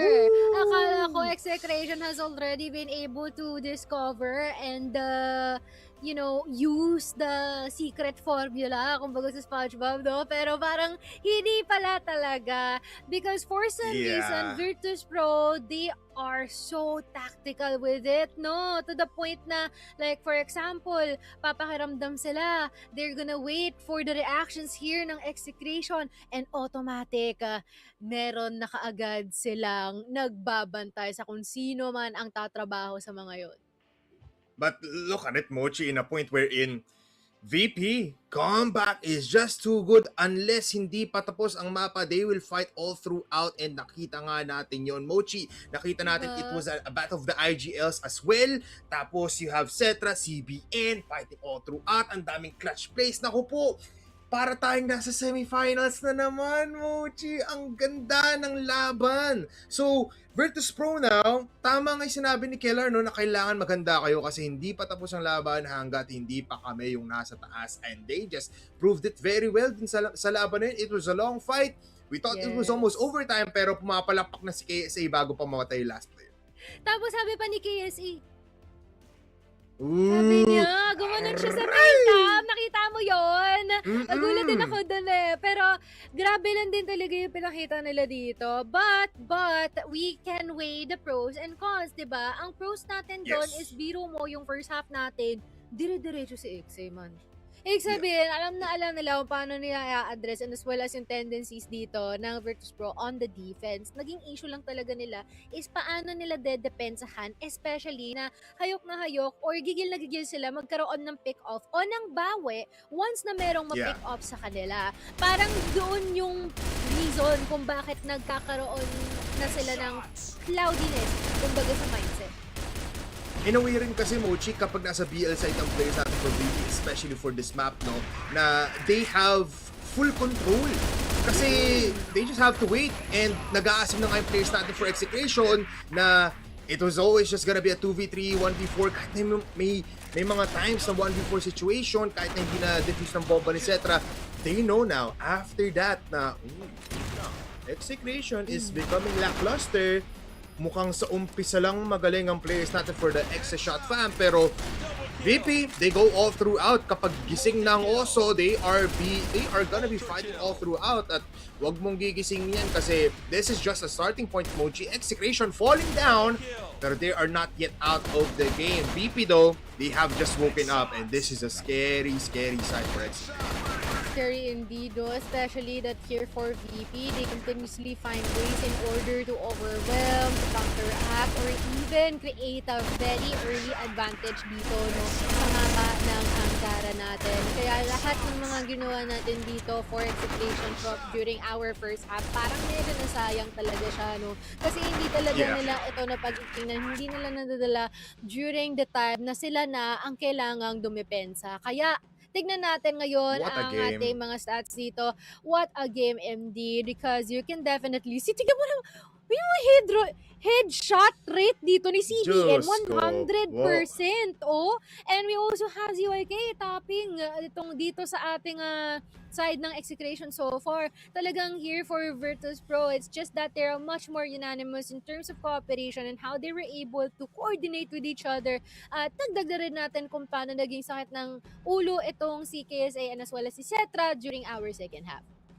I mean, it's KSA and Cetra, no, at the end of the day. But yeah, you talk about Keller here wherein he has been fragging all throughout. And even though it's not Black Widow, it's Ankara, where he is also famous for. So Keller, amazing place for Virtus.pro. But I would like to put you in the single-digit mark sa ating mga kill count. Justin and Folex. Justin, he had a very rough game nonetheless, no? Buat na buat dito yung ZYK yung bangko niya just because he has been so online. And for Folex, eto na naman yung Folex na simula pa lang na parang he hasn't been the Folex na, you know, playoffs contender. So let's see. VP still gunning all throughout. And ngayon may kita natin ating set MVP. It's none other than the man himself. It's Kian. It's KSA. Grabe naman to si KSA, no? 1.80 KD, 1 kill per round, 44% headshot, and 44 din ang ating smokes dito, no? Which is pretty much well-balanced as it should be. Ika nga nila, no? So, we have that here for KSA. Ayan, congratulations for taking that MVP title para sa ating mapa ng Ankara. And I wonder if things are bound to change pagdating sa ating second half. And by the way, singit ko lang, kanina dumaan ako sa live ni KLP, may watch party sila doon. So, shoutout kay Brian R. Labasa, kay KLP na rin, and kay QS or Queen Sisters Dan /Arc Lao. Ayan, shoutout sa inyo. And I guess dito na muna magtatapos ang ating mapa dito sa Ankara at tayo magbabalik for the second one.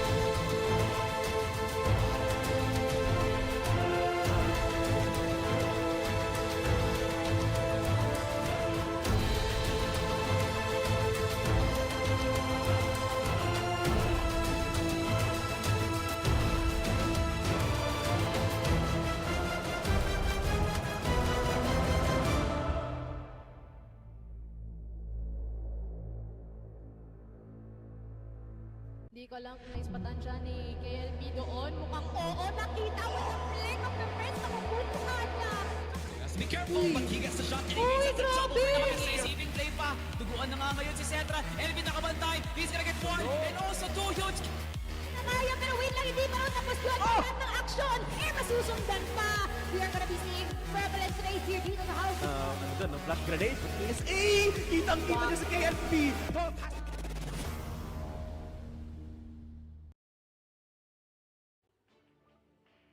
And there we have it. No? Nandito na tayo ngayon sa ating ikalawang mapa. If I recall correctly, it is the map of Yes. Port na pinili ito ng Virtus.pro. Do you think na may bawi dito ang Execration? Ano tingin mo this would be a 2-0 sweep here? I don't think so, Mochi. It's Port.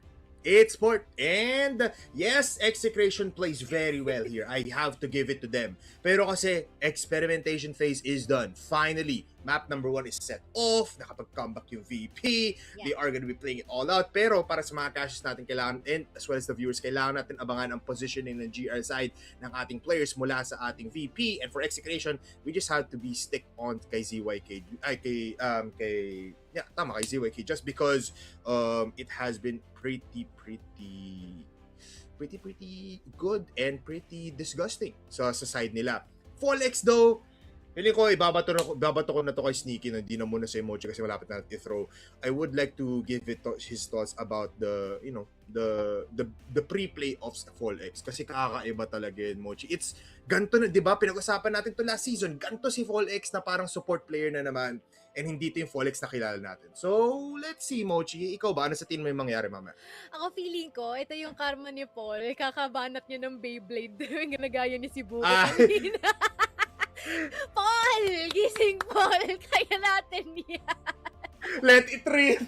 Let it rip, boss! Feeling ko, yun yung nagmakulit kasi si Paul kanina, no? Pero feeling ko naman magkakaroon nga ng bawi dito si Execration. I do definitely think it depends on how they would be able to address their defense and as well as yung spaces na kinikater nila. Kasi there are some moments wherein there is a tendency for them to overextend, which we hope would not be the case dito sa mapa ng Port natin muli. Pero sabi dito ni Yopski or Yopeski Solaba, grabe talagang Virtus.pro. Ibang-iba. Coach 02 from 2-7 to 10-8. Grabe talaga. I agree with that sentiment. Not gonna lie.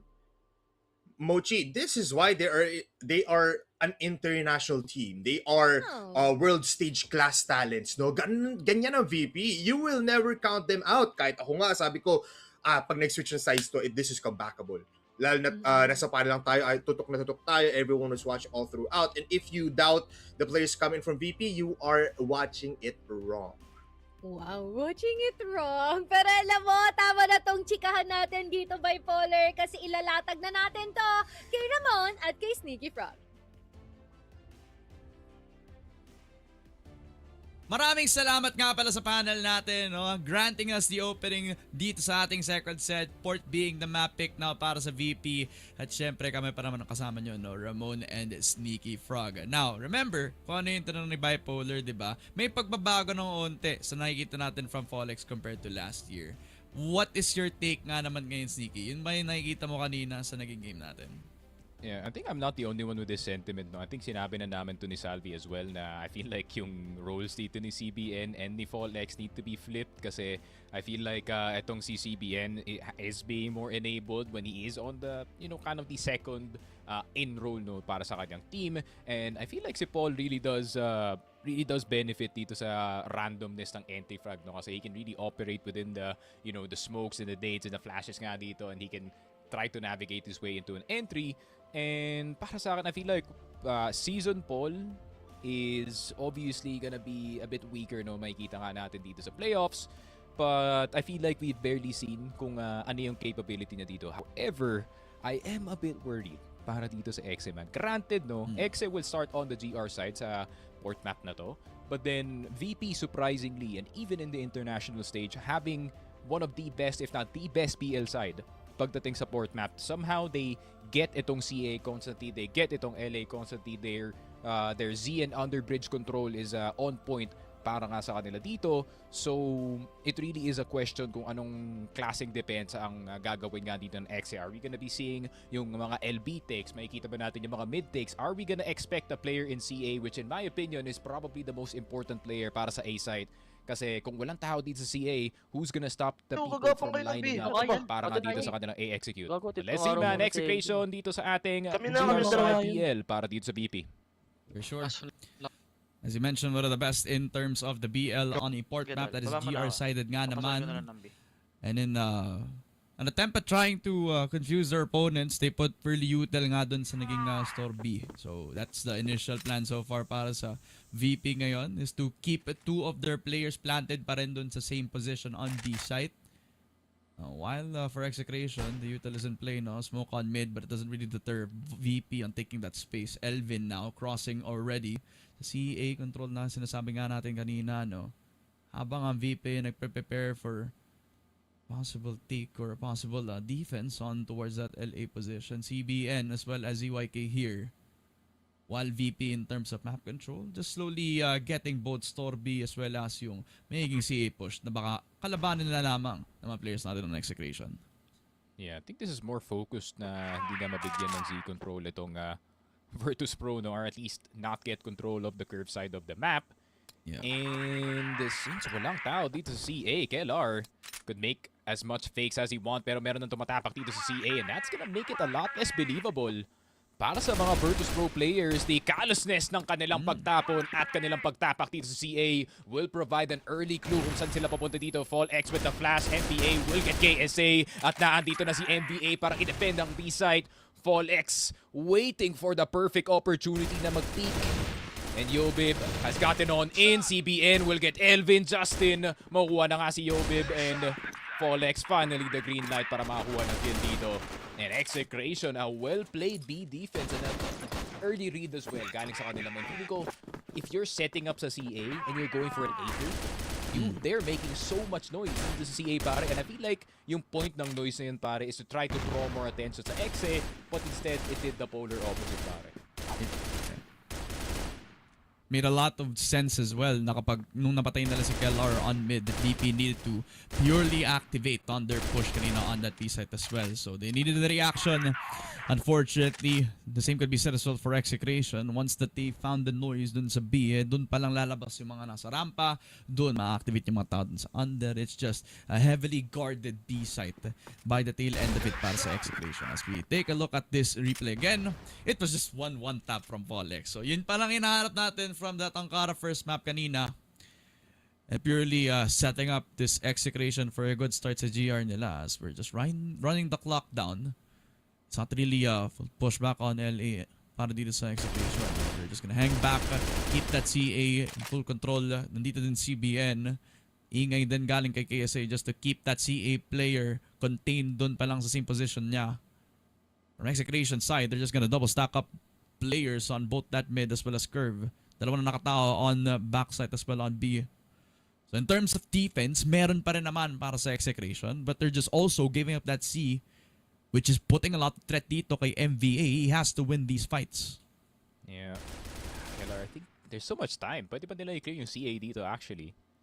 Pero ini-expect nila yung Execration na hindi masyado mag-commit dito sa CA. Elvin still looking for the player pushing dito sa may ladder side natin. Pero Virtus.pro making this mid-take very convincing. Pero saan pa talaga sila papunta? CBN with the peak gets si KLR. And as soon as nawala si Elvin dito sa CA angle, dun pa nga umaksyon dito sa CBN. Very nice timing para sa Exe.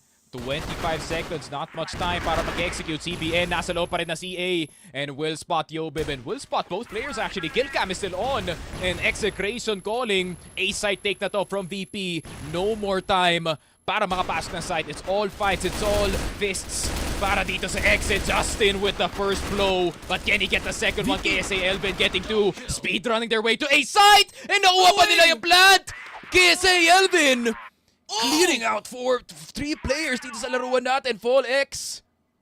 Oh, with the Kobe from all the way from downtown dito sa RS, and si Zetra na lang natitira, but it's the best angle you can hold as the sniper Pero the moment you miss a wall bang, a flurry of bullets will fly towards you. That's a miss. At ayan na ang sinasabi ko. The EBR clearing the wall, clearing the long, and clearing the head of Zetra.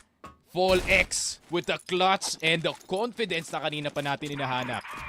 The Fall X that we've been looking for from the very start of this series now shows a little bit more of that Fall X that we have been kind of wishing to come out dito sa laban natin against Virtus.pro.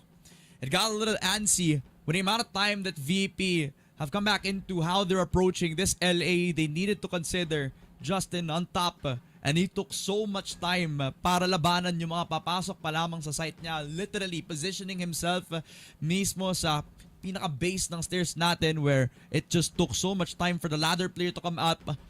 And I mean, the pistol and the movement from Virtus.pro just made sure that yes, they take off that player na tataas pa lamang on stairs, but they just couldn't get the objective as easily as they should have. So Virtus.pro talking a little bit more on their timeout, maybe a little bit of adjustment para kay KSA, maybe positions in the post plan have to be cleaned up, but again, this is kind of what we kind of expected for a matchup just like this. The firepower from Execration is just undeniable. Pagdating dito sa suntukan, pagdating dito sa sites natin. But you kind of can't help but feel that this is kind of something that we expected with Execration starting on GR support map natin. They're gonna do well with how they position themselves, especially on long A executes. But an adjustment period for VP and a little bit of time to talk through their mistakes ngayon is maybe gonna make this closer, and they kind of anticipate sneaky frog. For sure.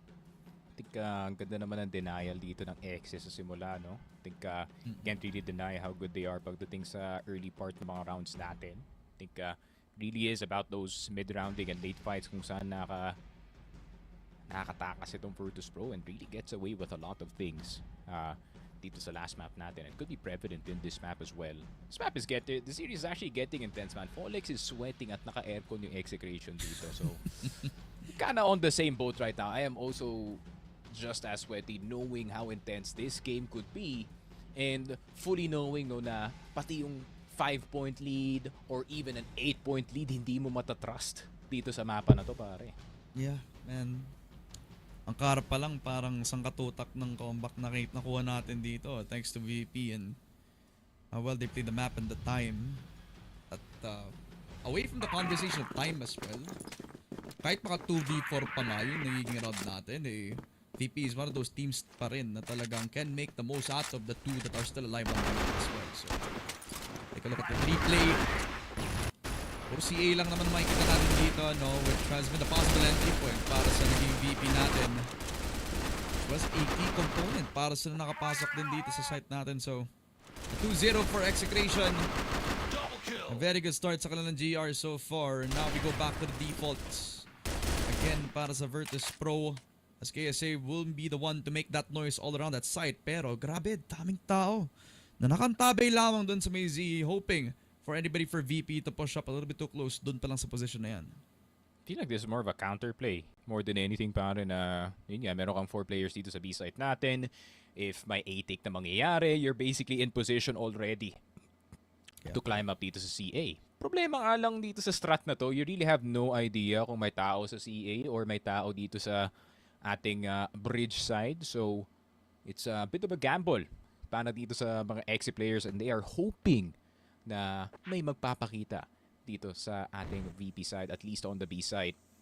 And I think alam naman ng Execration tong default ng VP and unless they really fully commit dito sa A side, man, I really do not know how VP can respond to the push on the backside. CBN spotted dito sa top A. Pero full commit na ba to? Galing dito sa VP. Yes, it is. Pero meron pa may E1 dito sa may midside, and that's a good idea para kay Zetra. CBN will get Kellar, pero KSA napakabilis ang kanyang trade. And ZYK lumikod na lang kaysa sa harap. 4 versus 3. Execration all of a sudden. Posible ang retake para sa kanila dito.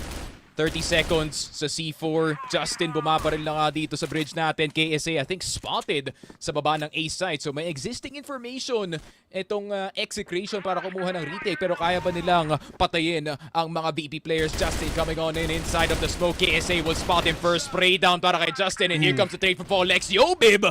Key kill on Fallex. Makes it back dito sa top A. In NBA, can he spot the kid in time? Spray down 4 seconds on the dot. At meron pa siyang sukli na dalawa pare. 3-0 para dito sa Exe. Again, another round where we got a little antsy. We're still off the post plant. We were looking for a reaction on the side of Execration after a good flank from ZYK. Na-set-upan pa nga sila from both the front end and the back end. Sa mga tao na nakalabas lamang dun sa may top 8 position natin. All eyes were on BR where the entry point comes in para dito sa firepower duo ng Execration. And it took a jumping USP yet again to make the difference para makuha nila yung third round dito for Execration's GR. The gamble. While it did not work initially as we thought, no? Parang it worked in a way na nakuha nila yung rotate with all the numbers still in check para sa kanila. So, all eyes back onto Virtus.pro. Parang kanina lang yung nakita natin, no? Multiple rounds para dito sa Execration. But I can't help but feel na kapag nag-swap tayo sa GR, baka safe lang ulit ito. Or baka magiging same lang ulit yung magiging mangyari, no? 1 minute and 30, KSA controlling. Yung CA na naman, possibly playing for those utils, and possibly just take that curve control yet again. Ninja towards the mid side. Pero si CBN, nakita niya na maaga, nandito na dadaan yung mga Virtus.pro players. However, distracted itong si CBN. Meron na palang 4 na nakadaan dito sa long. Yobib with the entry. Pero si ZYK nag-aantay ng setup galing sa kanyang mga kakampi. 3 ang dadaan dito sa exit at sa bridge. Pero merong magagaling sa likod, and that will be Justin. Justin, you have to get the long player. Pero bumalik siya sa mid, Execration, a late plant galing dito sa VP, and Kellar will get the first pick kay ZYK. 3 versus 4. Zetra with a better angle sa top A using the smoke for cover. And Justin, I mean, if you can find a random HE kill or a random headshot dito kay Yobi, pwede pa to. And Elvin will be the receiving end of that headshot. Zetra nakaiwas pa, 18 seconds. Stuck siya dito sa exit, pero stuck pa talaga siya. That's the spray down para kay Justin, and another 1v1 goes in the way ng Execration.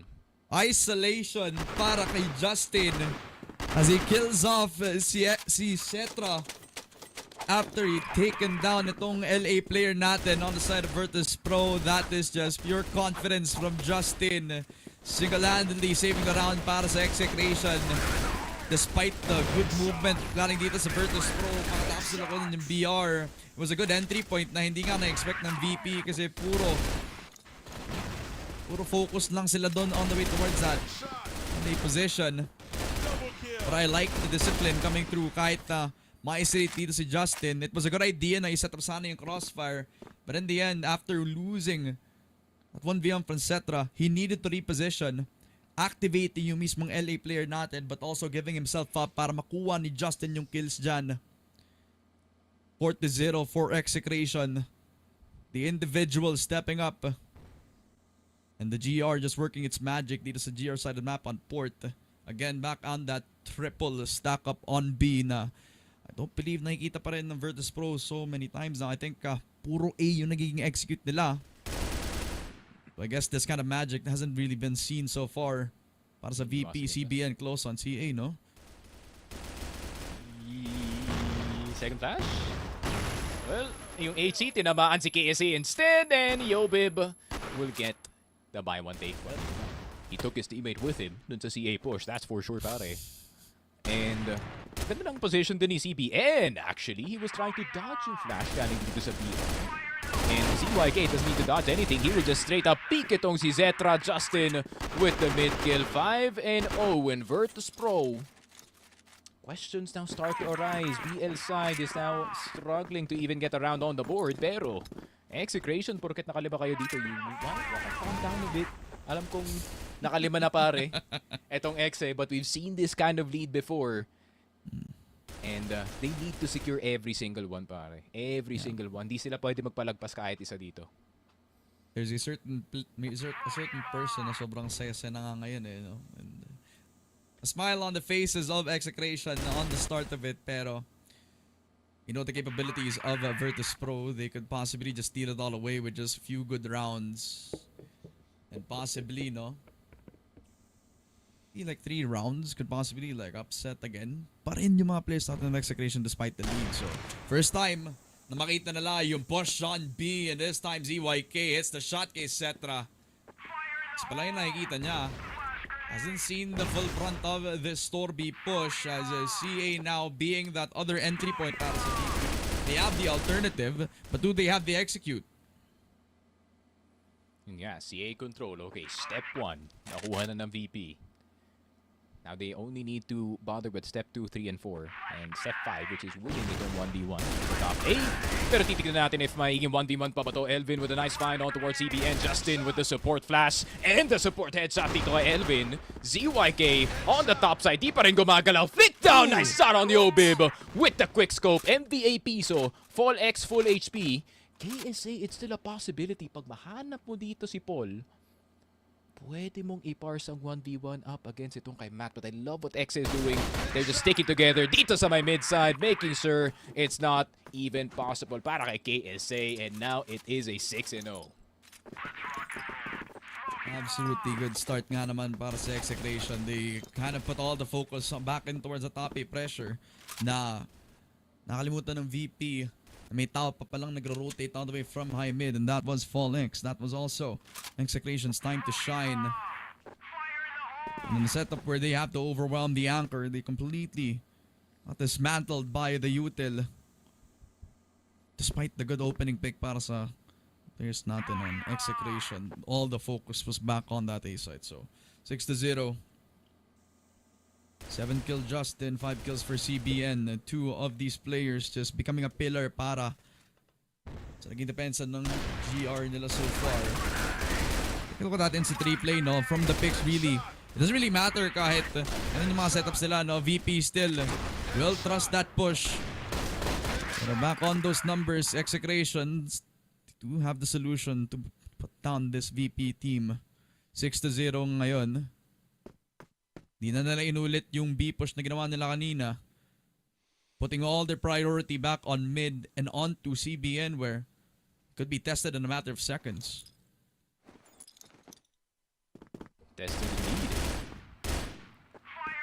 But when is the trigger gonna be pulled? Yan ang tanong nito. Yun ang palaging tanong pagkalaban ng Virtus. Well, turns out now, pare. Ayun nga, CBN will be the first one down. Getting taken out with a headshot, no? Medyo ironic, pero Virtus.pro, still, anong gagawin nila? 1-man lead. This is the situation that they want to be in, pero si Justin, napacheck ng CA, pero wala siya nakita dito. HE's smokes to be thrown in the mid-side. KSA will be checked around the corner, pero si Justin, siya pa nga mamamatay dito. KSA expecting the check, and A-site will be the target para dito sa mga BB players. Elvin nakapasok ng bodega pero papapalabas na dito ni MBA. MBA getting to Yobib has the cross pero hindi nga sa makakadaan. Kellar from the backside of PR will finally take down itong si MBA. M4 in the hands of ZYK.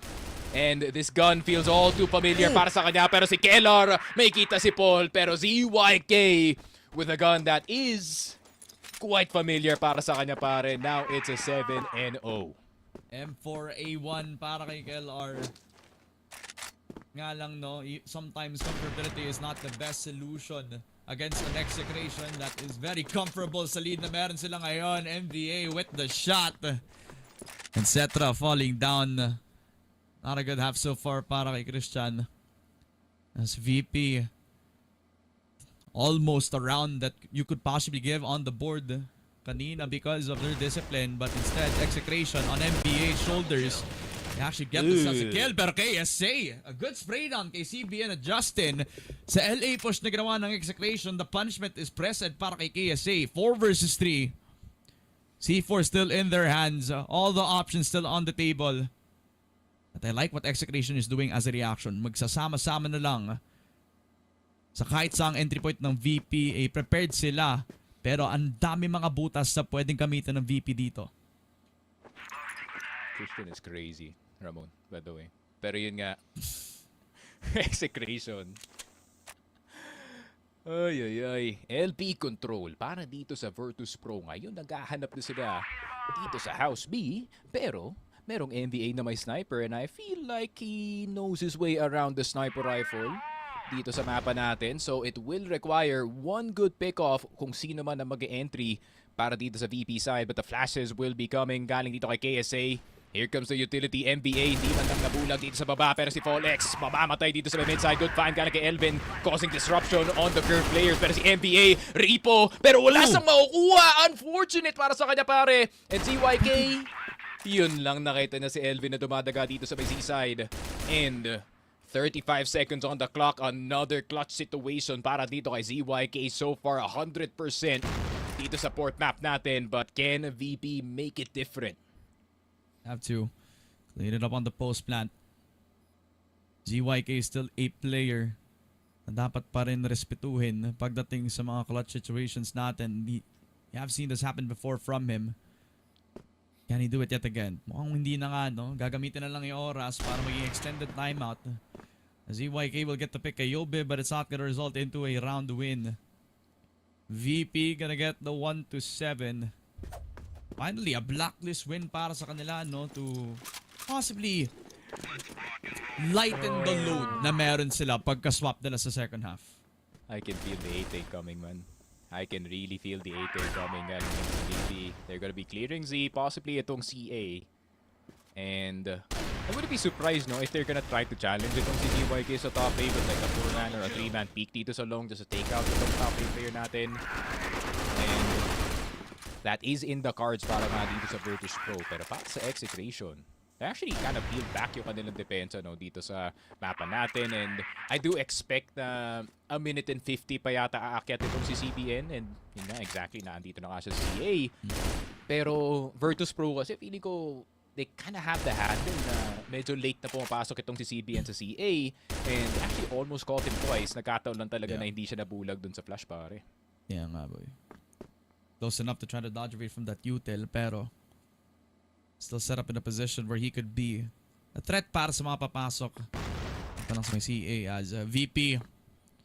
I'm gonna push up onto LA. ZYK spots out KSA. Kel are with the trade. Elvid gets the CA player. CBN down. So a 3v4 now on the cards para sa VP. And the reaction from Justin. Now he's the top A player para sa side ng Execration. But VP know that they have the time. Nakita nila na marami pa silang oras. At pwede pa rin nilang paglaruan yung rotation ng Execration.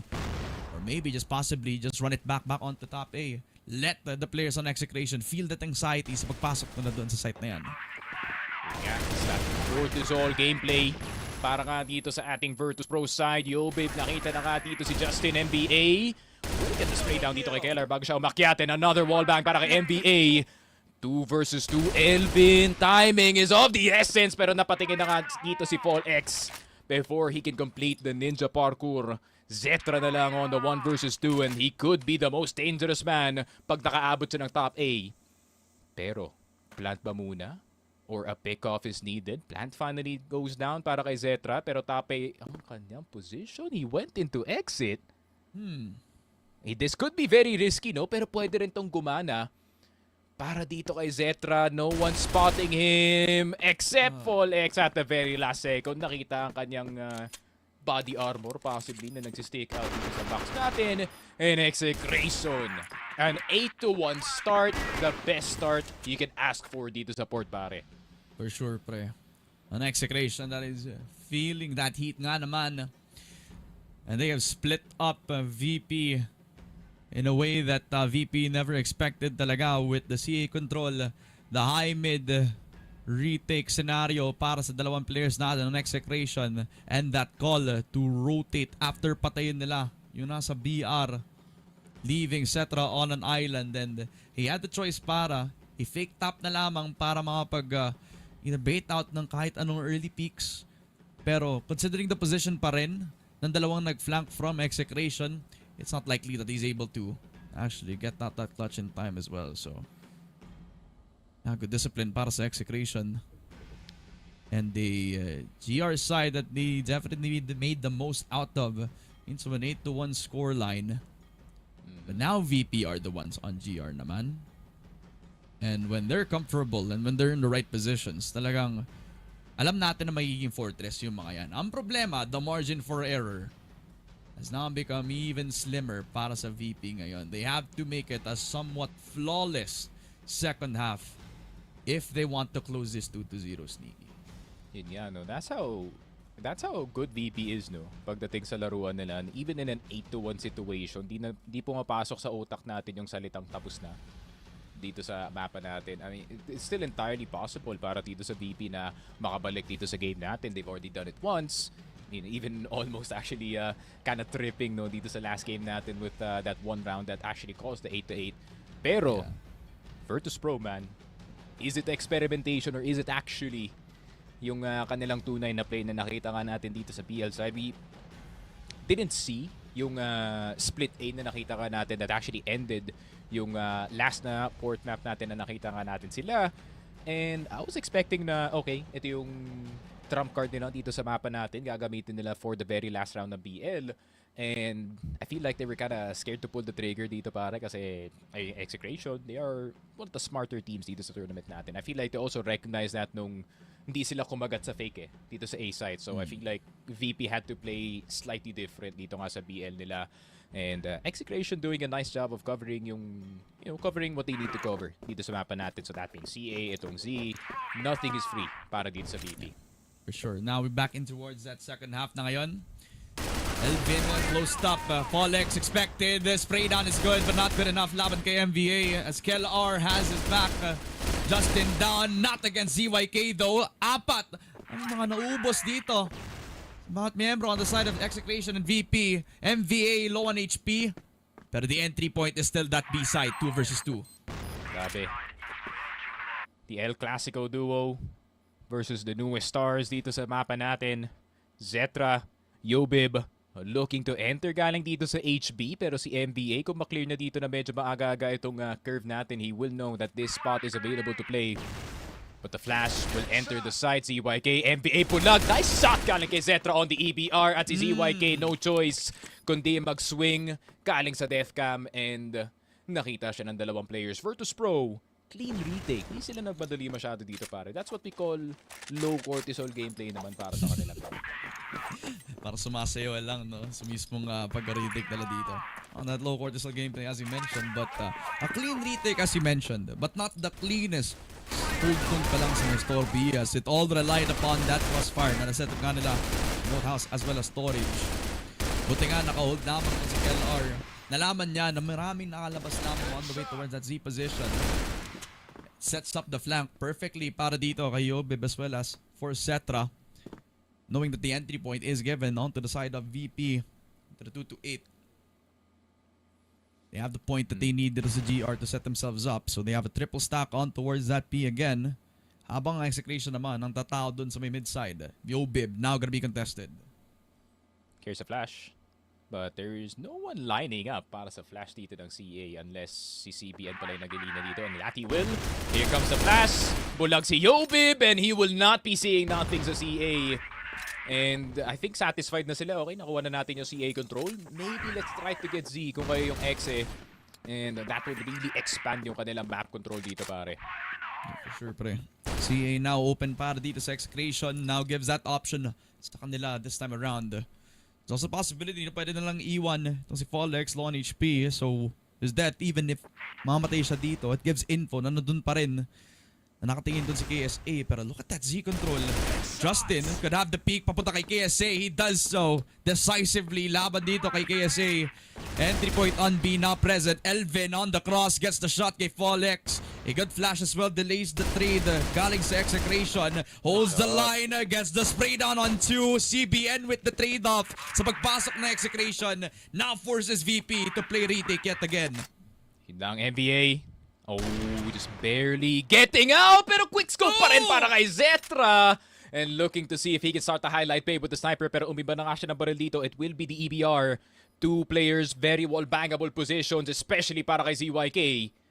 20 seconds left. And ngayon, medyo na iilang na dito yung mga Execration players. May tao pa paparating ng Ferv or wala. Here comes the first pick from ZYK. Wallbang headshot para kay Zetra! What can this kid do, pare? Ano, Sniper God, put him in any weapon, any position. Oh God. And he shows that he is flexible in this regard. Cetra with a 2K. Starting with that flick on the sniper para mapatay, maklear yung house. And then, the flank coming down. Execration, nagulantang. 3-8 para sa VP. That is a superstar player if I've ever seen one. Jesus Christ, man. He can do it with a TRG, HK, EBR, Zetra. Not only aiming for the best sniper in the Philippines, pare. Mukhang pati yung rifles natin ay delikado dito sa rankings natin. And you can kinda see Yobib sweat a bit. He's like, damn. He's really good with the EBR, pare. I think you should stay on the sniper, man. Let me keep my role dito sa team natin. But man, a clutch was needed and a clutch was given. Pero speaking of clutch, can they clutch this B site? KSA, lipat ng 2F, pero alam ng Execration. Nandito nakatambay si KSA sa HP sa mga ibang mga default rounds. And ngayon, hahanapin na nila si KLR. Not a push just yet, but a good start para sa Exe.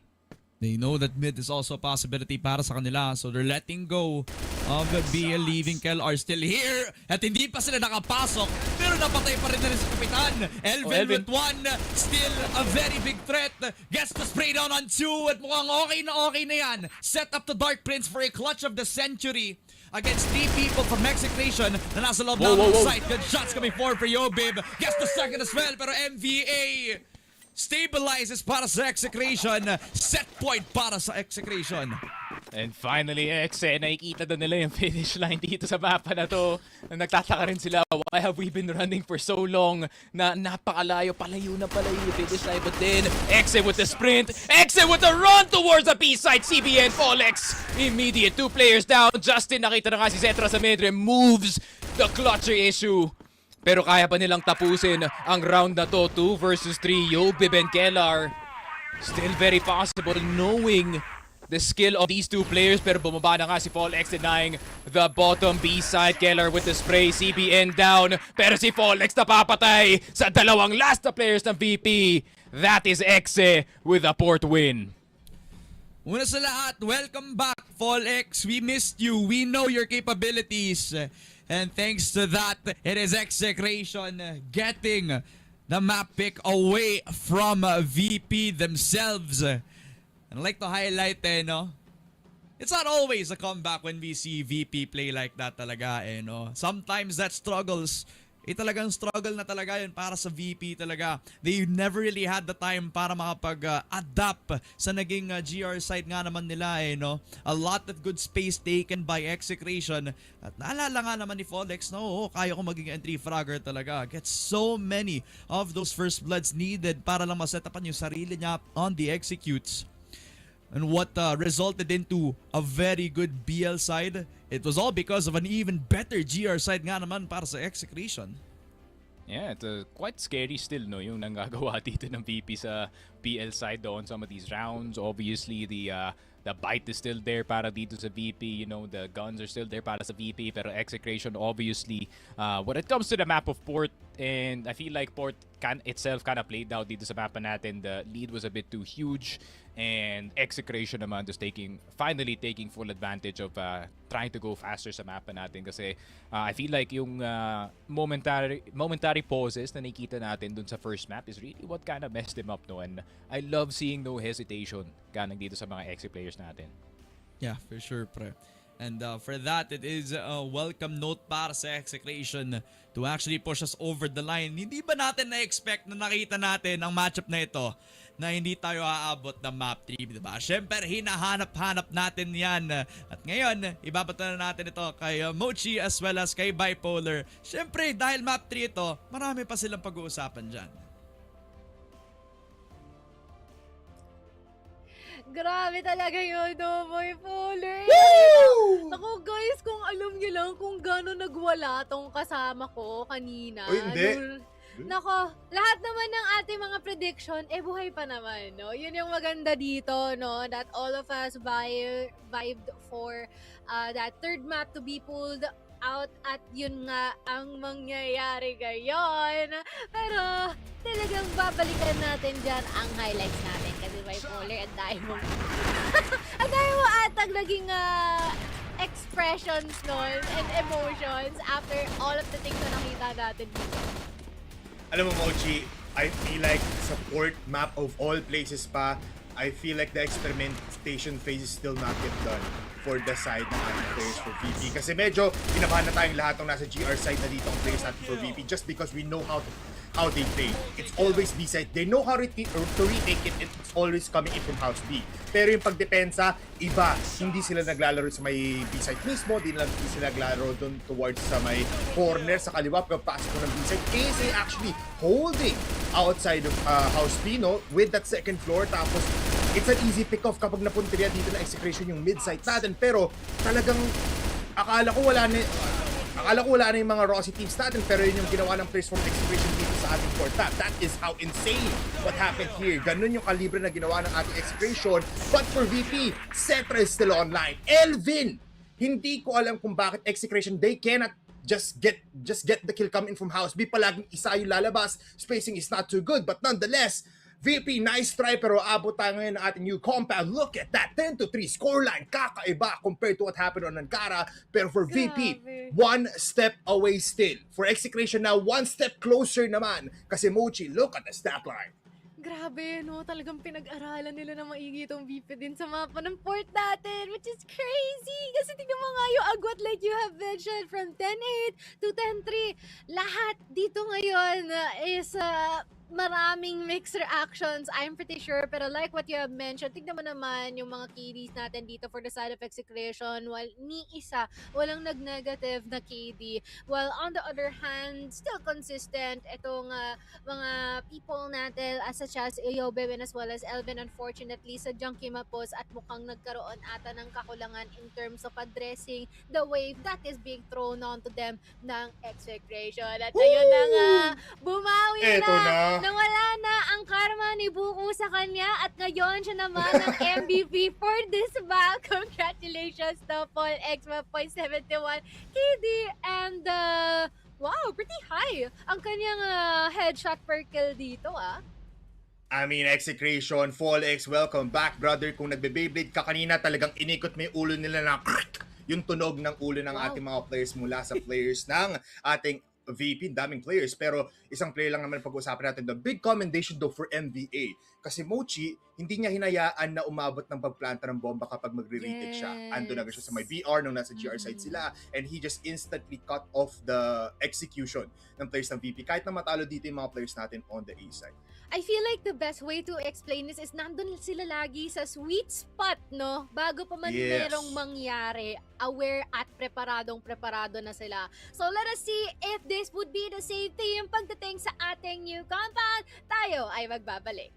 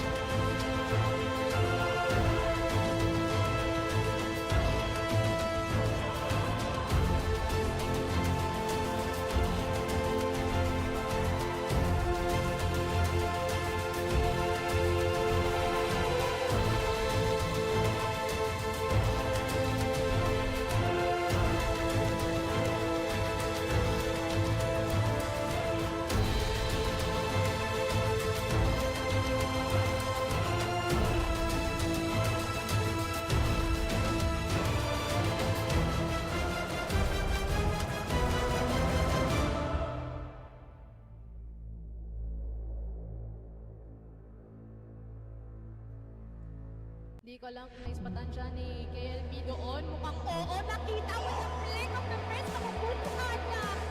Be careful, but he gets the shot. And he gets the trouble. Receiving play pa. Duguan na nga ngayon si Cetra. And pinakabantay. He's gonna get one. And also two huge.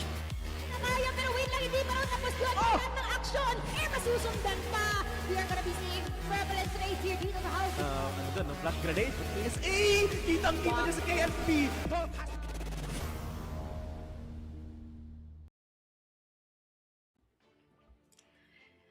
Tayo ay nagbabalik dito no, sa ating serye ng Execration versus Virtus.pro na kung saan, naku po, nagkatalo na. 1-1 na ang ating estado ngayon, Bipolar. I mean, job's not done, job's not finished, and it's time for these two teams to intensify everything that they had from the very first map, no, and just instill it everywhere here sa new compound. What a way to end it as well, no? Sa new compound map tayo magtatapos. True. Kaya I'm really interested what are they cooking here, no? I'm pretty sure na pareho silang merong handa dito, and especially that this is going to be our last set. It is bound to be crazy. It is bound to be close. I am not gonna wonder, no, kung pagka nagkaroon tayo ng overtime, kung anong dahilan doon, kasi it's gonna be quite expected na rin din siguro, no, para dito sa dalawang teams natin. Although, I wonder, no, what happened then sa mapa ng port natin, especially that there were like a lot of things that it appears na unanticipated dito ng VP, no, especially when it came down to just by basing on their stats basically. Yeah, I mean, I don't know, Mochi. Iba na kasi. If we dive in even more sa ating stats, no, they're not playing bad. They're just getting outgunned. And they're just getting out strategized na parang in your face pero slow kind of tempo tapos biglang sabog yung nangyari kanina. This time though, new compound, it's almost kind of the same. Except for hindi siya ganun ka-open compared to port. So, let's see. Zetra is still on fire though. Yobib is still here. Kellar is still there. But for Execration, we need more and we need to keep on going kung gusto nila manalo dito sa ating 2-1. Indeed. Kaya naman, no, inapag na natin ito to our casters who is bound to make everything fiery, Ramon, and as well as Sticky Frog. Tama ka naman, Mochi, no? Fiery indeed kasi sa init ng Execration, pinabalik nila ito to a set number 3 this time around. VP now finding themselves in new compound territory and very familiar territory sa parehong teams na ito.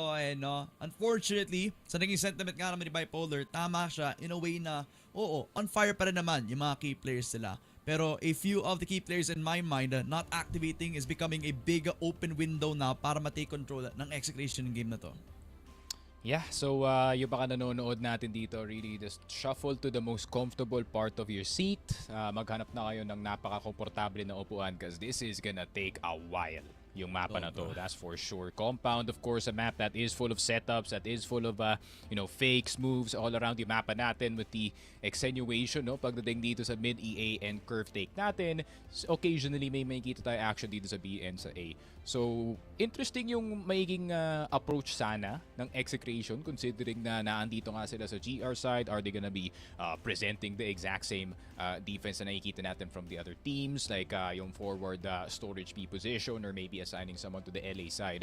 And I think the biggest question as well is paano magper-perform dito si Zetra sa mapa ng new compound. Obviously, new compound, no? Granted, we have had good sniper performances sa mapa na to, but this map isn't as friendly pagdating sa sniper kumpara sa mga ibang maps natin kagaya ng Ankara and kagaya nga dito ng mga ibang mapa like Black Widow, for example. So, it's a challenge para sa mga snipers natin and at the same time for the riflers to step up because that gap is gonna be very prevalent pagdating sa mapa natin. And Execration, they need to display patience dito sa mapa natin kasi Virtus.pro obviously, no, they are gonna be playing that heavy mind games just like what we saw dito sa map 1 and some parts of map 2. They will be faking a lot dito sa mapa na to. They will be trying to draw your attention somewhere else para makatake sila sa kabilang side ng mapa. So, kailangan maging ready itong Exe para basahin kung ano man itatapon ng VP dito sa BL.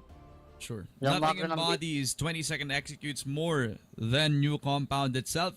And VP being on BL. Baka yun na nga yung makikita natin sa kanila. No? On the side of GR naman, Execration is gonna bank on that middle ground. Habang may pillars control pa rin naman na minamandohan ngayon ni Yobe very solo on that side of the map. VP have that opportunity to take EA very aggressively, but knowing the system of VP, they're not really the type of team na fire starters pa lang agad. They're gonna slowly whittle the life out of you, lalo na in terms of map control. Double pillar setup now. Kasama na agad yung isang player on that lurk itself. This Execration are watching every extremity. The lack of exit is telling me that that entry point is still present for VP, but that's not really the entry point. It's gonna be papunta dun sa curve. Ayun nga, this is the mid-focus na sinasabi ko nga kanina, no? Kung kailangan mo muna kumuha ng mid para makuha ang EA at yung curve. Very important points in the map, pero si Zetra ang unang masaspak dito ni ZYK. Good crouch peek to take the sniper out that forced itong Virtus.pro na mag-back ng onte. And what little mid control na meron sila dito, nawala agad dahil dito kay ZYK. Little bit of adjustment as well para sa loadouts from parang teams natin. Yotib, or Yourboom, excuse me, now on that TRG. Slowly crawling his way back on towards that store B position na ngayon. Right, MVA, Folex pa yan, no? Parang sapat na yun para sa depensa na meron sila ngayon. C4 still dropped in the hands of that mid setup for VP as well. So they're keeping both CBN and the Rifler set up pa rin doon sa may mid setup. As VP now have store B control. Pero 30 seconds na naman ang execute. Mukhang mamaya pa sila papasok dito, men.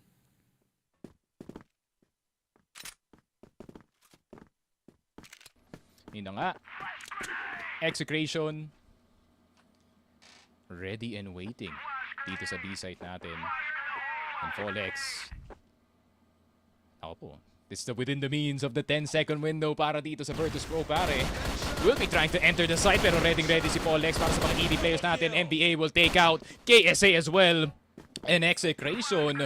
Grant, wala nang time para mag-plant dito ng C4 and I really like that.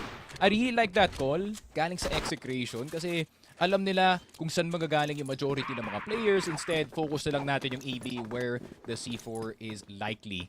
And grabe, smart play, smart defense galing dito sa Exe, not overextending within their means of mid. Instead, lumalaban na lang sila sa mas smarter na angles, pwede natin tawagin. Yun nga, it's almost like adapting to that 20-second execute na ginagawa nga ng VP. No over-rotation needed. As long as they still have that player. VA holding down the space. Keeps that level of defense na hinahanap nga naman ng Execration. Kahit very slow pa nga yung naging approach para dito sa VPS. Now Cetra, dapat slow kanina. Sa loob na siya agad dito ng curve. Very, very good contention para sa kanya. As long as he gets that pick dun sa rotation, then malalock out yung Execution sa rotate nila from both A and B sets. So as you watch that deep play, Alex being the one to hold the line, while you also have that high-low setup with MVA just ensuring that defense. And Execration back on that defense. And ayun, I don't know what happened to the game, pare. Maybe we got a bit too spicy dito sa compound and all of a sudden, it all goes black, pare. And we're gonna be back with the game naman anytime soon. Dito sa laruan natin, we just need to figure out what is happening behind the scenes. So, ayun nga, Execration obviously with a great start dito sa mapa natin, and I mean, what can you say, man? I feel like they already got the motion dito sa simula ng round natin. They're recognizing na they only have to realistically pick one player galing dito sa mid-push ng Virtus.pro, and then they can kind of defend it from the sides. And pili ko magiging susi dito para sa Execration especially is to look for where the bulk of the players are and dun sila mag-focus, pare. Try not to get too distracted dito sa mga lurk na ginagawa ng VP. If you find where nasaan yung tatlo or apat na players and you kind of just target them at that point, pwede pa ito maging mapa ng Execration for sure. Yeah, definitely, pre. I mean, get sa makita kasi really are playing in a way, and I'm talking about yung GR side ng Execration, diba? They're playing in a way that they're not really fighting for that early contention na na-expect natin sa ilang teams on GR side sa new compound. Hindi na kino-contest yung pillars, hindi nila pinupush yung mid. They're holding those angles, oo, pero hindi nila parang binibigay lang agad-agad yung map spaces na na-mention ko nga kanina. So, it's a challenge for VP na sila naman dapat yung kumuha ng space na yon. But it's kind of going against yung parang playstyle na gusto nilang ilaro dito sa new compound map, where if they're gonna play that slow tempo, then para sa depensa nitong mga players natin on Execration, they're just gonna tuck in and turtle up sa lahat ng mga inuhold nila dito, which is a good strategy laban dito sa VP na magto 20 second execute na lang ng paulit-ulit, diba? So siguro yung adjustment na hinahanap ko na lang is to kind of kick that tempo up. Maybe be a bit more aggressive nga naman. Oh, it goes against their vision and mission. But it's a good way to kind of get that first pick para sa kanila and possibly just get that execute going para sa players natin ng VP. Oh yeah, for sure. I feel like VP, yun nga, no, they might want to go back to their old reliable, which is yung nga faking and looking for picks dito sa mapa natin, which I think is yung objective dito ni Zetra, and that's why he is usually the first player in para dito sa VP. Obviously, I do want to preserve the sniper's life as much as possible dito sa mapa na to, pero usapang new compound kasi and mapapaisip ka na lang, okay, the impact na makukuha ni Zetra is in towards mid tower, maybe anchoring itong A retake defense or yung B retake defense. Pero realistically, I feel like they draw a lot more value when they kind of assign him as the entry role para sa kanyang team. And obviously, with Zetra's speed sa kanyang sniping, pare, any shot is definitely possible. Pero may bad tendency kasi itong si Zetra na he really does have a bit of a, hindi ko masasabing patience problem, but he really does clear angle and then move on to the next one. Parang natatake advantage tuloy ni ZYK na, oh, he's not looking at me anymore, let me just get the repeak, and all of a sudden nag-crash down na nga yung kanilang opensa. So siguro a lot more careful para sa mga ibang players natin on the side of VP, pero para kay Zetra, I think he should just do the exact same thing, no? Kasi yun nga, he could also provide a very, very sick opening para nga dito sa mga VP players natin with maybe a pick to C2, maybe may pick dito sa curve. Any pick in new compound dito sa GR side is definitely valuable para sa mga PL players natin. Totoo. That's gonna make a lot more easier para sa kanila kapag nakuha nga yung pick na yun. I want to go back to that conversation you had about yung tendencies nga naman ni Zetra, where he does get a little bit more aggressive nga naman when he does get that first pick, tapos mag-reposition siya agad. It's a little bit more of a broader topic where we kind of can compare yung tendencies na parehong si Zetra as well as itong si ZYK. You don't really see that a lot from ZYK these days. Siguro sa prime years si ZYK back then, nung ginagawa niya siguro yun when he's a little bit younger. But he's more seasoned. He knows how to counter those types of aggressive playstyles sa sniper katulad ni Zetra, who, let's be honest, he's in a system na siya yung pinakabagong salta, kumbaga, as a sniper. And despite him having a very good year from last year with Evo's Arc, he's still very much the newcomer and still very much a new stay pa rin naman dito sa master stage natin. So, yeah, that's the big comparison that you're kind of dealing with up against the best of the best dito sa SEA Masters. But it kind of tells you as well sa kung ano yung kinatatayuan ni Zetra is that he is where he belongs pa rin talaga, despite a few of the shortcomings pa rin. Yeah, and ironically, Execration is actually built like itong old SGJ, pare. Granted, I wouldn't say na MVA is the youngest player within the bunch dito sa CA Masters, pero in players full of potential, I feel like we can kind of lump itong si Justin in, no, and being right behind the leader. Kagaya nga dito ni ZYK, definitely could yield very good results para nga dito sa Execration. Pero the thing is with Execration, man, we keep talking about their potential, pare. It's potential 24/7, but I need to see some kinetic energy, man. Galing sa kanila especially kasi ayun nga, we can kind of glaze them all they want dito sa analyst desk and dito sa caster desk as well, but man, we need to see some results from them especially, and hindi lang rounds ang kailangan nilang kunin. We need to see some definite wins. And a win up against Virtus.pro, malaking boost yan sa kanilang confidence, especially dito sa C Masters. Big boost on their side, but also could be an unfortunate result sa isang VP that we're kind of used to being at the pedestal nga naman, especially on a master stage where they come back here trying to defend their Masters Championship nga naman, no, despite the loss against Team Stallions in the regional finals. Pag master stage talaga, ibang VP talaga, no, being very formidable when it comes to those playoff contentions ka naman. Pero dito sa group stage, nagiging close yung mga games nila, no. You go back to their games up against yung like the likes of QD, also being contested now against an Execration who are showing a few of their flaws. Kahit nung sila yung nag-start on BL, marang ang dami mga butas na na-exploit pa rin ng mga players nila, kahit sa QD, kahit dito sa Execration. Is it because of experience, or is it also because of that experimentation stage nga naman na sinasabi ni Zero2, no? Is it really that, or is Virtus.pro really at the start of just being caught up by the competition, kumbaga? I feel like trying to read Zero2's mind is definitely gonna be quite the hard thing, pare, kasi you really don't know what that man is thinking. And it's beneficial para nga dito sa Virtus.pro, no? Kasi ayun nga, that randomness galing dito kay Zero2 also kind of shows in his coaching. You do see the variety, just like what I said, the variety of pacing para nga dito sa Virtus.pro, na they can go fast, they can go slow, and at the right moments as well.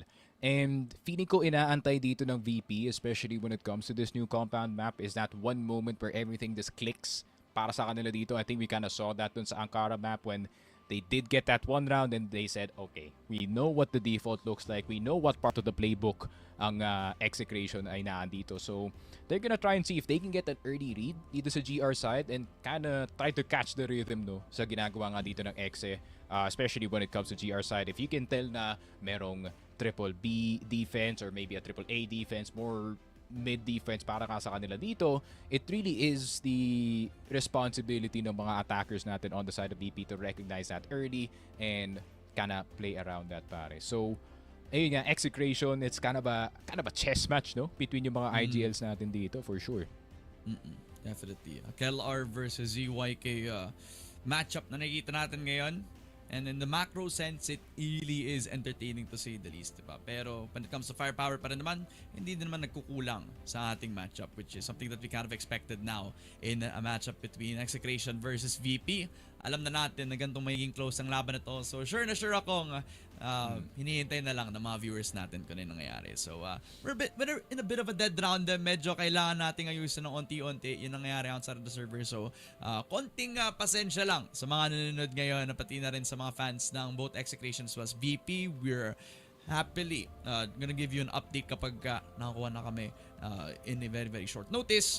At sure na sure akong gusto na din bumalik sa server ng ating mga players dito on the side of both teams. So, siyempre, no, that also brings up new conversations as well. A lot of exciting things sa SCA Masters, no. We have seen yung both Rosea teams natin actually try their best on getting that set win pa rin with not a lot of success so far, diba? And it's not really that close of a conversation so far. So, ano yung masabi mo sa mga Rosea teams natin, Sneaky? How do they shape up in the competition of SCA Masters so far? Honestly, this would be bad to say, no, pero I would say it's kind of expected, knowing na they were kind of far removed galing dito sa prior competition nila, and obviously you're kind of going into the league super rusty, no. So I would feel like there is still plenty of improvement para dito sa mga Rosea teams natin, and I feel like everybody's really underestimating itong team na to. I mean, for good reason, no. Their lack of experience is really what's shooting them in the foot dito sa liga natin, but I feel like their improvement is very quick, na dapat maging worried yung mga teams natin by the time we enter maybe Season 2 or maybe itong regionals natin. Kasi, ayun nga, no, granted, you know, Ridaz and itong veterans, man, it's been quite a crushing first 2 weeks para sa kanila dito. Pero nakikita ko naman na they are attempting stuff that they have seen from the other regions, possibly maybe attempting some counterplays dito sa mapa natin. It's not really as much of a wash that we expected, no. There's actually a bit of a fight para sa mga friends natin for the side of Rosea, and I do look forward, no, dito sa continued improvement nila, and they picked the best region to go up against pa Philippines, where every playstyle, men, mahanap mo dito sa Pilipinas, pare. Yun nga eh. You got a bit of that discipline over at from EMEA. You got a little bit of that aggression coming through sa China, no? And you mix both of that together, you got the Philippines, pare. So parang okay na din to kung naghahanap ka ng region na pagpraktisan, no? Sa PH na nga lang din, or sa buong SCA where you have that opportunity to do so. You're getting all the different flavors every week at mas lalo kang marami matututunan. Possibly, also something that you can bring sa susunod nating split as well, no? Or sa susunod na mga editions natin ng SCA Masters, maybe in the big 2027, we might see some improvements for this region as a whole, no? Maybe not just for Rosea as a whole, no? Maybe other regions around that SCA or APAC scale in time as well. Baka makita natin yung mga brothers natin from Australia as well. Malay mo, Malaysia also gets themselves in the conversation, no? It's exciting times kasi in the year 2026, we were also surprised that this opportunity was present in the first place. Maybe opens up the conversations for more orgs to keep investing in the esport that is CROSSFIRE. It's just evolving every year. We're kind of reaching the pinnacle of it dito sa SCA Masters, pre. Oh, for sure, pare. I feel like there is plenty of CROSSFIRE to play and there's plenty of CROSSFIRE to go around para sa ating mga Rosea teams, pare. So I am looking forward to the international bros joining us at the upper echelon dito ng CROSSFIRE. And yung kulang na lang sa atin, di ba kompleto na tayo as a region? Pero yung kulang sa atin, we need Brazilian type IGLs, man. We need some Fei-Feis, we need some Viana ones dito sa region natin, man. Because everybody wants to be a sniper and an attacker, man. But pansin ko nga dito, no one wants to be an IGL, which is pretty worrying. So shoutout sa mga young IGLs. Yeah, shoutout kay Justin. Not an IGL, but he's definitely commanding yung pag-push ng VP. Gets 1 kay KSA, pero Yobe gonna take him down 1-for-1. Curve now controlled by VP. MVA gonna hold down that entry point papunta dun sa may B site as well. So knowing VP, they're not gonna be continuing yung control nila doon sa may curve. Iwan na lang nila yung isa. And possibly just contest up against the Storm B player that is Folex. Okay, Yobib. Bit of distance dito sa B-side, pero si Folex pwedeng makaharang dito. It's a very nice angle. And actually spotting itong si Elvin. But who is he gonna spot first? Kellar! Yobib almost down, pero di na nakuha yung headshot on the second player. Importante na na-delay ni Paul ang pag-push dito sa B-side. And naandito na nga si NBA. Nasa ilalim dito sa mga servers. And masyadong delikato yata yun, pare. Good smoke nga, nilagay agad ng Execration. So there's no entry point for VP, at least in their heads. Pero the double push-up for Execration to re-clear now onto the mid-side. This is gonna be deadly. Lalo na pag nag-drop nila yung C4. Wait, CBN? Hold on, headshot. Oh, had to make sure, pare, just in case. Baka mag-count sa statistics, man. He's trying to get that HMK up again. Pero si Zetra, hindi na kailangan ng headshot. He just needs a kill. 2 versus 2. All of a sudden, mano-i-mano situation dito sa mapa natin. And MVA, CBN, HKs on both players, M4 and a TRG para dito sa VP. And this is very nice galing sa X. No? Magdidikit na lang silang dalawa. It's at most a trade and a 1v1 if they cannot get both. Pero magbabanggaan yata lahat ng players natin dito sa B-side. CBN, MVA, 2 headshots, 2 headless players na lalabas dito sa CB, and Execration collect another one. That is great decision making from CBN. The re-clear sa mid, patay si Yobib, dropping the C4, and then not committing to the fight itself. Rotate pabalik para dalawa silang magko-control doon sa mid-side as well. That is Execration playing the macro, but Elvin, Cetra putting them down sa micro establishment, getting the 2 kills. Pero Justin re-establishing that control again from Execration, but Cetra pushes in, getting the shot kay ZYK, 3v2, and that's sight wide open. Justin, NBA, last 2 left alive. Another classic Macta duo, pare, the initial attacker duo. One of the greatest teams here. Justin, that greatness will not fade away anytime soon. He still gets the headshot dito kay Kellar. Pero si Zetra gusto magpakitang gilas gamit ang kanyang TRG. Justin, can he do the clutch para sa kanyang team? Justin getting Yobe, pero yung sniper, hindi siya titira. He will just stay inside of Zetra. Deciding masyadong delikado yung head-to-head fight. I will just play around the timer. Justin attempting a defuse. Zetra attempting a peek. Pero wala na siyang options dito sa mapa. Napaka-open ang C4. At walang defuse ang mangyayari. Good cover for Zetra. And it's a 1 and 2. Good post plant as well. Good decision making para kay Zetra at that given time. Fully knowing that the time is still running down para kay Justin. So he did not commit to the peak. He had a really good placement as well, or position para sa kanya. He could wrap around all the way towards 2F para makuha yung kill dito kay Justin, pero instead just committed sa Z-push na ginawa niya kanina. Or not even give the dual 1v1 up against him. So just all the time winded down para dito sa VP.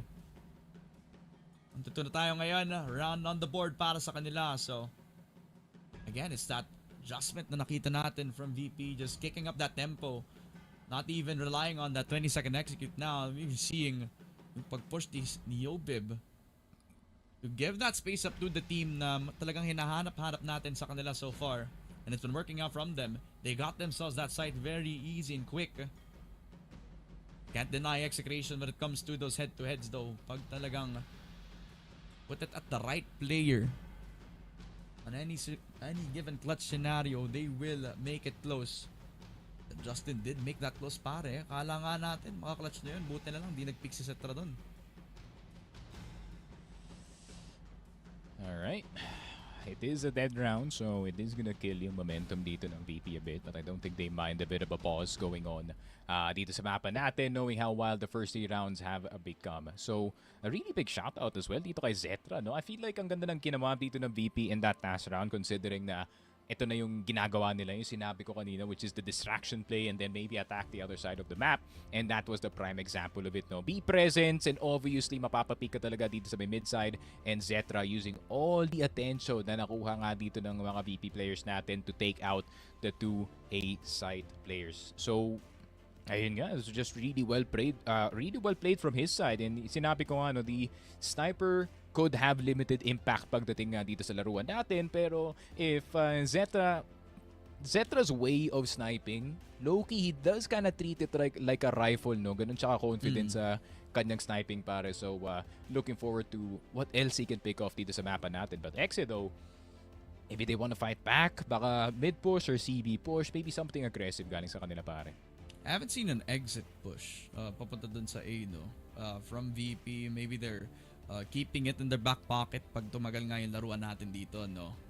And I think that's one of the open holes na pwede nga i-exploit ng VP kasi parang wala nga siya nakatao dun sa may store A because they're fully putting all their eyes set up dun sa mid and less more on that A attention as well. So will VP find that adjustment later on?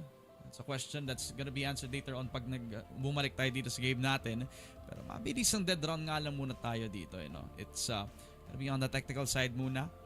Maybe a bit of an issue on either one of these teams dito on the server right now. And we're gonna make sure that we're gonna go back into the game as quickly as possible nga naman, you know. Ayan, daming pag-uusapan na pwedeng ilabas dito ng topics, no? Maybe the possible kind of vibe check sa pareho nating top 2 teams nga naman, no? In the current state for Team Stallions, there is no question that they're still the top 1 team right now. But itabato ko yung tanong sa'yo, no? Is VP in the state that they are in ngayon, do you think they're gonna win in the grand finals up against Team Stallions, pre? Right now, no. Sa playoffs, yes. For sure. Kasi there's 2 different versions kasi ng Virtus.pro, and I think a lot of people don't recognize this na I think the one Masters na naipanalo nila, no, they actually had 1 or 2 losses dito sa kanilang record. So, you know, losses in the group stage really don't dictate what VP can offer. And just like what they said, experimentation for group stage at baka lock in na nga para dito sa playoffs. And we see how scary itong VP is pagdating sa playoffs natin, pare, especially number 5 sa kanilang team, men. Yep, for sure, pare. We cut the conversation short. We go back in towards the game. 1-2 VP EA controlled by them. Dalawa lang nakatao dito. ZYK solo holding that down. Nandito din si CBN. Justin responding in time. He gets the shot. He even gets the second. VP no entry point. Pinalabas sila agad ng Execration. Grabe, really good cover. Galing kay Justin to defend his captain from certain doom. And the sniper stays safe. Elvin nakita na nga dito yung isang player, pero si NBA makakapatay dito kay Zetra. And what is the decision? Napakalayo ng C4 para dito sa Virtus.pro. And NBA and itong si ZYK pumalit na dito sa mga HK natin, men. It's kinda hard to miss with those weapons. Definitely on the right players as well. ZYK has the option to go back towards a TRG, but guess nararamdaman niya yung rifle na ngayon, no? I can't really fault him for that. It's also a good weapon for him to kind of play the trading game with MVA ngayon as Elvin. Rolling up a little bit closer with 1 minute on the clock. Exit. Finally. Plan for him to push on in. The second. ZYK very close. Sa room A pa nga siya. Nakabantay ngayon. Have their backs turned dito sa exit. And they're letting Elvin just play for that space. C4 still very wide open. Elvin with the swing. And MVA is just gonna sit him down. Another round para sa Execration.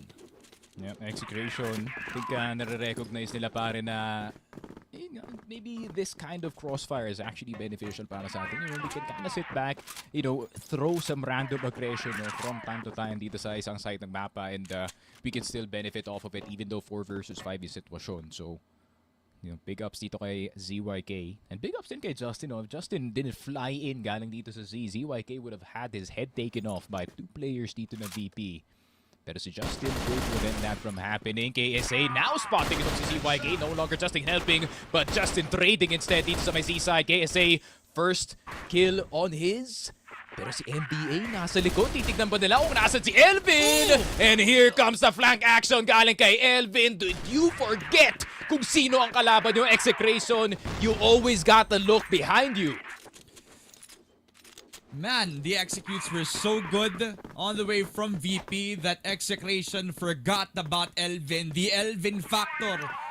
Sa mga late rounds natin, where he finally finds the holes inside the defense of Execration and an open entryway onto B is something that he abuses time and time again. KLR gets the shot kay ZYK. He did not even pull the trigger sa TRG niya dito. Giving another first blood over to VP. This is VP locking in. So naging push nila on that mid side. Grabe, KSA will get CBN. And yun nga, natin yung lakas dito ni Elvin on full display. Just like a certain play rat pare. Really good at ratting and really good at going invisible dito sa mapa natin and just disappearing from the information ng mga exe players. And that's the thing about itong Virtus.pro, no? Granted, may atake na napaparating sa'yo, KSA and Yobib are running at you. Pero kailangan mo parang isipin, man, Elvin is gonna come out of nowhere from any angle dito sa mapa. And that's why he is one of the most annoying players para sa mga pro players natin in Masters. Pero NBA will take care of the KSA problem first. Yun lang. Pero makikita na ba dito si Yobin? Mukhang hindi. The M4 once again making an appearance pare. But the HK dito ni Fallex will get to. Pero di pa tapos ang labanan. Meron na nakapasok na KLR dito sa B-site. Pero ang ganda ng call ng Excel. Let's just take double storage.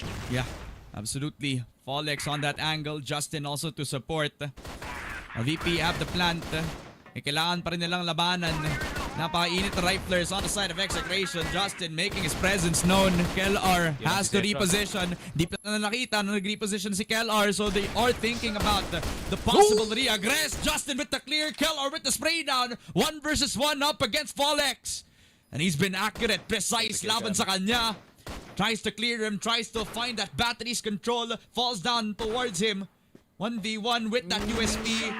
Nalaroan pa lang at inikutan lang ni Michael. VP win the gunfight 3-3 for Virtus.pro. Grabe. And KLR, all too familiar with the dance of death dito sa batteries natin ng compound na pa version 1, 2, or 3 yan. He is just dancing around it. Grabe. And that is what you have to do in the B site. Pro tips. You can kind of run around like a rat dito sa B-min para lang ma-prevent yung C4 na ma-defuse. But you have to be very careful, man. The moment you get caught in the wrong move, pwede ka nga ma-headshot kagaya nga dito ng ating kasama. So, 3-3. Virtus.pro on a roll pagdating dito sa kanilang BL side. And I feel like yung mga overextensions nila from the prior 3 rounds na natalo sila dito, it's them kind of getting info dito sa mga exe players natin. Yeah. That's a punishment that we're looking for. Again, it's becoming very close for VP. Finally sealed it over the line thanks to the IGL himself to saving it para sa team niya. Kaya babalik na lang ang VP sa kung saan di sila pamilyar sa teritoryo na to. No, SDA finally making the presence there. catching the attention of CBN, who's also gonna be re-clearing that angle habang naka-rotate na agad ang VP. Sasamahan si Elvin. Oh, he's not the lurker. Now he's gonna be the one to give that entry point for the team. 1 minute. 2 stacked up. MVA as well as FallX still holding down that line. Will they be able to stay up against VP who are present doon sa store B? Gets the kill. KSA gets that push.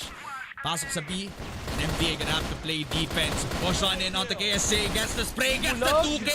Tuloy-tuloy para kay MVA. Pero Cetra hits the 2K. VP showing the right and left Still hook. alive. And MVA still alive and kicking. 1v1. And it's up against Elvin this time. 30 seconds.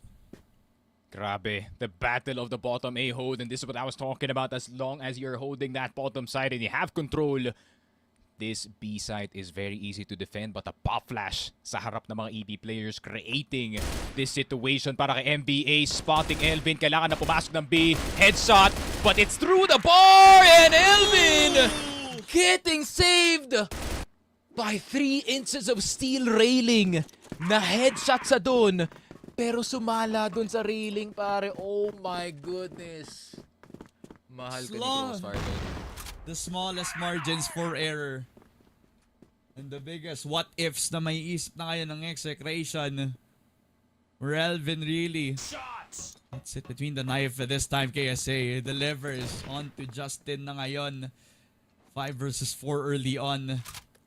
At sa curve pa nga, nag-push ulit ang mga players natin ng Virtus.pro. Nagkaroon na sila ng mode ngayon where they're now looking for those early picks nga naman. They get that, they rotate and still have that decision na pwede na lang ulitin nung pag-push na lang on that pillar spot. And that makes VP so unpredictable talaga, pre. You cannot underestimate kung saan talaga sila manggagaling. I can't believe na nanalo yung VP dito just because there was that 3-inch steel railing na nasa harap na mukha dito ni Elvin. Grabe. Nakita ko yung dink and it hit for 28. I was like, huh? So that's not how the HK works. Pero siguro kung EBR yung hawak dito ni MB, and I don't think it would have made a difference, pare. That's just a isolated incident. But man, that just means VP, they do have luck on their side. Lady luck on their side as well. So Execration, they need to reduce yung variance dito sa mapa natin. Maybe make sure that they have more sure strategies that can definitely take down itong Virtus.pro. A site execute. I think may lurk na magagaling kay Elvin na papunta dito ng B site. Pero si YK sumala sa smoke. Nakita na kasi Cetra. Still, bit of a pause from the side of Virtus.pro. Pwede nilang i-consider itong B site. Mag-isa lang dito si FallX. And FallX is not in the best position para i-defend to. Nandun siya sa pader and he's out in the open. FallX will get taken down. Yo, babe. May kita na nga rin si MBA. Quickscope galing kay ZYK, but it could be a dying attempt. CBN finding Elvin sa may mid-side, and they do confirm na dalawa ang magagaling dito sa EB. Makes it a lot easier para sa Virtus.pro. But can they hit their shots? 30 seconds left dito sa C4 natin. Walang utility ang Execration. It will only be bullets. That will be the cause for concern para dito sa Virtus.pro. And the time ticks down. Really good rotation galing kay CBN para maspatan itong si Yobib. Separate the fights. Make it individual 1v1s. And here comes the push. CBN instant headshot. Spotted agad si Kellar. 2-man push. But Kellar gets the kill. Can he go for another delay once again? Hindi na makaka-defuse itong si CBN and Kellar. The singular second of delay na nagawa na dito sa B-site, making that C4 explode. 5-3 para sa VP. Another round where KLR just becoming a nuisance pagdating sa post plant natin. The 1 second delay before he peeks on towards CBN. That was just the icing on top of the cake. And a round where CBN could have single-handedly stolen it against VP because of the flank na nakuha nga nila kanina in the 2v2. Last second decision making where Execration now adjusts a bit of their GR positions back on towards pillars kung saan nagsimula sila sa mid kanina. VP, they had a lot of eyes set on towards that STA kanina, so walang mamamatay in an instant dito. Anong casualties? Baka sa mid sila mag-aggress, baka curve na naman ang uulitin ng VP dito. Option is definitely there para dito sa VP. Nakakross si Zetra without CBN spotting him, but he finally does. What a play galing dito kay Zetra to get CBN off of C1.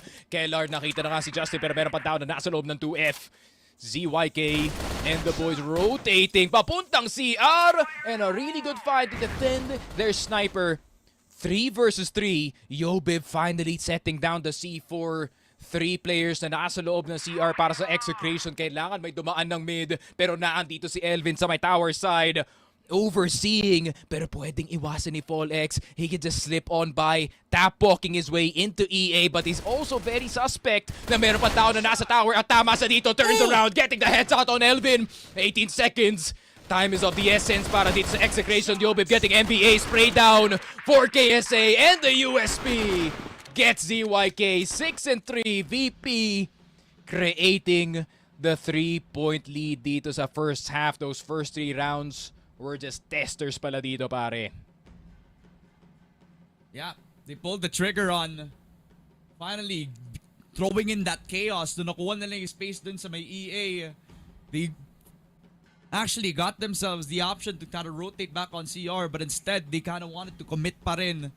And commit they did on towards that A site itself, while may threat pa rin on Elvin, but that was heavily handled by FallX. Rotation niya, they still had to counter that C3 player. That was KSA, who established a bit of a crossfire with the room A player on their post plant itself.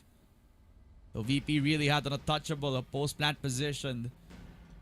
Definitely set themselves up for success dito sa new compound natin. 6-3 is the score sa first half. At ngayon, yung VP naman ang magsisimula on that GR. So, Execration will have that adjustment period pagka-swap ng sides. And I know that if you put Volex on that entry, he will provide that bit of leverage for your team. He will be good for one, but I'm kind of thinking kung lalabas nga ba yung side na yun, kasi no-worry ako sa first set na yun. We didn't see that FallX. Will we see the firepower come out of his eyes kapag nagsimula na sila ngayon on that BL side? KSA has a shotgun. Okay. It's allowed. It's a balanced weapon. Quote-unquote, pare. Why does it have a laser sight? Is that? I don't know. Is it for range? Ito, I need the devs to explain it to me bakit may laser sight ang shotgun, pare. Pero, could be a bit of slug action going on dito sa mapa natin with an auto shotty, pare. Pero, he pulled it out on 3-6 map 3, pre. They need a surprise. They need to catch itong Execration so off guard na matitilt nga sila off the face of the earth pagdating nila dito sa ating BL side. Pero hindi naman dadaan ng B side ng mga players natin. And I feel like shotgun is definitely valid considering you take like CQCs and medium range fights dito sa mapa na to. So, wouldn't be surprised if it finds a kill, and wouldn't be surprised if ZYK finds one as well. TRG fully on 9 para sa kanya today, pero meron pang 4 na kailangan nilang isipin dito. Put themselves on exit, but I think na-read pa rin ng VP that he can still have that B player still on hand. But Justin gets the kill kay etc. And another shot then kay Justin as well. So A-site now is the call. Decisively para sa kanila. They kill 4 of the riflers and they leave the shotgun player KSA all on his lonesome. Yeah, I would want to see... He dropped it. I would want to see... Huwag mo ipakita. That's a secret plan, man. You don't want them finding out about the shotgun in the B side, pare. Pero Execration, good find dito sa may long A. Instant react para sa mga players on towards that mid side. It's just a good old classic A-take na nakikita ka natin sa mapa nito. I'm surprised na itong VP hindi nila ginamit yung room A at all, which is a pretty good spot dito sa A side natin, men. And I think KSA, you should be the one there. But instead, he has an FN shotgun and still holding that STB, pare. So, it's yet to find its success. Pero the threat is still there at hindi pa rin alam niya ng Execration kasi nga binato niya kanina, So, pros and cons. But still, Execration with that round point now sets them up to be a little bit of touch and distance laban sa VP ngayon. So, I have a gut feeling that it's gonna do 72 damage at mababaki agad tong si KSA. Kasi Hindi nyo nga alam ang randomness ng shotgun nga dito sa laro na to. Yun nga, you can either get the sickest spread at lahat napunta sa ulo yung mga pellets, but you could also get not a single pellet to the head. So, hopefully center mass ang ina-aim natin dito kaya boss KSA, but CBN starting to just stay within the storeroom, just making sure na wala nga papunta dito sa ating B pillar. Ang problema nga lang, I don't think KSA minds na wala siyang control ng pillar, but he has the shotgun. Let's see if it works para dito sa B site. 5 players in front of you. Don't die to Paul, man. Do not die to Paul. I can see you slipping between the gaps, pare. But I think he's trying to bait them in. Swinging left, right, and center, pare. KSA. Can he get it? Can he get the shotgun kill that he wants? He goes left side dito. And hindi nga niya makukuha. Instant headshot from Folex. But can the B players stop this push from happening? Zetra nakita na si Paul. Zetra nakita na si Aljon. Justin nakapatay ng isa dito kay Yobib. 3 versus 3 retake and a perfect move galing kay Kellar na mag-flank na agad bago pa makababa ang C4, bago pa makaset ang paa dito ng Execration. And here comes Kellar with the flank. CBN down. NBA tagged up and meron pang information kung nasan sa dito sa loob ng site. But where is the EB player in this entire fight? I think inaantay nilang mawala yung smoke dito sa EB. Here comes the flash for NBA and a one-tap! Galing kay Kellar and NBA will get taken down. The captain goes killing again. They had 2 surprises in that round. The shotgun inside store that did not get any sort of value. Pero yung flank all the way from Kellar was just picture perfect in terms of timing and in terms of the value para sa Virtus.pro. 7-4 na nga naman para sa El Capitan ng Virtus.pro. Much needed dahil nga naman sa naging execute para sa Execration. They finally got in towards the B site because of the execute onto store B. At nawalan ng B side, naging shotgun play ni KSA, but it did not matter dahil nga naman sa naging positions on the post plant where he was wide open onto the peak. So there was threat coming through on RS, pero the threat was coming from the back lines, man. KLR, ang shining factor pa siya doon sa naging flank all the way from downtown, is now with this Execration back on towards that mid side. KLR now not gonna be flanking anymore. He's gonna be on the front lines doon pa lamang sa may mid and possibly contesting up against an Execration who might actually run it back and maybe play around yung store B natin this time around. Hindi na nag-iisa si KSA dito. Now he has assistance from Yobid this time. Zetra though, trained eye in towards yung mid-side natin. No one's gonna cross that anytime soon para dito sa Exe. But Exe, they've gotten this B-side or an attempt at it. Honestly, KSA, you can run back yung shotgun, pare. Hindi mo naman nabaril dito sa last na skirmish mo, pero naka-HK na siya dito. Let's see what the difference will be. KSA making his presence known, and that could be a mistake. Pero si Polex pa mahuhulog. KSA gets 2. Almost getting the turnaround dito kay Justin. CBN tagged up to low HP, and what I assume was just a check dito sa storage B. Nawalan pa nga sila ng 2 players, pare. Yeah, man. Unfortunate para dito sa Execration. Did a little bit too much. Sa pag-clear nga naman papunta doon sa may store. Still have the option of trying to commit back on towards that B site, but they haven't cleared itong si Yobib. And they don't have the wraparound sa curve para mapatay siya on the wide angle. So it's all gonna be coming down towards this push dito sa entrance. Yobib now knows na papasok dito ang Execration. Justin with a good cover, and Yobib gonna show himself. Easy 2K para kay Yobib. At si ZYK magda-drop shot na lang. USP out para sa kanya. 3 seconds, no time to plant for the objective. It's VP winning it out on pure technicality. Grabe. And you can see how slow CBN tried to turn dito sa player na nasa likod niya, pare. That is the unfortunate reality para sa mga low sense players natin in this game. Man looked like a statue for a second, pero ayun nga, hindi mapatay dito si Kellar dito sa ating site. But at the same time, I think Virtus.pro instant reaction sa pagsala nga dito ng Exe dito kay KSA. But I feel like KSA has already done his job. He kind of forced the hand dito ng Exe dito sa B site. And I Ayun nga, VP just going for the full read instead. And si Kellar, may kita na nga si ZYK na kanina pang kumukulit sa CB. So he finally goes for the wallbang, pare. It's a little bit of damage done onto ZYK, so that forces out the 34v5. Instant smoke as a reaction. And DT gonna have you don't have the crossfire, so walang trade galing dito sa mga players pagpatay kay KLR. Cetra with the shot, gets the elevated angle, gets the second kay Justin, at sa pagkapasok niya, CBN goes down.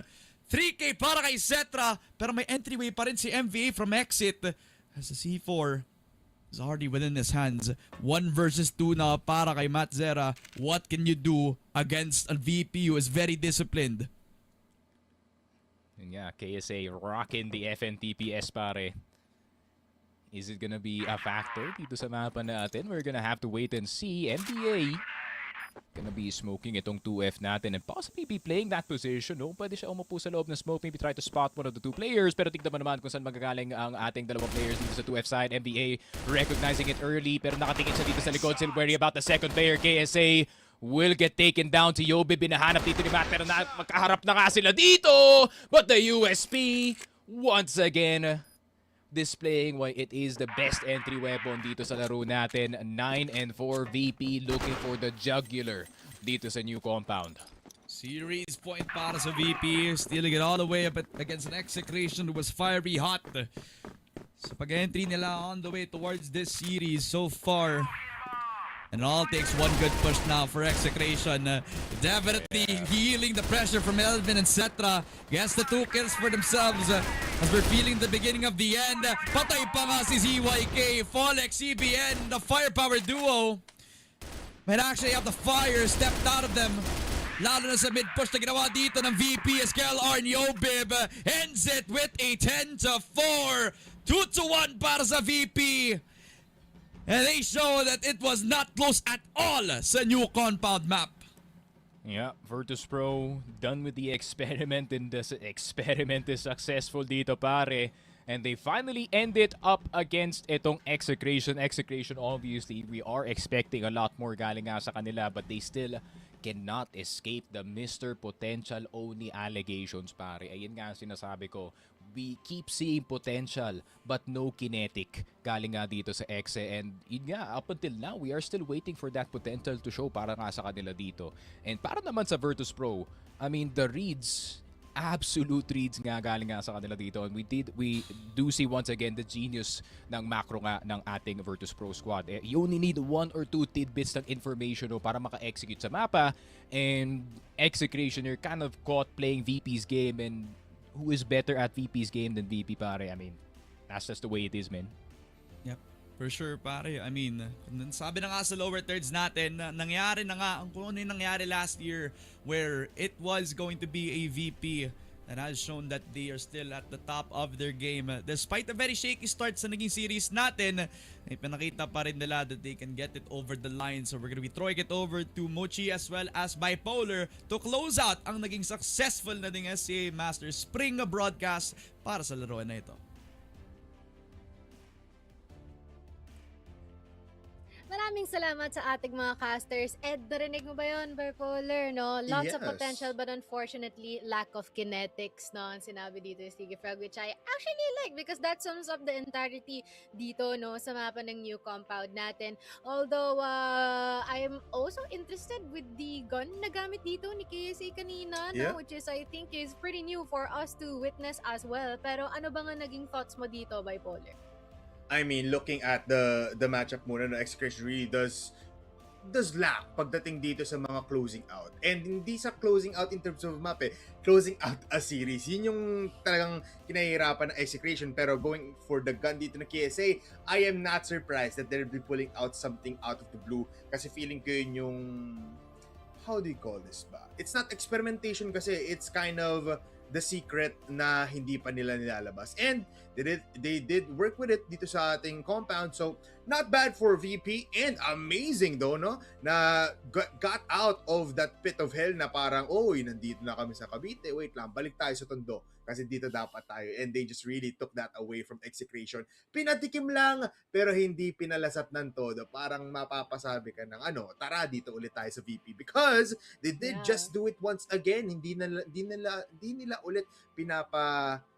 hindi na nila papalamangin pa dito yung Execration. Despite their roster changes, VP still wins after a very glorious 2-1 win. And what I also find really interesting is they always find a way in order na laging mapadayo tayo papunta sa ating decider map, no, here for VP. Kasi if you guys may recall, no, in terms of the games na nalaro dito ni Virtus.pro, laging 2-1. Parang pinaparanas nila lagi yung kanilang mga katapat ng pagkapanalo, pero after that one, they snatch that hope back away, no, fitting for the villains that they are. Pero ito nga ang ating statistics dito, no, wherein we can definitely see na here for Justin and MVA, grabe din yung performance nila dito. Naka-double digit din ang ating headshot per kada kill dito. Pero ayun nga lang, kinapos tayo sa parteng yun, and instead nagdomina ang majority ng mga member natin dito na pinangunahan na of course ni Yobeb, ni Cetra, and as well as ni KLR pa din dito for the side of Virtus.pro. Yeah, you know what? Looking at Execration muna, no, parang Folex is that man na will give you one map of glory tapos babalik ulit siya sa Folex na kilala natin pagdating dito before playoffs. Kasi 7-13, nako po, parang birthday ko lang. Hindi siya ganun kaganda. Compared, happy birthday, thank you. Hindi pa July. Ay, di pa ba? Sorry. I mean, I'm so happy that Justin is 16 and 12, but looking at the other part of the scoreboard, no, you have Cetra and Yobib still doing whatever they can to just provide for VP, and why not? Let's end it off with Yobib. The Dark Prince is back, and he has given a bite towards the side of Execration. 1.56 KD, my oh my, I mean, it's not that much, pero in terms of impact, talagang yon ang ipinamalas dito, no, ni Yobib. And I don't think nababalikan natin ilan sa mga highlights din dito ng ating mga players maya-maya. Wala, sobrang enthusiastic ng pagkaka-oya mo, no, nung pinoint out ko yun. Pero kung late na kayo to the party, no, we're not that, okay lang yan. Pero ito ang ating stats so far, no, wherein talagang yan nga, no, for Ankara, VP, for Port, it's Exec, grabe yung ating pagkalayo niya, no, yung difference natin dito for our rounds, it's 10-3. Pero dito pa rin sa new compound, binalikan naman ni Virtus.pro getting that 10-4 na stats. So, sino naman kaya ang ating match MVP? It is no other than the one and only Yobib. Siya pa rin talaga, no, in terms of consistency, in terms of performance, in terms of being able to move mountains dito para sa ating team, siya pa din. Grabe ka na, Leo Parado, Bito Jr. Bang! Yobib is in the house once again.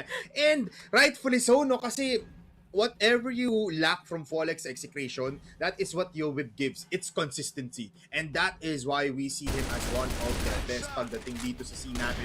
Just look at that. Sheer aim and potential, at hindi lang siya rifler, Mochi.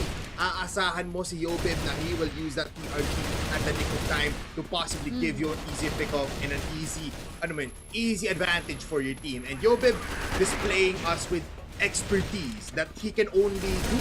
Yan kaya gawin ibang players. So, Yobib once again MVP for the whole match. It's amazing to see.